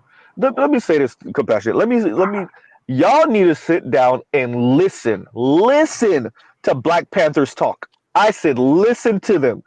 Have y'all ever heard Huey P. Newton's voice? That's funny. Listen to Huey P. Newton's voice. Who remembers Stokely Carmichael when he spoke, or H-Rap Brown when they spoke? So yeah, H-Rap Brown is another one. Listen to their voice. So Fred Hampton sound like a black man for real. You ever heard Huey talk? I'm just saying. So who's gonna question Huey's blackness though? Who's gonna question his? Now listen to how he talk, and he was light skinned. Listen to how he talk. That Go ahead. brand of blackness where it's supposed to be a very monolithic, very low resolution, not sophisticated culture. But we know better than that. Look at the fucking Black Manosphere. Look at the array of type of men and personalities and what we're interested in and what blackness actually is. Actually, I want to go next. Like we're proof positive of what we're a more accurate reflection of what blackness is. And it's a spectrum, like you said, it's like any fucking thing else. It's class mixed into it. It's like specific. Yeah, you could be a military kid and you didn't grow up in any one particular hood or neighborhood and have a more. Yeah, but the thing is that let me say this. Real quick. Leon. Wait. I'm gonna say this, then Socrates, because then PK gotta go, and then Socrates, and then you, Leon. Okay, let me say this. So what I don't want, because I agree with what Compassion is saying, and it's just facts. It's whether I agree with it or not. I agree with what he's saying though. The class element, obviously the skin tone element. We all know about what this means. Different West Coast, East Coast, down South, Midwest. We all get this, right? My fear, and this is what I don't want, is for it to be weaponized from the outside, and that's what's happened. It's weaponized Yeah. from the outside. Then we go in fighting these people's battles intra-communally, right? And it just rips everything apart. That's an issue for me. We already have our internal issues in the first place, and what I see happening is we're winners and losers are being picked, but not from us. Winners and lose or from a natural fight, and whoever win. Winners and losers are being picked from the outside, and you already know if the outside's picking winners and losers is going to pick Kim Foster 9.9 times out of 10. They're going to pick Kim Foster. They're going to pick FD. They're going to pick some, not even FD, because I think FD. To be honest with you, I don't even think they'll pick him because I think he actually got a conscience and he's going to eat him alive eventually. They don't want him. Yeah. They're not going to pick, and they're going to pick somebody worse than FD. They'll pick a Kim Foster. They'll pick somebody like that who they, or better yet, Alexis Exodus. They want a broken genius. It's always going to be a broken genius. I was saying this last night. It's always going to be a broken, right? Exactly, a broken genius. So that's so. What Compassion is saying is true. We have different types of black people. We know this. The class compression has really hurt us in that way. But as we really respect people's backgrounds and upbringing, real quick. As we respect people's backgrounds and the different way they were raised and the different places they come from and whatnot, I don't want us to allow that to be weaponized against the whole. Because whether we're a monolith or not, excuse me, I think we still need to move like one, even if we're not. That's why I hate when people say, "Oh, black people are not a monolith." Yeah, but why are you saying it? I still think for the most part we keep our arguments indoors, and we But see, move this like is the a problem. monolith. But you Listen, know, it's been FBA, weaponized. we have And a after this problem with our PK, black. and then we'll circle around. Go ahead. We got a problem with our black bourgeoisie, and we know our history. Oh man, FBA bourgeoisie don't understand what you just said is because like yes, y'all. They never have functioned as if like a monolith, even though they knew they were the fucking talented 10. All right, man. You can't. I gotta get Stepping on your toes. Go ahead, bro. Go ahead. Nah, I'll keep it short. I'm gonna tell y'all exactly No, wait. Ain't PK, no, I gotta let PK go because PK was waiting. He actually was waiting. It was solid. Go ahead, PK, and then we'll get you, and then we'll go ahead and go ahead. So this is extremely important. This issue that you're talking about, Z, is already taking place, and you're actually in the midst of it, and have been in the midst of it, arguably for the last maybe 40 years, maybe longer. The issue is already that your black upper class or bourgeoisie, so to speak, has already been hijacked. That already happened. Already took place, and they're weaponizing people in the lower class specifically to create the class compression. They use them as figures in the entertainment industry as well as other industries and prop them up. There's a reason for that. That causes the intra-group conflict. That's a part of the reason why we have what we have now. Not completely, but that's a part of the reason. And we're not white people are weaponizing our bourgeoisie class against basically black people as a whole. And then what they do is they lift up the lower class because they are very easily weaponized by usually it hurts by me. means. It hurts. Go ahead, AB. Go ahead. It hurts. Believe me when I tell you, it hurts me to say this, but don't talk about Dr. King's children like that. Ooh, goddamn! Hey, you know you're not supposed to say that out loud. Definitely not. My goddamn, AB. Y'all really trying to get Mr. Z's shadow snatched today. By the way, I agree. And hey, not just the children. Wait, that needs to be on Fox News too. Yep. Yeah. And it's not just an FBA problem. Hey, you just mentioned it, Steve. The Haitian bourgeoisie. Same. Yep. I think all the bourgeoisie are being weaponized in that way. Yeah. Jamaican.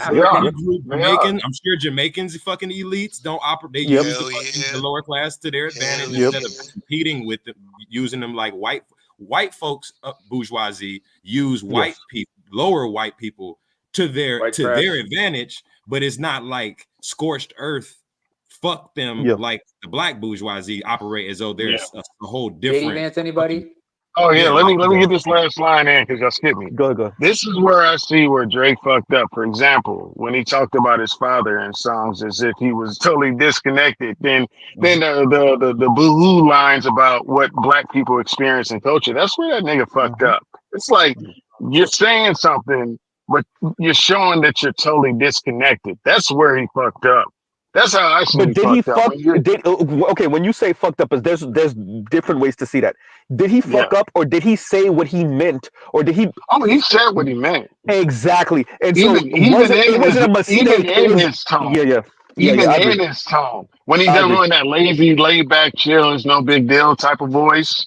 Yeah, yeah, you fucked up. It's like you hear it in his lines, and you're like, nigga, That nobody's one line talking about bitches.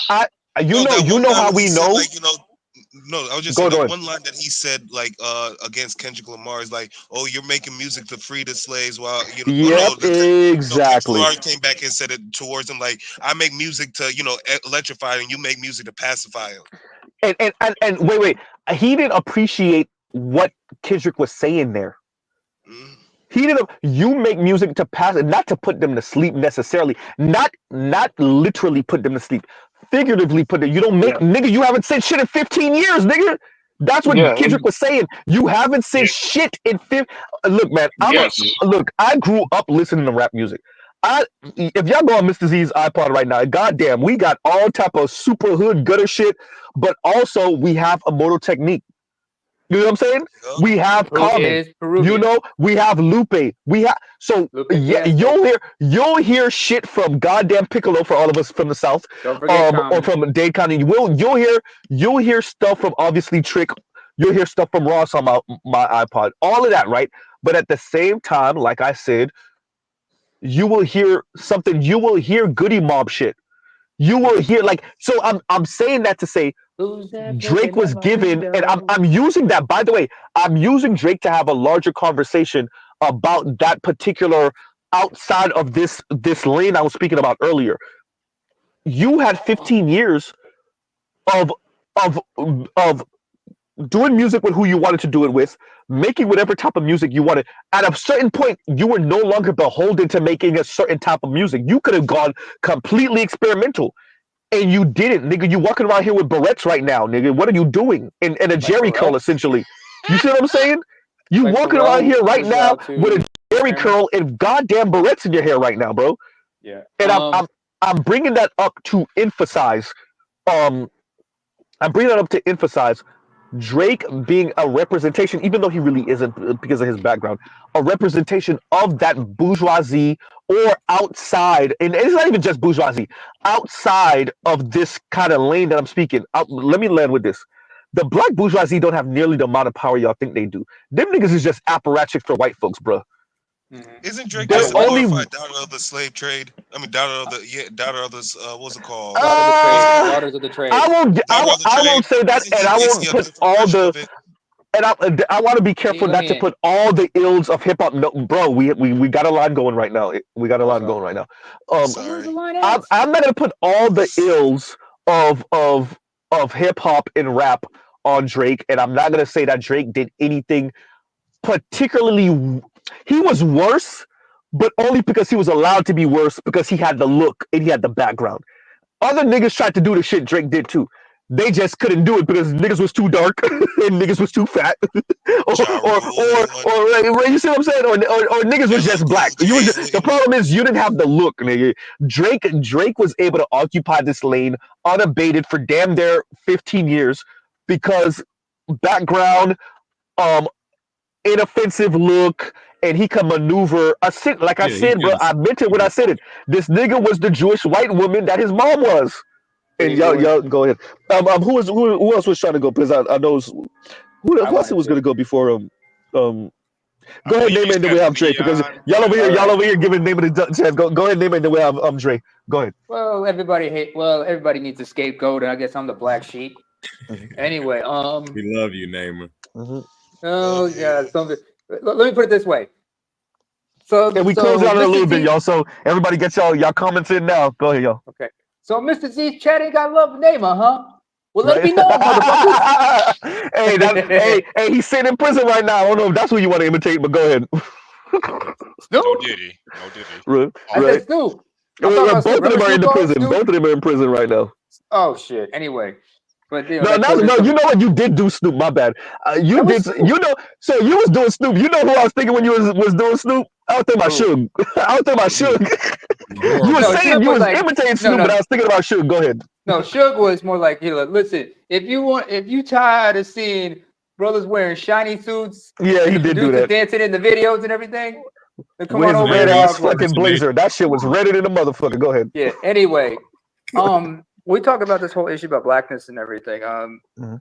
I think about two things come to mind. Spike Lee's movie Bamboozle with you know, with Damon Wayans and everybody. That's one. Or when we talk about the black experience and whatnot. Do you guys remember Fresh Prince of Bel-Air? Carlton and Will trying to join a black fraternity. Yep, And I the head of remember the that. black fraternity, remember how he kept referring to Carlton confronted him because he thought Will got cut. And then no, it was you we cut.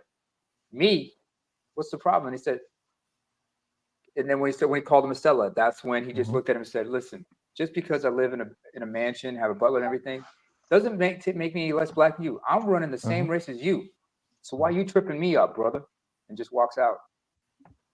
Think about that. Don't forget, because his father actually got him there. Like, you gonna really his shit father on got him there. got him there? Are you mad? Do you remember later on? Do you remember later on in that episode when they went back to the house and they told the story, and the family's in the living room talk about this, and then Uncle Phil's like, "When are we gonna stop tearing each other down? Why do I have to pay a price for succeeding like I have and giving my family a better life?" I'm about to be mean as fuck right Yeah, I now. was gonna say, please say. I'm about to be mean as shit right now. Come Because on, of your bring it. class I know how position, petty you're Haitians can be. closer to white folks, so we gotta vet you more. I said it. If a black person in Uncle Phil's position really is surprised that his family, his hood family from Philly, obviously harbor resentment because of that. No, his family's from South Carolina. Well, you know what I mean. My Yeah, point he was on a is, farm in South Carolina. like you said, that scene illustrated. It was supposed to, I guess, illustrate the realities of the black Being experience. upper class rich, yeah. I'll give you another example after that. And I think it is biased towards the bourgeoisie class that for them they seceded and they're hated because of it. I think it's just a lot more complicated than that. I don't think I agree. I think Will was a product of the projects and clearly admired his uncle and inspired and respected his uncle. So it's not I think another example I gotta give you. Wait, name it real quick. Name it. Let me let Socrates go, and then name it. You finish it. But I really want to stress this. Oh, okay, Socrates. Then let me let Neymar go, and then you. But let me stress this. But real quick, I said it the way I meant it. It is offensive, and it's not fair, and it's not right. But it is what it is. As a matter of fact, let me take that back. It's not fair, but it is right. You're closer to the white idea. To them, you're not offensive. Your wealth is not. If you're not challenging anti-blackness, white supremacy, your wealth position, and quite frankly, I'm gonna say it, your education don't mean nothing. So of course these Negroes vet you more. You're closer to the power. Why wouldn't we vet you more? So to all the people like I'm not about saying you're less black. That's not true. I don't buy into that. I would not ever say that to any black person. What I will say though, and this is my argument for FD. This is what I keep on talking about these goddamn petite bourgeoisies, the Kim Fosters of the world. When you speak, you think you're saying something. You ain't saying shit. You think you challenging power. Are you really? Are you really challenging the power that you think you challenging, or are you just getting on black men because it's easy? Right. So I'm tying that all in to say, I get why upper class black folks have an issue with the constant questioning of their blackness. I get it, and I could appreciate how annoying it is, and how y'all just want to throw your hands up and say, "Fine, then I'll go marry the white girl, and I go move into the burbs and close the door." And nigga, you just gonna do what we thought you was gonna do anyway. Number one, but number two, How do you not appreciate that because of your class position, you're closer to the power, white power, and so you're going to be questioned more? But of course you are. Why wouldn't you be? And I Well, pause here's right the there. thing: if And you're but my at point I war, wanted to make Okay. was if you're at Wait. here's yeah, me. man. Let's do this. Name a Socrates, compassionate, then PK. Go ahead. Let me get There's in As a there. matter of fact, I'm sorry, compassionate. PK and compassionate business. PK be getting in and out, and then we cut him off. Go ahead. Go I know ahead. you got the hate from me. Let it be known, like I said. But another episode. But there's a similar scenario that happened in Fresh Prince. Another episode. It was involving Uncle Phil. Because and thank you for my bringing it up. And Mentioning as a matter of fact, Neymar, I'm sorry. After you, Dre, and then everybody else, because Dre been up here and we ain't give this nigga no chance to talk goddamn Canadian. So go ahead, Neymar, and then we'll get Dre and then everybody else. Go ahead. Just a minute, Dre. But there was another episode that's similar to what we were talking about with not involving Carlton, but actually Uncle Phil himself. And I'm glad that you brought up the fact of him being born in Philly when he was actually, and Viv, who was in Philly, who grew up in Philly. Viv, Uncle Phil grew up in South Carolina on a farm. But there was this one episode besides that where Uncle Phil was supposed to receive an award, right? And his parents came to visit. Now they sold the farm and they relocated to some other place, but when they saw his speech where he was going to claim that he grew up on the streets of Baltimore instead of owning up to the fact that he was raised on a farm in South Carolina, they were giving him a hard time. Hell, when and there was a scene where I think his father confronted him about what's so why are you ashamed Embarrassing about about coming us from or a farm? something. Huh? Yeah. Why do Said you? something Because he about was why you afraid so that you were going to embarrassed about embarrass. us. And they went there and they just acted a fool. And then when he started the speech, he said, I grew up on the streets of Baltimore. And they looked at his family and said, but the truth is, got rid of the paper, said, I was raised on a farm in South Carolina with two loving parents, this, that, and the third. And he finally came clean to who he was. He didn't want to feel embarrassed that he was born on a farm. And he embraced, being, because to them, he was not Philip. It was Big Zeke. He was always known as by his middle name, Ezekiel. Big Zeke. That's what they used to call him, Zeke. Ain't that a name right there? Ain't that a name? Big Zeke. So are we saying that are we tying this to Drake and saying that Drake was embarrassed that he's raised by a Jewish mother in a solidly middle First of all, class he was a high school environment? dropout, from what I understand. He got bullied because remember he was a child actor as well. True. Drake was a child actor, but he used to deal with the fact that he was mixed race in Toronto. You think it was easy being mixed race in Canada? There's a lot of tragic mulatto shit going on with Drake. I know, man. Mulattoes are always tragic. You can smell that. It's so obvious. It's so obvious. Anyway, It's scary. motherfuckers, the floor is yours. Right. Yeah. All right, Drake. Go ahead, Drake. Okay. So, yeah, Drake gets a lot of smoke, and I was saying a lot of shit in the chat, but yeah. Speak up, man. You sound distant. Yeah, you do a little bit. Okay. I was There we saying a go. lot of shit. I was saying a lot of shit in the chat. As usual. All right, just let me finish what I'm saying. Is Leon addressed like some of the points I wanted to make. Is like actually it's the fault of y'all in the U.S. that caused Drake to become as big as he was. Because Drake was big in Toronto. I'm from Toronto. Drake was big in Toronto before he went over to the States. And I think we'll take that credit. Yeah. He wasn't an immigrant. He was big in Toronto, but he blew up over there when he got signed to Young Money. But like lately, I heard that apparently he was doing some shit down in like somewhere in the Carolinas or some shit like that. I heard like he was Texas I heard he connection. was fucking with like I heard he was Rapper. fucking with like Little Brother and shit like that. But he was big in Toronto before he went over to the U.S. right? And when he was big in Toronto and like in his early days in general, all he did was make music about women, right? And then he was getting clowned for years, and like dudes were making memes and clowning them. Like you even see these memes today. Like if you go on like Instagram or any social media platform, you'll see like Drake be like and whatever, right? And that's the reason why he started rapping and fucking making these fucking, like he's making tracks with like these so-called gangster rappers and like saying shit that he has no business saying because y'all clowned him for years and made memes about him. Well, that ain't our fault. That's just some insecurity shit you carrying around, trying to be cool and lying and kicking and shit. You want me to tell you the truth? If you're grown, Mr. Z is saying this. If you are an adult, we're not talking about you being 14 and 15 here. If you are an adult and you have come to terms with who you are, and that's who you are, ain't no bullying you off of that. Yeah. And now if you're making a more financial argument about why Drake is the way he is and he went for the money, I could get that. I still disagree with it, but I could get that. But Drake being bullied into being who he is, or like, or kind of, because I do see Drake as someone who's still at his grown ass big ass age, still trying to figure out who the hell he is. And this is from the outside looking in. I'm not a celebrity by any stretch of the imagination. But on the outside looking in, I do see an insecure mixed dude who grew up one way and wanted, because I don't think Drake just started doing music with Ross and all these other people It was just sincere. because he did that because he wanted that. He wanted their approval. Like it's not even just for the money. He wanted them. Remember when Ross said on his diss, the white boy hanging out with us in the park. He meant that. But look Ross didn't just say that to say that. He meant that. Go ahead. Well, look how many tracks Ross had with the so-called white boy and all these other rappers in the industry, right? You weren't calling him white boy when he was making money, right? Absolutely. I'm not. Remember, I'm not saying Put you anything. guys up there. Drake Yeah, was no, I'm not.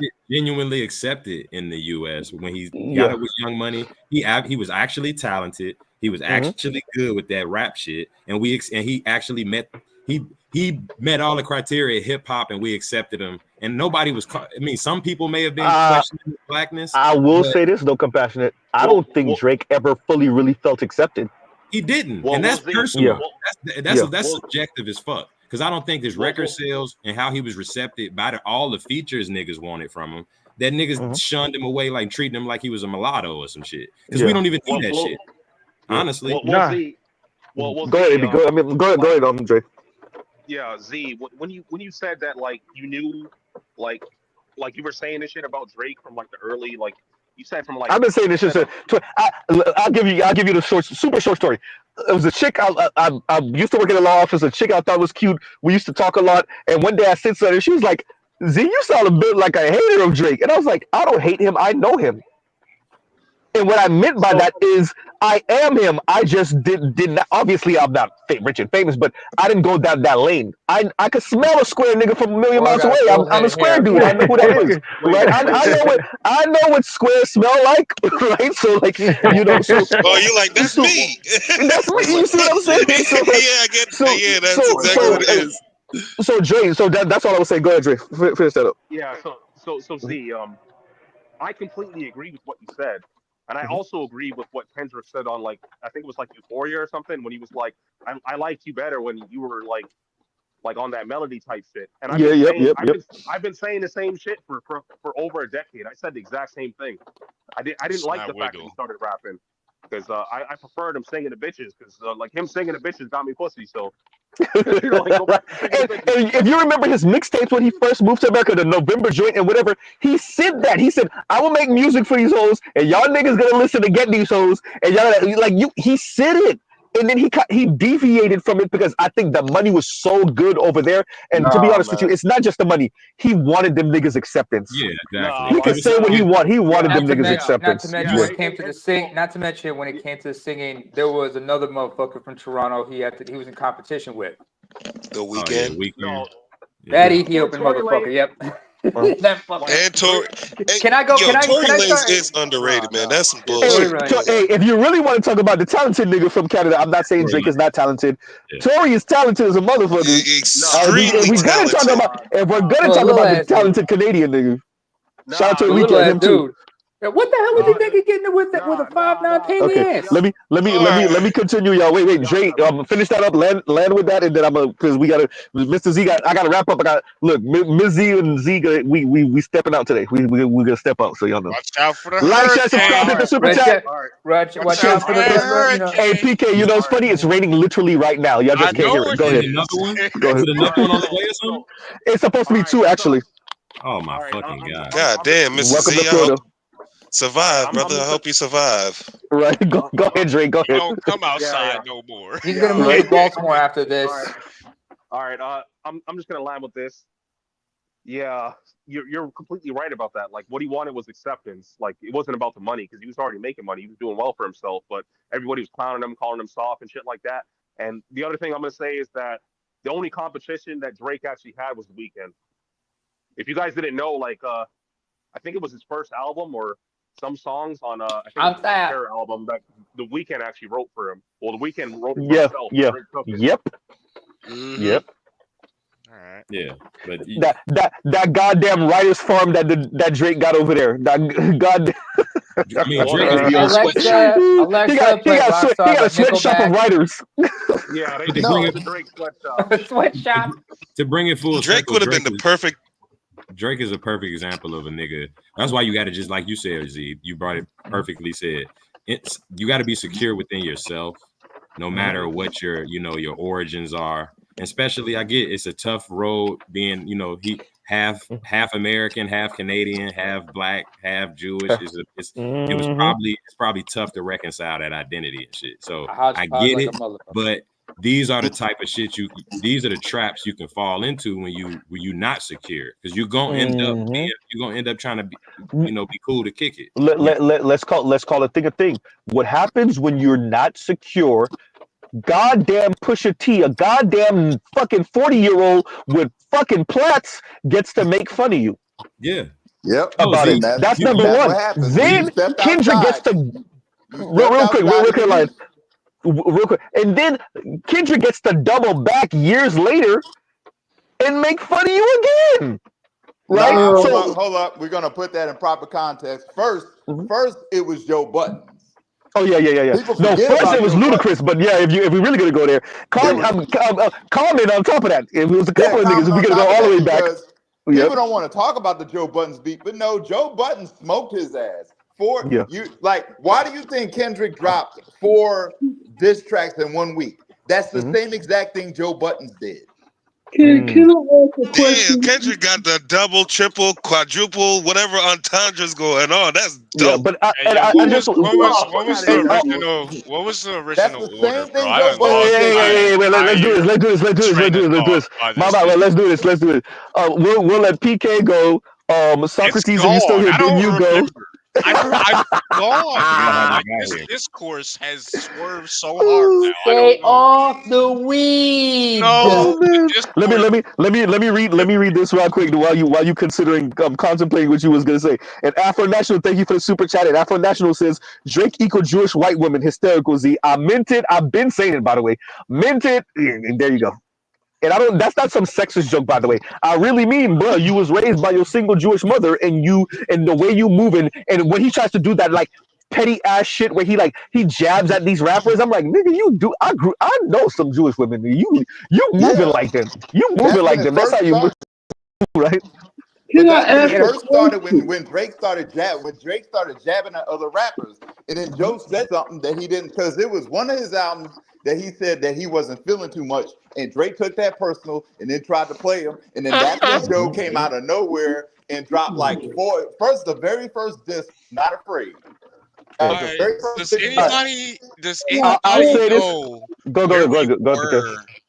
before this discourse about his music? We were trying to reconcile. No, we were still reconcile blackness. Yeah, said reconciling black. Basically, somebody it was clear that black FBAs, black people did a poor job in delineating and making it clear what blackness, and it's just been we get these type of confusing situations after the fact. But we were talking about reconciling blackness, just to try to remind.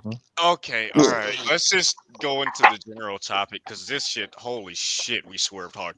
But no, I mean, did we? I mean, speaking about Drake is still speaking about the topic. No, we're speaking about the music in particular. I mean, not the music. Yeah, you're right about that. Yeah. Go ahead. Talking about the sorriest rapper alive. I really am curious. Hey, wait a minute. Wait. Everybody, let AL get this, because I got something for AL. Go ahead, AL. What the fuck is y'all heart on with the sorriest rapper alive? Why y'all even having conversations about somebody who has went all over the country begging other motherfuckers to help him become a rapper? Let me say this to AL, because you fucked up. Because the first cosign Drake got was from who? Us. Texas niggas. God damn it. Alive. And fuck you for defending him, B. You constantly defending this trash and finding angles to him. Stop it. He's weak. No, we use him as an example. Yeah, but gotta hold this Wait, up. who said that? Say that again, Dre? Never Dre, I didn't use hear that you. man as an example because he is not even worthy of conversation. Oxygen being wasted. Why? Well, Why? well, Please well, answer me. Why? well, Look, just AL, just real quick. I'm gonna second what Z said. You're gonna have to hold this Texas L because y'all blew him up. and you know they say, hey, did y'all? Hey, what's Texas quote? Everything's bigger in Texas. That's a big ass L. No, he's a Well, perfect. big He's a perfect. He's a perfect but archetype because if he gets Go two ahead. L's and he turn one of the L's around, he can make a W out of it. That's what his goal is. okay, no, No, sir. he's a No, perfect. sir. No, No, sir. L, We took L, no, accountability for that son of a no, bitch. L. And Pimp C put his bitch ass on blast for that shit. Let me If tell y'all don't remember. So you. fuck what y'all talking about. We Go ahead, Dre, own and then we'll get our shit. PK. Go Owned ahead. it. Go ahead. We No, owned that. Drake is a perfect analog because he encompasses immigrant and half black. So that's why we Good use point. him as a analog for this discussion Mm-hmm. around Okay. And is that still supposed to make me feel better? No. I mean, is it may not make you feel better, but it is facts. yeah, so We are using. we're using him He's as an an avatar example. for the conversation, Right. yo. Yeah, we're trying to see where Mhm. how we adjudicate. You know what I'm saying? And how we Oh, adjudicate. okay. I remember. I Go remember. ahead. I remember. Go This is ahead. important. All right. So, unfortunately, black people have been left in a precarious situation in which now, if we actually want to have any hope of trying to flesh out this dialogue, we have to make a distinction in between ethnicity, Right. race, nationality, and Say mixed that. lineages. These three Mhm. things need to be completely disentangled because currently the purview is to push it all down and convolute the conversation. These Yes. things need to be Yep. distinguished Mhm. and Yep. properly categorized within the black discourse itself, because the white discourse is to push it all as Yeah. close together as Mhm. possible to make things as problematic as possible for us as a particular Facts. in singular group. Now, the way in which this is done, unfortunately, within our own cohesion is arguably almost impossible because we have to first actually we have to take care of the in-house problems that we have amongst the upper class and the lower class, and to do that would require a amount of We got to things that reconcile we blackness get, Mhm. ourselves, well, basically. not only internally, but we would have to Mhm. do things literally in the real world to Yeah. make Mhm. this happen. Yeah. Yeah. And I'm not sure that we have the power, numbers, or capability as a group to do so. That's a different dialogue. That's neither here nor there, but that's Yeah. just the truth of the No, no, issue. no. What you're saying is important. I think the best. It's one of my favorite phrases, because I usually use it on black women, but I think now it's applicable to the entire black community. We are inappropriately responding to a toxic ass environment. Yes, it's toxic, but we're still inappropriately responding to a toxic environment. And there To you that go. point, to your point, PK, I think one of the things we could possibly hypothetically to that point, and what do we do? How do we reconcile, like you said, that intra class fucking chasm we have? I think we got to start making it expensive for the black bourgeoisie to be function the way they have. At the very least, we got to make it clear, like at the social level, like you said, we got to clean house before we can actually and kind of reconcile blackness for ourselves as FBAs, and then we can start having a conversation with our brethren, outside of the community, and we can kind of that it got to be said too that like non-black African Americans essentially, or Mhm. non-FBA African Americans can't be sensitive about this topic either if we're gonna handle it within the in group in a Mhm. sense. Mhm. And that's what we kind of seen, like, and like Tariq Nasheed is obviously an extreme example, and fucking he obviously pokes and prods, but he's revealed some of the sensitivity around this, and we're I gonna have agree. to get over that to actually Mhm. start have a serious conversation, so niggas don't walk around this bitch with identity crises, and we got black niggas from Brooklyn but not really from Brooklyn writing articles. Like we to reconcile that, we got to do some kind of basic shit, but at the same time I, it's I I complex. think the best way. I think when it comes to that, I think we need to get our cues from niggas from LA. I have never met people like that's from the same county that make sure oh yeah, but I'm from this city though. Right. I'm a Pasadena nigga. I'm a LA. When I say LA, I don't mean the county. I mean the city, right? Mm. Like I'm a promoter, nigga. Like these LA County niggas let you know I'm from here in the county. And I think Right. they're but they still, you see how they formed from like Voltron when it came to Kendrick though. Yeah. So when I think that they give the best, and quite frankly, we could sanitize that gang shit and take some examples from that shit too. If to be honest with you, yeah, no, I think LA niggas, when it comes to gang culture, once again sanitize it and bring it out into the real world. Outside of that violent shit y'all be on, but I think there's things to be taken from that I think would do well for us Square Brothers. There's things that we can take from that in the way they gatekeep their shit that I think we can yeah. Yeah, Mr. Z, this is something I wanted to say earlier too about the whole. I think when is Socrates or Compassion? Either way, one of them was saying something about like, oh, defining what is what's called culture vulturing and something like that. I was gonna say like, either you're Ice Cube or you're not. It's basically I heard when you said like that. I think I heard you say that under the yeah. Go ahead. Go into that a little bit. I mean, like, you know, like I don't really know too much about Ice Cube's history right now, but I know he was like some type of like, you know, semi-middle class type of guy or something like that. He was. Yeah. He came from a two-parent household. Yeah, so he's literally like, yo, look, he's kind of like another like person I could say on a parallel, like Martin Luther King or so. They come from this certain, like, maybe you could say semi-bourgeois, or maybe they could be bourgeoisie, but at the end of the day, when it came to like they don't culture vulture, they actually use their power where they came from to spread the message. They realize it's harder for the younger, like the people from the lower classes, to actually spread the message of what's going on out here. I'm gonna use what I have, that I'm here to actually spread the word of what's going on and everything. And actually, he's not trying to culture vulture. He actually taking other parts of the culture and bringing it in and actually bringing light to it. And that's what that's the difference between a culture vulture that's a black person and one that's not. That. Let me read Leon's comment because he asked me to read it earlier. And I did not forget about you, Detroit. And Leon says, and thank you for the super chat. We clown Drake for getting peed on and not fighting back, but we feel sorry for black men who got their cakes taken by the diddler and didn't fight back.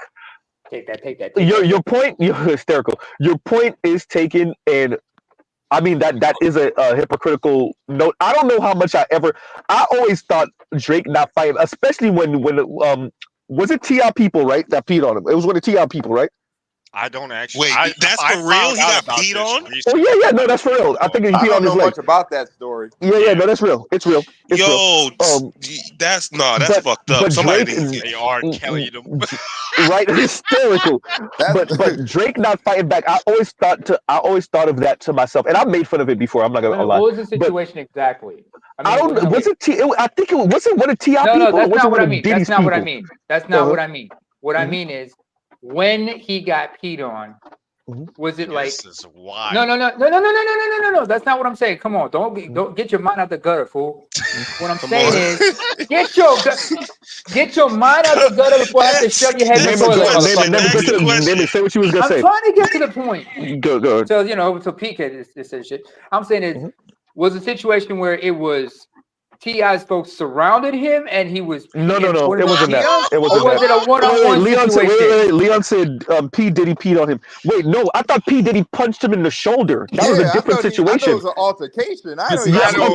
This whole discourse is. Are we saying we're not really saying that we can't be okay? Whether or not he got peed on, you get peed on if niggas think you a bitch ass nigga, not because you're an immigrant. Exactly. They think you're not black. Like you can be black and get peed on. So I don't. I don't understand. But let me because I definitely want to stress this. So there's a story. Okay, what's the joint with Drake and the game the 100? Was it 100? What? I forgot the name of this song. Y'all know what song I'm talking about. It's goddamn. Somebody look it up real quick. So it's called 100. It's called 100, right? Okay, 100. So that song that beat apparently was supposed to be Diddy's beat. And Drake took it and used it, and Diddy caught him, and Diddy, from my understanding, if somebody corrects Z in the comments if I'm wrong, Diddy punched him so hard he dislocated Drake's shoulder. Yeah, damn. Ooh. Yeah. And that's from my understanding, if I'm not. Yeah, go But that ahead, has yo. nothing to do with Drake's. Like It's 100 bars. Thank you, Detroit. Thank you. 100 bars. It don't got nothing to do with Drake's class orientation and none of that shit, nigga. You a bitch ass. If niggas do shit like that to you, if they feel like you can, you know how many niggas that stole beats from niggas in the industry? They didn't walk up to everybody and punch nigga and dislocate niggas' shoulders. Drake just come off as a nigga you can pee on and punch in the shoulder, and we all met people that come off like that. It ain't really got nothing to do with your class orientation. And the crazy thing is, Drake be in the gym. Drake be in the goddamn gym, yo. They tried him because he wasn't quote unquote about that life, and they wanted to try him. And he wasn't number one, either A, willing to do anything about it, or B, is actually a bitch ass nigga, and that's just who he is. And that's okay. I mean, black people are like for that. 5,000, Alex. Let AL get that out. Go ahead, AL. We'll take B for 5,000, Alex. We'll take bitch ass nigga for 5,000. I will say this, particularly concerning the real quick, particularly concerning the Diddy situation. Hey, Diddy's a whole different type of. I'm not saying that. Let me put it this way: flexing back on Diddy may come with bigger issues than you signed up for. Because remember, this nigga's blowing up. What's his name called? Because Cassie like him. He crazy. Oh yeah, no. Diddy literally picked up a dumbbell to punch his son's coach at one of them colleges in Cali with the goddamn dumbbell. No, that nigga really do that shit. Yeah, don't forget the champagne got bottle. that money. Yeah, exactly. Thank you, Saints here. He blew up. Even J. Cole had to go after Kid Diddy Cudi. at one point. Yeah, Kid Cudi. Oh yeah, no. J. Cole and Diddy were apparently throwing bottles at each other at a club. Yeah, because he went after, he tried to spit on Kendrick Lamar or something, and then J. Cole's like, hell no. He went over there and whoop Diddy's ass. No, did he whoop Diddy's ass? I think he did swing up. No, Diddy got the security guards trying to keep J. Cole off. Yeah, that's Diddy what I was running gonna say. away like a bitch. Even T.I. had to check Diddy when T.I. first came out of jail. How long was this? Maybe 7 years ago, 8 years ago, longer than that, maybe. Diddy came out of jail. T.I. came out of jail. Diddy was partying with him. Diddy started pressing people about drinking Ciroc. And T.I. had to check Diddy like, yo, I just came out, bro. Like, what you? I'll give you another example. So yeah.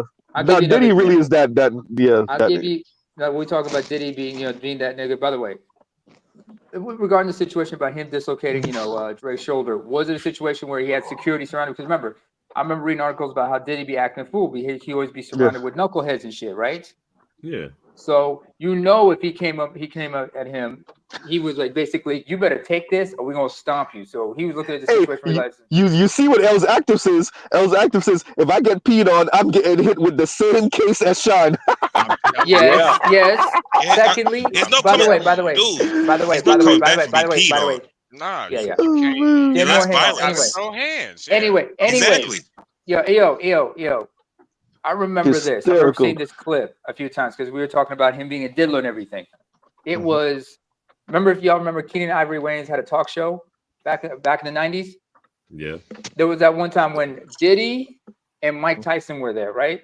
Mm-hmm. Diddy sitting in the middle. Mike Tyson's on the other side of the couch. Diddy puts his hand on him, puts his hand on Tyson's lap. Tyson just takes that hand, puts it back on the couch, and then he just shifts. He just like repositions himself on the couch, like, "Hey, Diddy, don't put your hands on me. Don't touch me, man. No, Diddy, don't be touching me, man. Don't be touching me. All right? I just got out of prison. I don't want to go back to jail. Man. Don't play with me like that." Diddy does come off to me as one of those dudes that he will test anyone. Yeah, he'll test anyone. Because he got money too early. Thank you. Fame made him. He was already off, but it made it unleashed. You got a glimpse into that when during Making the Band. Yes. Yes. I think, and it's almost like, it's all one reality. It's hard, like you said, he got hundreds of. This nigga was at the top of the most popular genre in the world. As a young man, he got hundreds of millions of dollars. It's hard to be humble when you're stunning on Jumbotron. He's a megalomaniac at this point based on his unbridled wealth. And access. First of all, by the way, Not Go ahead, no Spade. more. Wait, He's somebody, Go who's ahead, that? Spade. Wait, everybody. We're loud talking to somebody. Who's that under in the background? I think that's you, Dre. Your mic That's me. sucks, Dre. Goddamn No, Canadians. Mike. No, he's Listen not to you. using Had a the mic. same mic Yeah, since yeah. 2004. Wait, let's let Dre get that in real quick. Go ahead, Dre. Well, yeah, like I've heard before that I need to get a so-called a nigga mic so I can compete in these spaces. You gotta get you gotta get one of the cheap. You gotta go to the dollar store around you wherever and get one of them cheap ass mics because that's the loudest ones. Even though mine's a You got to get Skullcandy, that I know I'll Edward be loud. Anderson type of mic. Right? Get an earbud or something, but, fool. but like the point that I was trying to make, like, because I recently well, just like yesterday, like I went through most of like the like the big Vince McMahon documentary, and like I find it interesting that this came out before the whole Diddy thing. Well, actually, somewhat, at least it was like more publicized before the whole Diddy thing, and I more know what you're talking attention about. I put- saw the documentary as more- well. Yeah, and more attention is put on Diddy versus Vince McMahon. He's actually worse. If you watch the Oh, yeah. documentary, like the We've worse. seen that movie before. In America, they use, they even at blackmail, Say misandry that compassionate. is the most potent form of, media, entertainment, and news. So, if you got to choose, What was the between first Vince movie McMahon and P. posted Diddy, in the United States again? What was the first movie It posted? wasn't the Birth first of a movie. It was Nation. the first one they played in the White House. White House. Sorry, man. Yeah, the T.W. first one they played in the Griffiths. White House. So it's a T.W. Griffith's Birth of a Nation. Yeah, so it's a tradition to use. I mean, if you got to choose between Vince McMahon and P. Diddy to expose about being sexy. Watch this, y'all. Watch Shit, this. Watch this. if I Compassionate. was a- Watch this. Watch it. Wait. Watch this. Watch this. Who's Vince McMahon? Former CEO of W. I know who it is. That's the point. Exactly. But that's no. Hold on a but second. that's also part Shit, of if the I was a problem. leader You know of how much America, money- I'll pick Diddy too. But you know That's how the much logical money. situation. But that's the problem. Do you know how much money the WWF has made? They Yeah. make millions upon millions of dollars as well. It may not be as potent as hip hop as a whole, but wrestling, WWE is a very, very prominent figure in entertainment. Yep. Well, Lion. That's the point that I was trying to make. It's like we were just here talking about how Diddy's a billionaire or whatever, right? And Vince McMahon made more than that. Yes, Vince Yeah, got, but Vince Vince got McMahon is money. white. There you That's go. the important part. That's the Vince point that I was McMahon trying to isn't make. just white. Yeah. He's not just white. I remember they talk about his backstory. I remember James E. Cornette mentioned about this. He said if you have to compare him also with another guy, Jim Crockett, if y'all are wrestling fans, because Crockett's promotion is where you get WCW. Both men, two men were born in South Carolina, who were born in North Carolina. One tried to hot run from that and try to escape it and try to be as northern as possible because his father is northern. The McMahon family is actually Irish American from New York, but he was born in North Carolina. The other embraced being southern. Namer, don't give us this bootstrapping bullshit. That being white in America is an automatic. If you manage to go from the slums or the trailer parks of South Carolina as a white, Nobody could tell you shit. North Carolina billionaire, you're not a fucking amazing case. You just because of y'all white people are subsidized in this country. Whiteness is subsidized. Right. All your guess success you're right. can be got an asterisk next to it. I don't give a fuck. You're right. I'll give you stand prime. corrected. I'll give you prime example. How many times did Donald Trump file for bankruptcy? Oh, but he's doing it out of business. Once again, how many times did Donald Trump file for bankruptcy? More than I can count. There you go. How many times did Biden run for presidency again? Well, Exactly. Z, like Exactly. You know what I think? Z, like you know what I think is funny is I never knew that Vince McMahon was Irish, so that's interesting to me now. But McMahon family's Irish. Well, I actually brought this up in like conservative spaces. It's like it's funny that they call small tether, but like by the definition, like Donald Trump is a tether as well, no? Yeah. Not only is Donald, it gets crazier with Donald Trump stayed marrying tethers. But He married But I guess it's not a wait. tether because they're white. Hold on, I need to explore that for just like 10 seconds. What do you mean Trump by that? is the original passport bro, just like Diddy. What do you? Is that what you're saying? Is that what you mean by tether in his case? I'm not sure what that means. Immigrant, I guess. No, I wouldn't say so. Donald Trump's what's her name? Ivanka, them mother was Ivana. Eastern Europe. Ivana. Ivana was She was Eastern Czech. European, No, right? just explain to me what Czech. you mean by She tether. was Czech, What do you mean by that? and this one, what's her face, is also Eastern European, Melania. right? Yeah, where's she Slovenian. from? Slovenian. Roman, He's so using Slovenian. he's So using No, but tether to listen. describe as an immigrant background, bro. You saying Oh, yeah, Trump? just immigrant. Oh, Oh, In yeah. okay. yeah, fact, Okay. Thank you. That's all I Trump's need to mother know. was Scottish. Yeah, She was a Scottish yeah, immigrant. yeah. Got it. PK. What I meant by he was a tether, by the definitions I heard in the space, it just means that your parents were born from somewhere else. That No, automatically makes you it's. I tethered. mean, No, but But we use the his parents tether weren't born loosely. somewhere. His grandfather is his Donald No, Trump's no. grandfather, if I'm not mistaken, is from somewhere else. Go ahead. Trump's Tether, grandfather. I stand corrected. My bad. tether Yeah, doesn't If I just may. mean you're an immigrant. I mean, yeah. I'm saying what you're meaning by when you're using it. I mean, you're using it loosely. By like Mhm. the definition of a tether is a person of immigrant background, a black person of immigrant background, technically. Yeah. Well, That yeah, in that's why I was that asking because they of were African. obviously trying to like draw some sort of illusion, and I Yeah. wasn't following. I was like, "What the Yeah. fuck are you saying? It Like, was what do you what we mean?" was talking about Let earlier me when having the black. let me Let read me this, give you an y'all. example And of real quick. And Detroit says, "Well, it's the big show." Well, it's the big. And thank you for the super chat. Thank you for the super chat. yeah. Yeah, Anyway, go ahead. Go ahead. first of all, Hey, just Trump's. to asterisk, we just took like a super hard turn, by the way. We Again, did. We we're kicked Yeah. all it. the way Put that over we the Hey, got. We actually, y'all done in the fucked up. You next should have year. never said anything, PK, because Mr. Z has to Yeah, pause right here because we got things to do. You done fucked up, PK. See, you should have said nothing. Hey, You should don't have just let blame the me. shit The flow. red Don't bottoms are blame gonna me. come out. Nah, we definitely not doing red ball. Not in this No, goddamn no, weather. no, She no, no. better I not. mean, she gonna bust your head with the red bottoms. running Nah, through a nah, hurricane in no. red bottoms. Z. Nah, bro, she ain't walking around here in no goddamn red ball. Not in this weather.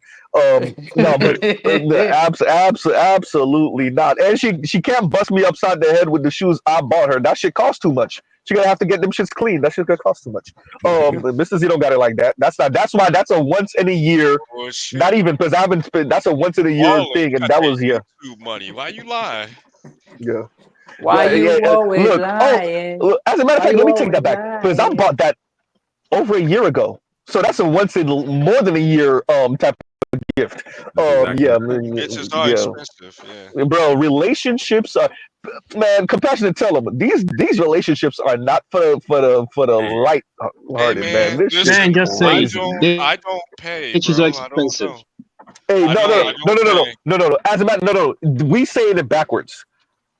Women are not as expensive. Relationships with women are expensive. Oh yeah, those are absolutely, expensive. Exactly. Yeah. absolutely. If you just pay the pipe, then you got it easy. That's the cheap side. That's cheap. Yeah. If you're actually in a relationship, oh God forbid you love her. Oh my God, you want to talk about your wallet? Ugh. And here's the thing. Alexa, And play listen. And here's the thing. "Cause I Love You" by Here, Lenny Williams. no. And here's the thing. I'm not a yes dear ass nigga. I'm not a you can have this and here's the money and Still shut up and here's the expensive. money. I'm not that dude. And Nah, I'm but still spending. It's still here's a clear expensive. difference. Here's a clear difference. Go ahead. It's a clear difference when you're taking a trip by yourself somewhere and Say taking that. yourself and your girl. Say that. Oh, hey, Big wait. difference. You messed up because every trip with your girl is you taking her on a trip. Yep. Exactly. Yo, Oh yeah. yo, every time you go out Damn, you somewhere, ain't yeah, lying. like what? Yep. You can take her That's ass true. to a. You Oh damn right about that. man, A shit only simple makes sense outing in the to a damn motherfucking movie. sky. You Don't know why you nobody laughing buy because because there's a there difference. is a big difference. See, when you You said that, I go to have the to make sure movies by people got it. when you go to the movies by yourself. You don't buy movie food. You don't buy movie food when you go to the No, movies. I do. I'm that guy. I do. Yeah, But yeah. it's cheaper. Hey, buying It's movie cheaper. food for It's yourself way is not the cheaper. same as buying it for two and the ticket. Exactly. You done bought the Well, ticket. You done stopped at the gas station, nigga. Say yep. that, You Jesus done Christ, did it PK. Say all. that And You shit. that bought Everything is just nachos. extremely I can. Hey, inefficient. by the way, I I just want you remember. to know Z is not dumb, and I see y'all extending the conversation. I just want y'all to know, Mr. Z, I just keep going. I just remember. I just remember what you were talking about for real. Like Z, we taking your holding you girl hostage, bro. Right. taking your girl. I saw your No, comment Mr. earlier, Dre. Z, I saw it. Go ahead. Mr. Go Z. ahead. You know Go what ahead. Z? You know what Z? You know what this reminds me of? That one time when Charles had a hangout, it was just me, you, and then Gold Professor came up, and then you started asking questions. It's like you said, the analogy was like the club when the club's about to shut down. He's like, "Yo, DJ, yep, can you play yep, one more yep. song?" And I was like, "Last call, last call." If you remember that. But, literally, Afro says, "Yeah, I remember that." And Afro says, "A trip to Target become a whole date, bruh." Man, So $40 I in fussed at gas. her. I fussed at her on her own birthday because, yo, Molly, I don't give a fuck. I don't care if we went to goddamn Alaska. She's going to find the nearest Walmart or Target and we buying towels. I don't care if we in China. She's going to find somewhere, baby. If you're listening right now, you know I'm telling the truth. She's gonna find somewhere to buy. I don't know why we got to buy all these goddamn towels, but wherever we go, we're You can going never to run the out of nearest towels. Target or Walmart. And when we went to Texas, we bought goddamn towels. We went to California, we bought goddamn towels. We went to Naples, we got goddamn towels. She listens to that song. What's the name of the song where it's like wipe her down, wipe Right, her down? bruh. It ain't even. We don't need all Yo, that wiping she's down a like that. Hysterical. no, yo, Mrs. Z, she's your luxury car. She's your Z. She's everywhere you go. She's like, we already went on a long trip. You gotta wipe me down. You see all this dust right now? You gotta make me look spectacular. Like I've pondered, like I've done big differences in timing between how much time I spent in Walmart as opposed to being in a relationship and being in Walmart. Yeah, It was literally one time too. I actually did it just for shits and giggles. Just a few days before my girl was visiting, I went to Walmart. I was just picking some stuff. 15 minutes. She came. First thing place 2 we go hours. is the Walmart. 2 Double. hours. No, Lion, you know what you're not factoring into? The times when she send you on an errand to go to Walmart and she not there too. Oh yeah, You gotta count that also. No, Mrs. Z, you ever been? True. You ever been in like waiting for them so damn long in the store that you start questioning the relationship? Like I knew I should never been with your I ass. will say this about my lady. I'm the bitch in the relationship when it comes to that. I'm definitely have her ass waiting. If I'm going shopping, oh, that's her ass. So you have her. So you have her. Wait. So you basically. So you have her sitting in the chair holding the bag. No. for you while I you're knew you doing were gonna shit? say that. No. She'll be walking with me around the store. But I will say that my girl is if she goes to the store, she know at least if she don't know what she's the particular brand, she know the style of dress she looking for or whatever, and she in and out. Mr. Z is not an in and out nigga unless we got time. I mean, excuse me, unless we're pressed for time. If we not pressed for time, oh, you done fucked up. I'm in that mall for like 2 hours. I ain't shit for real. I I must be the only nigga that really ain't shit in a relationship when I have been in relationships in the past. I ain't gonna lie to you. I used to beg to send differ. bitches out. I used to send bitches out to do the shopping, or then I would basically plan my shopping like to not run into theirs. Like I would make them do it. That's how I did it. I mean, I try to get away with that. I try to do. I get away with that as much as I can, but I just realized relationship women are. That's why they call them a ball and chain. And essentially, everything becomes hyper with dealing when you have a woman. It's just inherent. It's not gonna be. Just real quick, I want to get this off. It's like, yeah, like anytime I was shopping with my exes, yeah, I'm not going in the store. I'm gonna sit outside, or I'm gonna go like look for my own shit to buy. But if in the case I am sitting outside, like I have like a bag, like they ask me to hold a purse, the purse is going in the bag.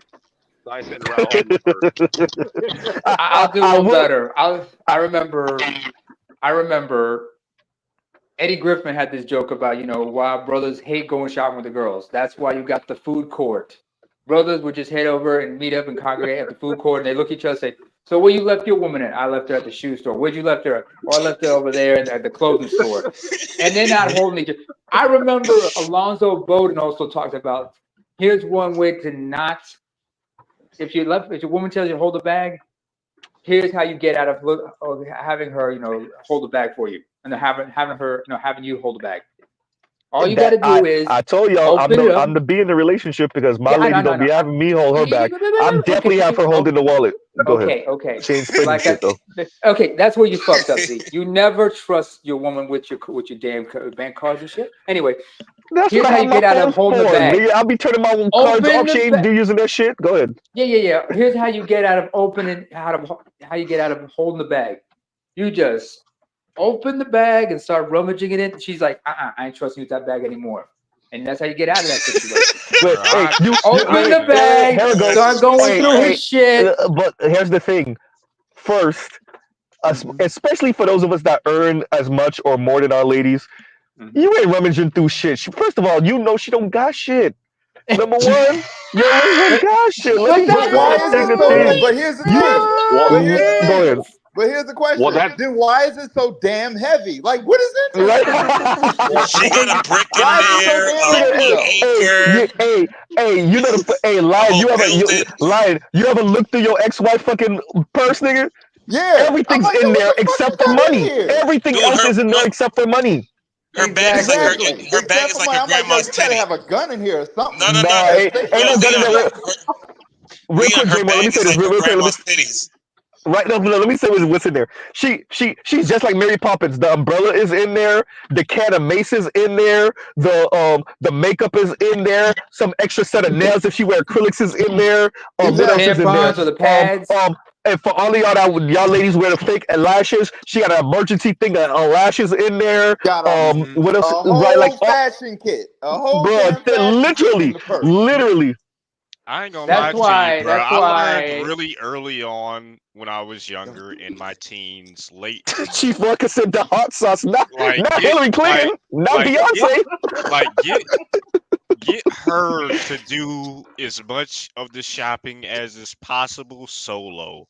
Like fucking, she's like a vampire, bro. She gonna be there forever, and nah, she's bro. gonna suck up all the No, time, bro. let me say What's this. even worse? Where women mess up, this is where no, let me say that. I said that wrong. It's not where women mess up. Where men mess up. Mr. Z made this mistake. I am giving y'all warning for all of y'all not in relationships now. So my one of my cards is linked to my lady. So what she'll do is she'll go shopping. She'll get all this stuff. She won't use my money yet, and then she'll be like, "Oh, I see this one thing that you want. You want it? Yeah.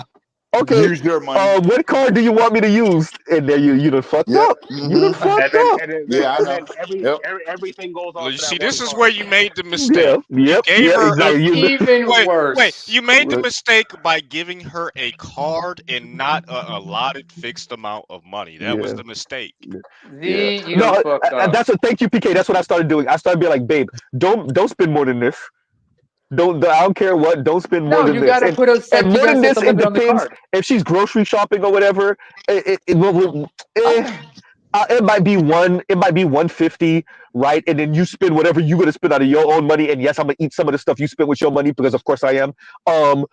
Yeah, but like let's say it might be 150 if I'm feeling good, 200, Every something like that. single Yeah. time I've been in a relationship with a woman over a long period of time and she went out and did shopping, I put cash in her hand and said, this is what you're getting. No, Fucking no, get it done.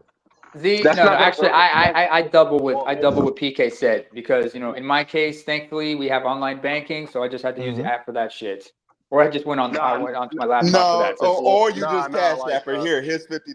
like we're in 2024 now, so like Bro, I'm not giving you a card, bro. That's nah, unlimited nah, access to nah, all the nah, money. nah, Fuck you. nah, nah, No. Y'all remember I'm talking Me neither. hey, y'all let me show y'all son. You notice compassionate quiet like a motherfucker, right? He dropped off. Is he compassion. still here? He Nah, I dropped think he off. jumped Wow, off. ago, yeah. Yo, You want to know? You want to know why? Because compassionate is engaged, and Mr. Z, we getting close to that moment too. So that's why we ain't saying shit because you oh, can't avoid that shit, nigga. Eventually, she gonna have access to the money. Nah, well, nigga. hey, yo, I'm gonna need a No. compassionate email later because I gotta chop it up with him sometime. well, just hold up real Yeah. quick. Yeah.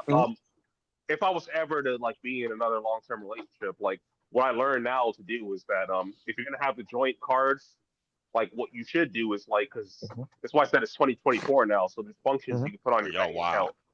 There's functions you can put on your bank account where it's like like most jobs should be direct deposit. I don't know what niggas are doing, Yeah, but no, it should be mine's direct are, mine's deposit. are. Yeah, mine's So are. so basically you could just make it so only a certain portion goes to that direct deposit account, and yeah, I'm broke. That's all I got. What went to that direct deposit account? But here we Well, go. Look, what went to the joint account? Sorry. I'm about to jump on right now too, compassion. And Trell says I spend more than my wife. But Trell, did you buy? You didn't buy little inexpensive stuff that amounted to more. I put money. She bought more little expensive stuff that amounted to more. But you bought the big things, and that's why. you might have spent more. Because that's what I find with me. My lady will nickel and dime herself into not having much. Where I'm like, okay, I'm saving, and then I'll just drop one big bill on like Something about that, bro. the things that I'm about to. What I have to do with the Z is not gonna be cheap. It's gonna be thousands of dollars. So I'm just saving. Yeah, I'm but telling you, There you go. that's a comparison, it's though. something about Yep. that card for women where it's unlimited to them. And if you put Mm. that card in their hand, bro, they will always fuck it See, up. They'll Trailson, that's find what a I way said. to fuck it up.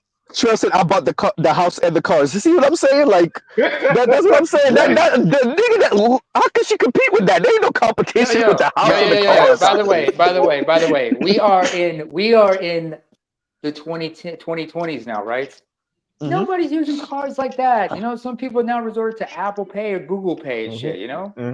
I Yeah, mean, but still, I'm up here in Norway. I'm up I here. still Hey, use my card occasionally, but it's Let really me my finish. phone. Let me finish. Let me finish. Let me finish. I still got cards. I got the machetes. I'll break out the machete, motherfucker. I will fight dirty. And just because of that, we're gonna end right here. And thank you very much, everybody. And so we will pause right here. Fuck you. We will pause right here. Right. And love, peace, and chicken grease. Y'all have a Fuck great night. that. And fuck Put up you the because I vegetable found a ghee. way. I found a way. So we'll pause right here. Love, peace, and chicken grease. Y'all have a great rest of y'all day. Don't forget to get the tampons, Z. Right. You know it's Y'all about to get bloody. No. She don't ask me to buy none of that stuff. She better But I not. would. I'm definitely not one of those people that'd be embarrassed by that shit. So we will pause right here. Love, peace, and chicken grease. Y'all have a great rest of y'all day. Y'all go check out other Black Manosphere content, other non-Manosphere content, and Mr. Z actually really does have to go. All right. Yeah, all Let's right, chop y'all. it up when it gets offline. Then let's continue to chop it up. Let's go ahead for Mr. Z out. operations. All right, y'all. Stay blessed. Let's go ahead for operations. Peace, y'all.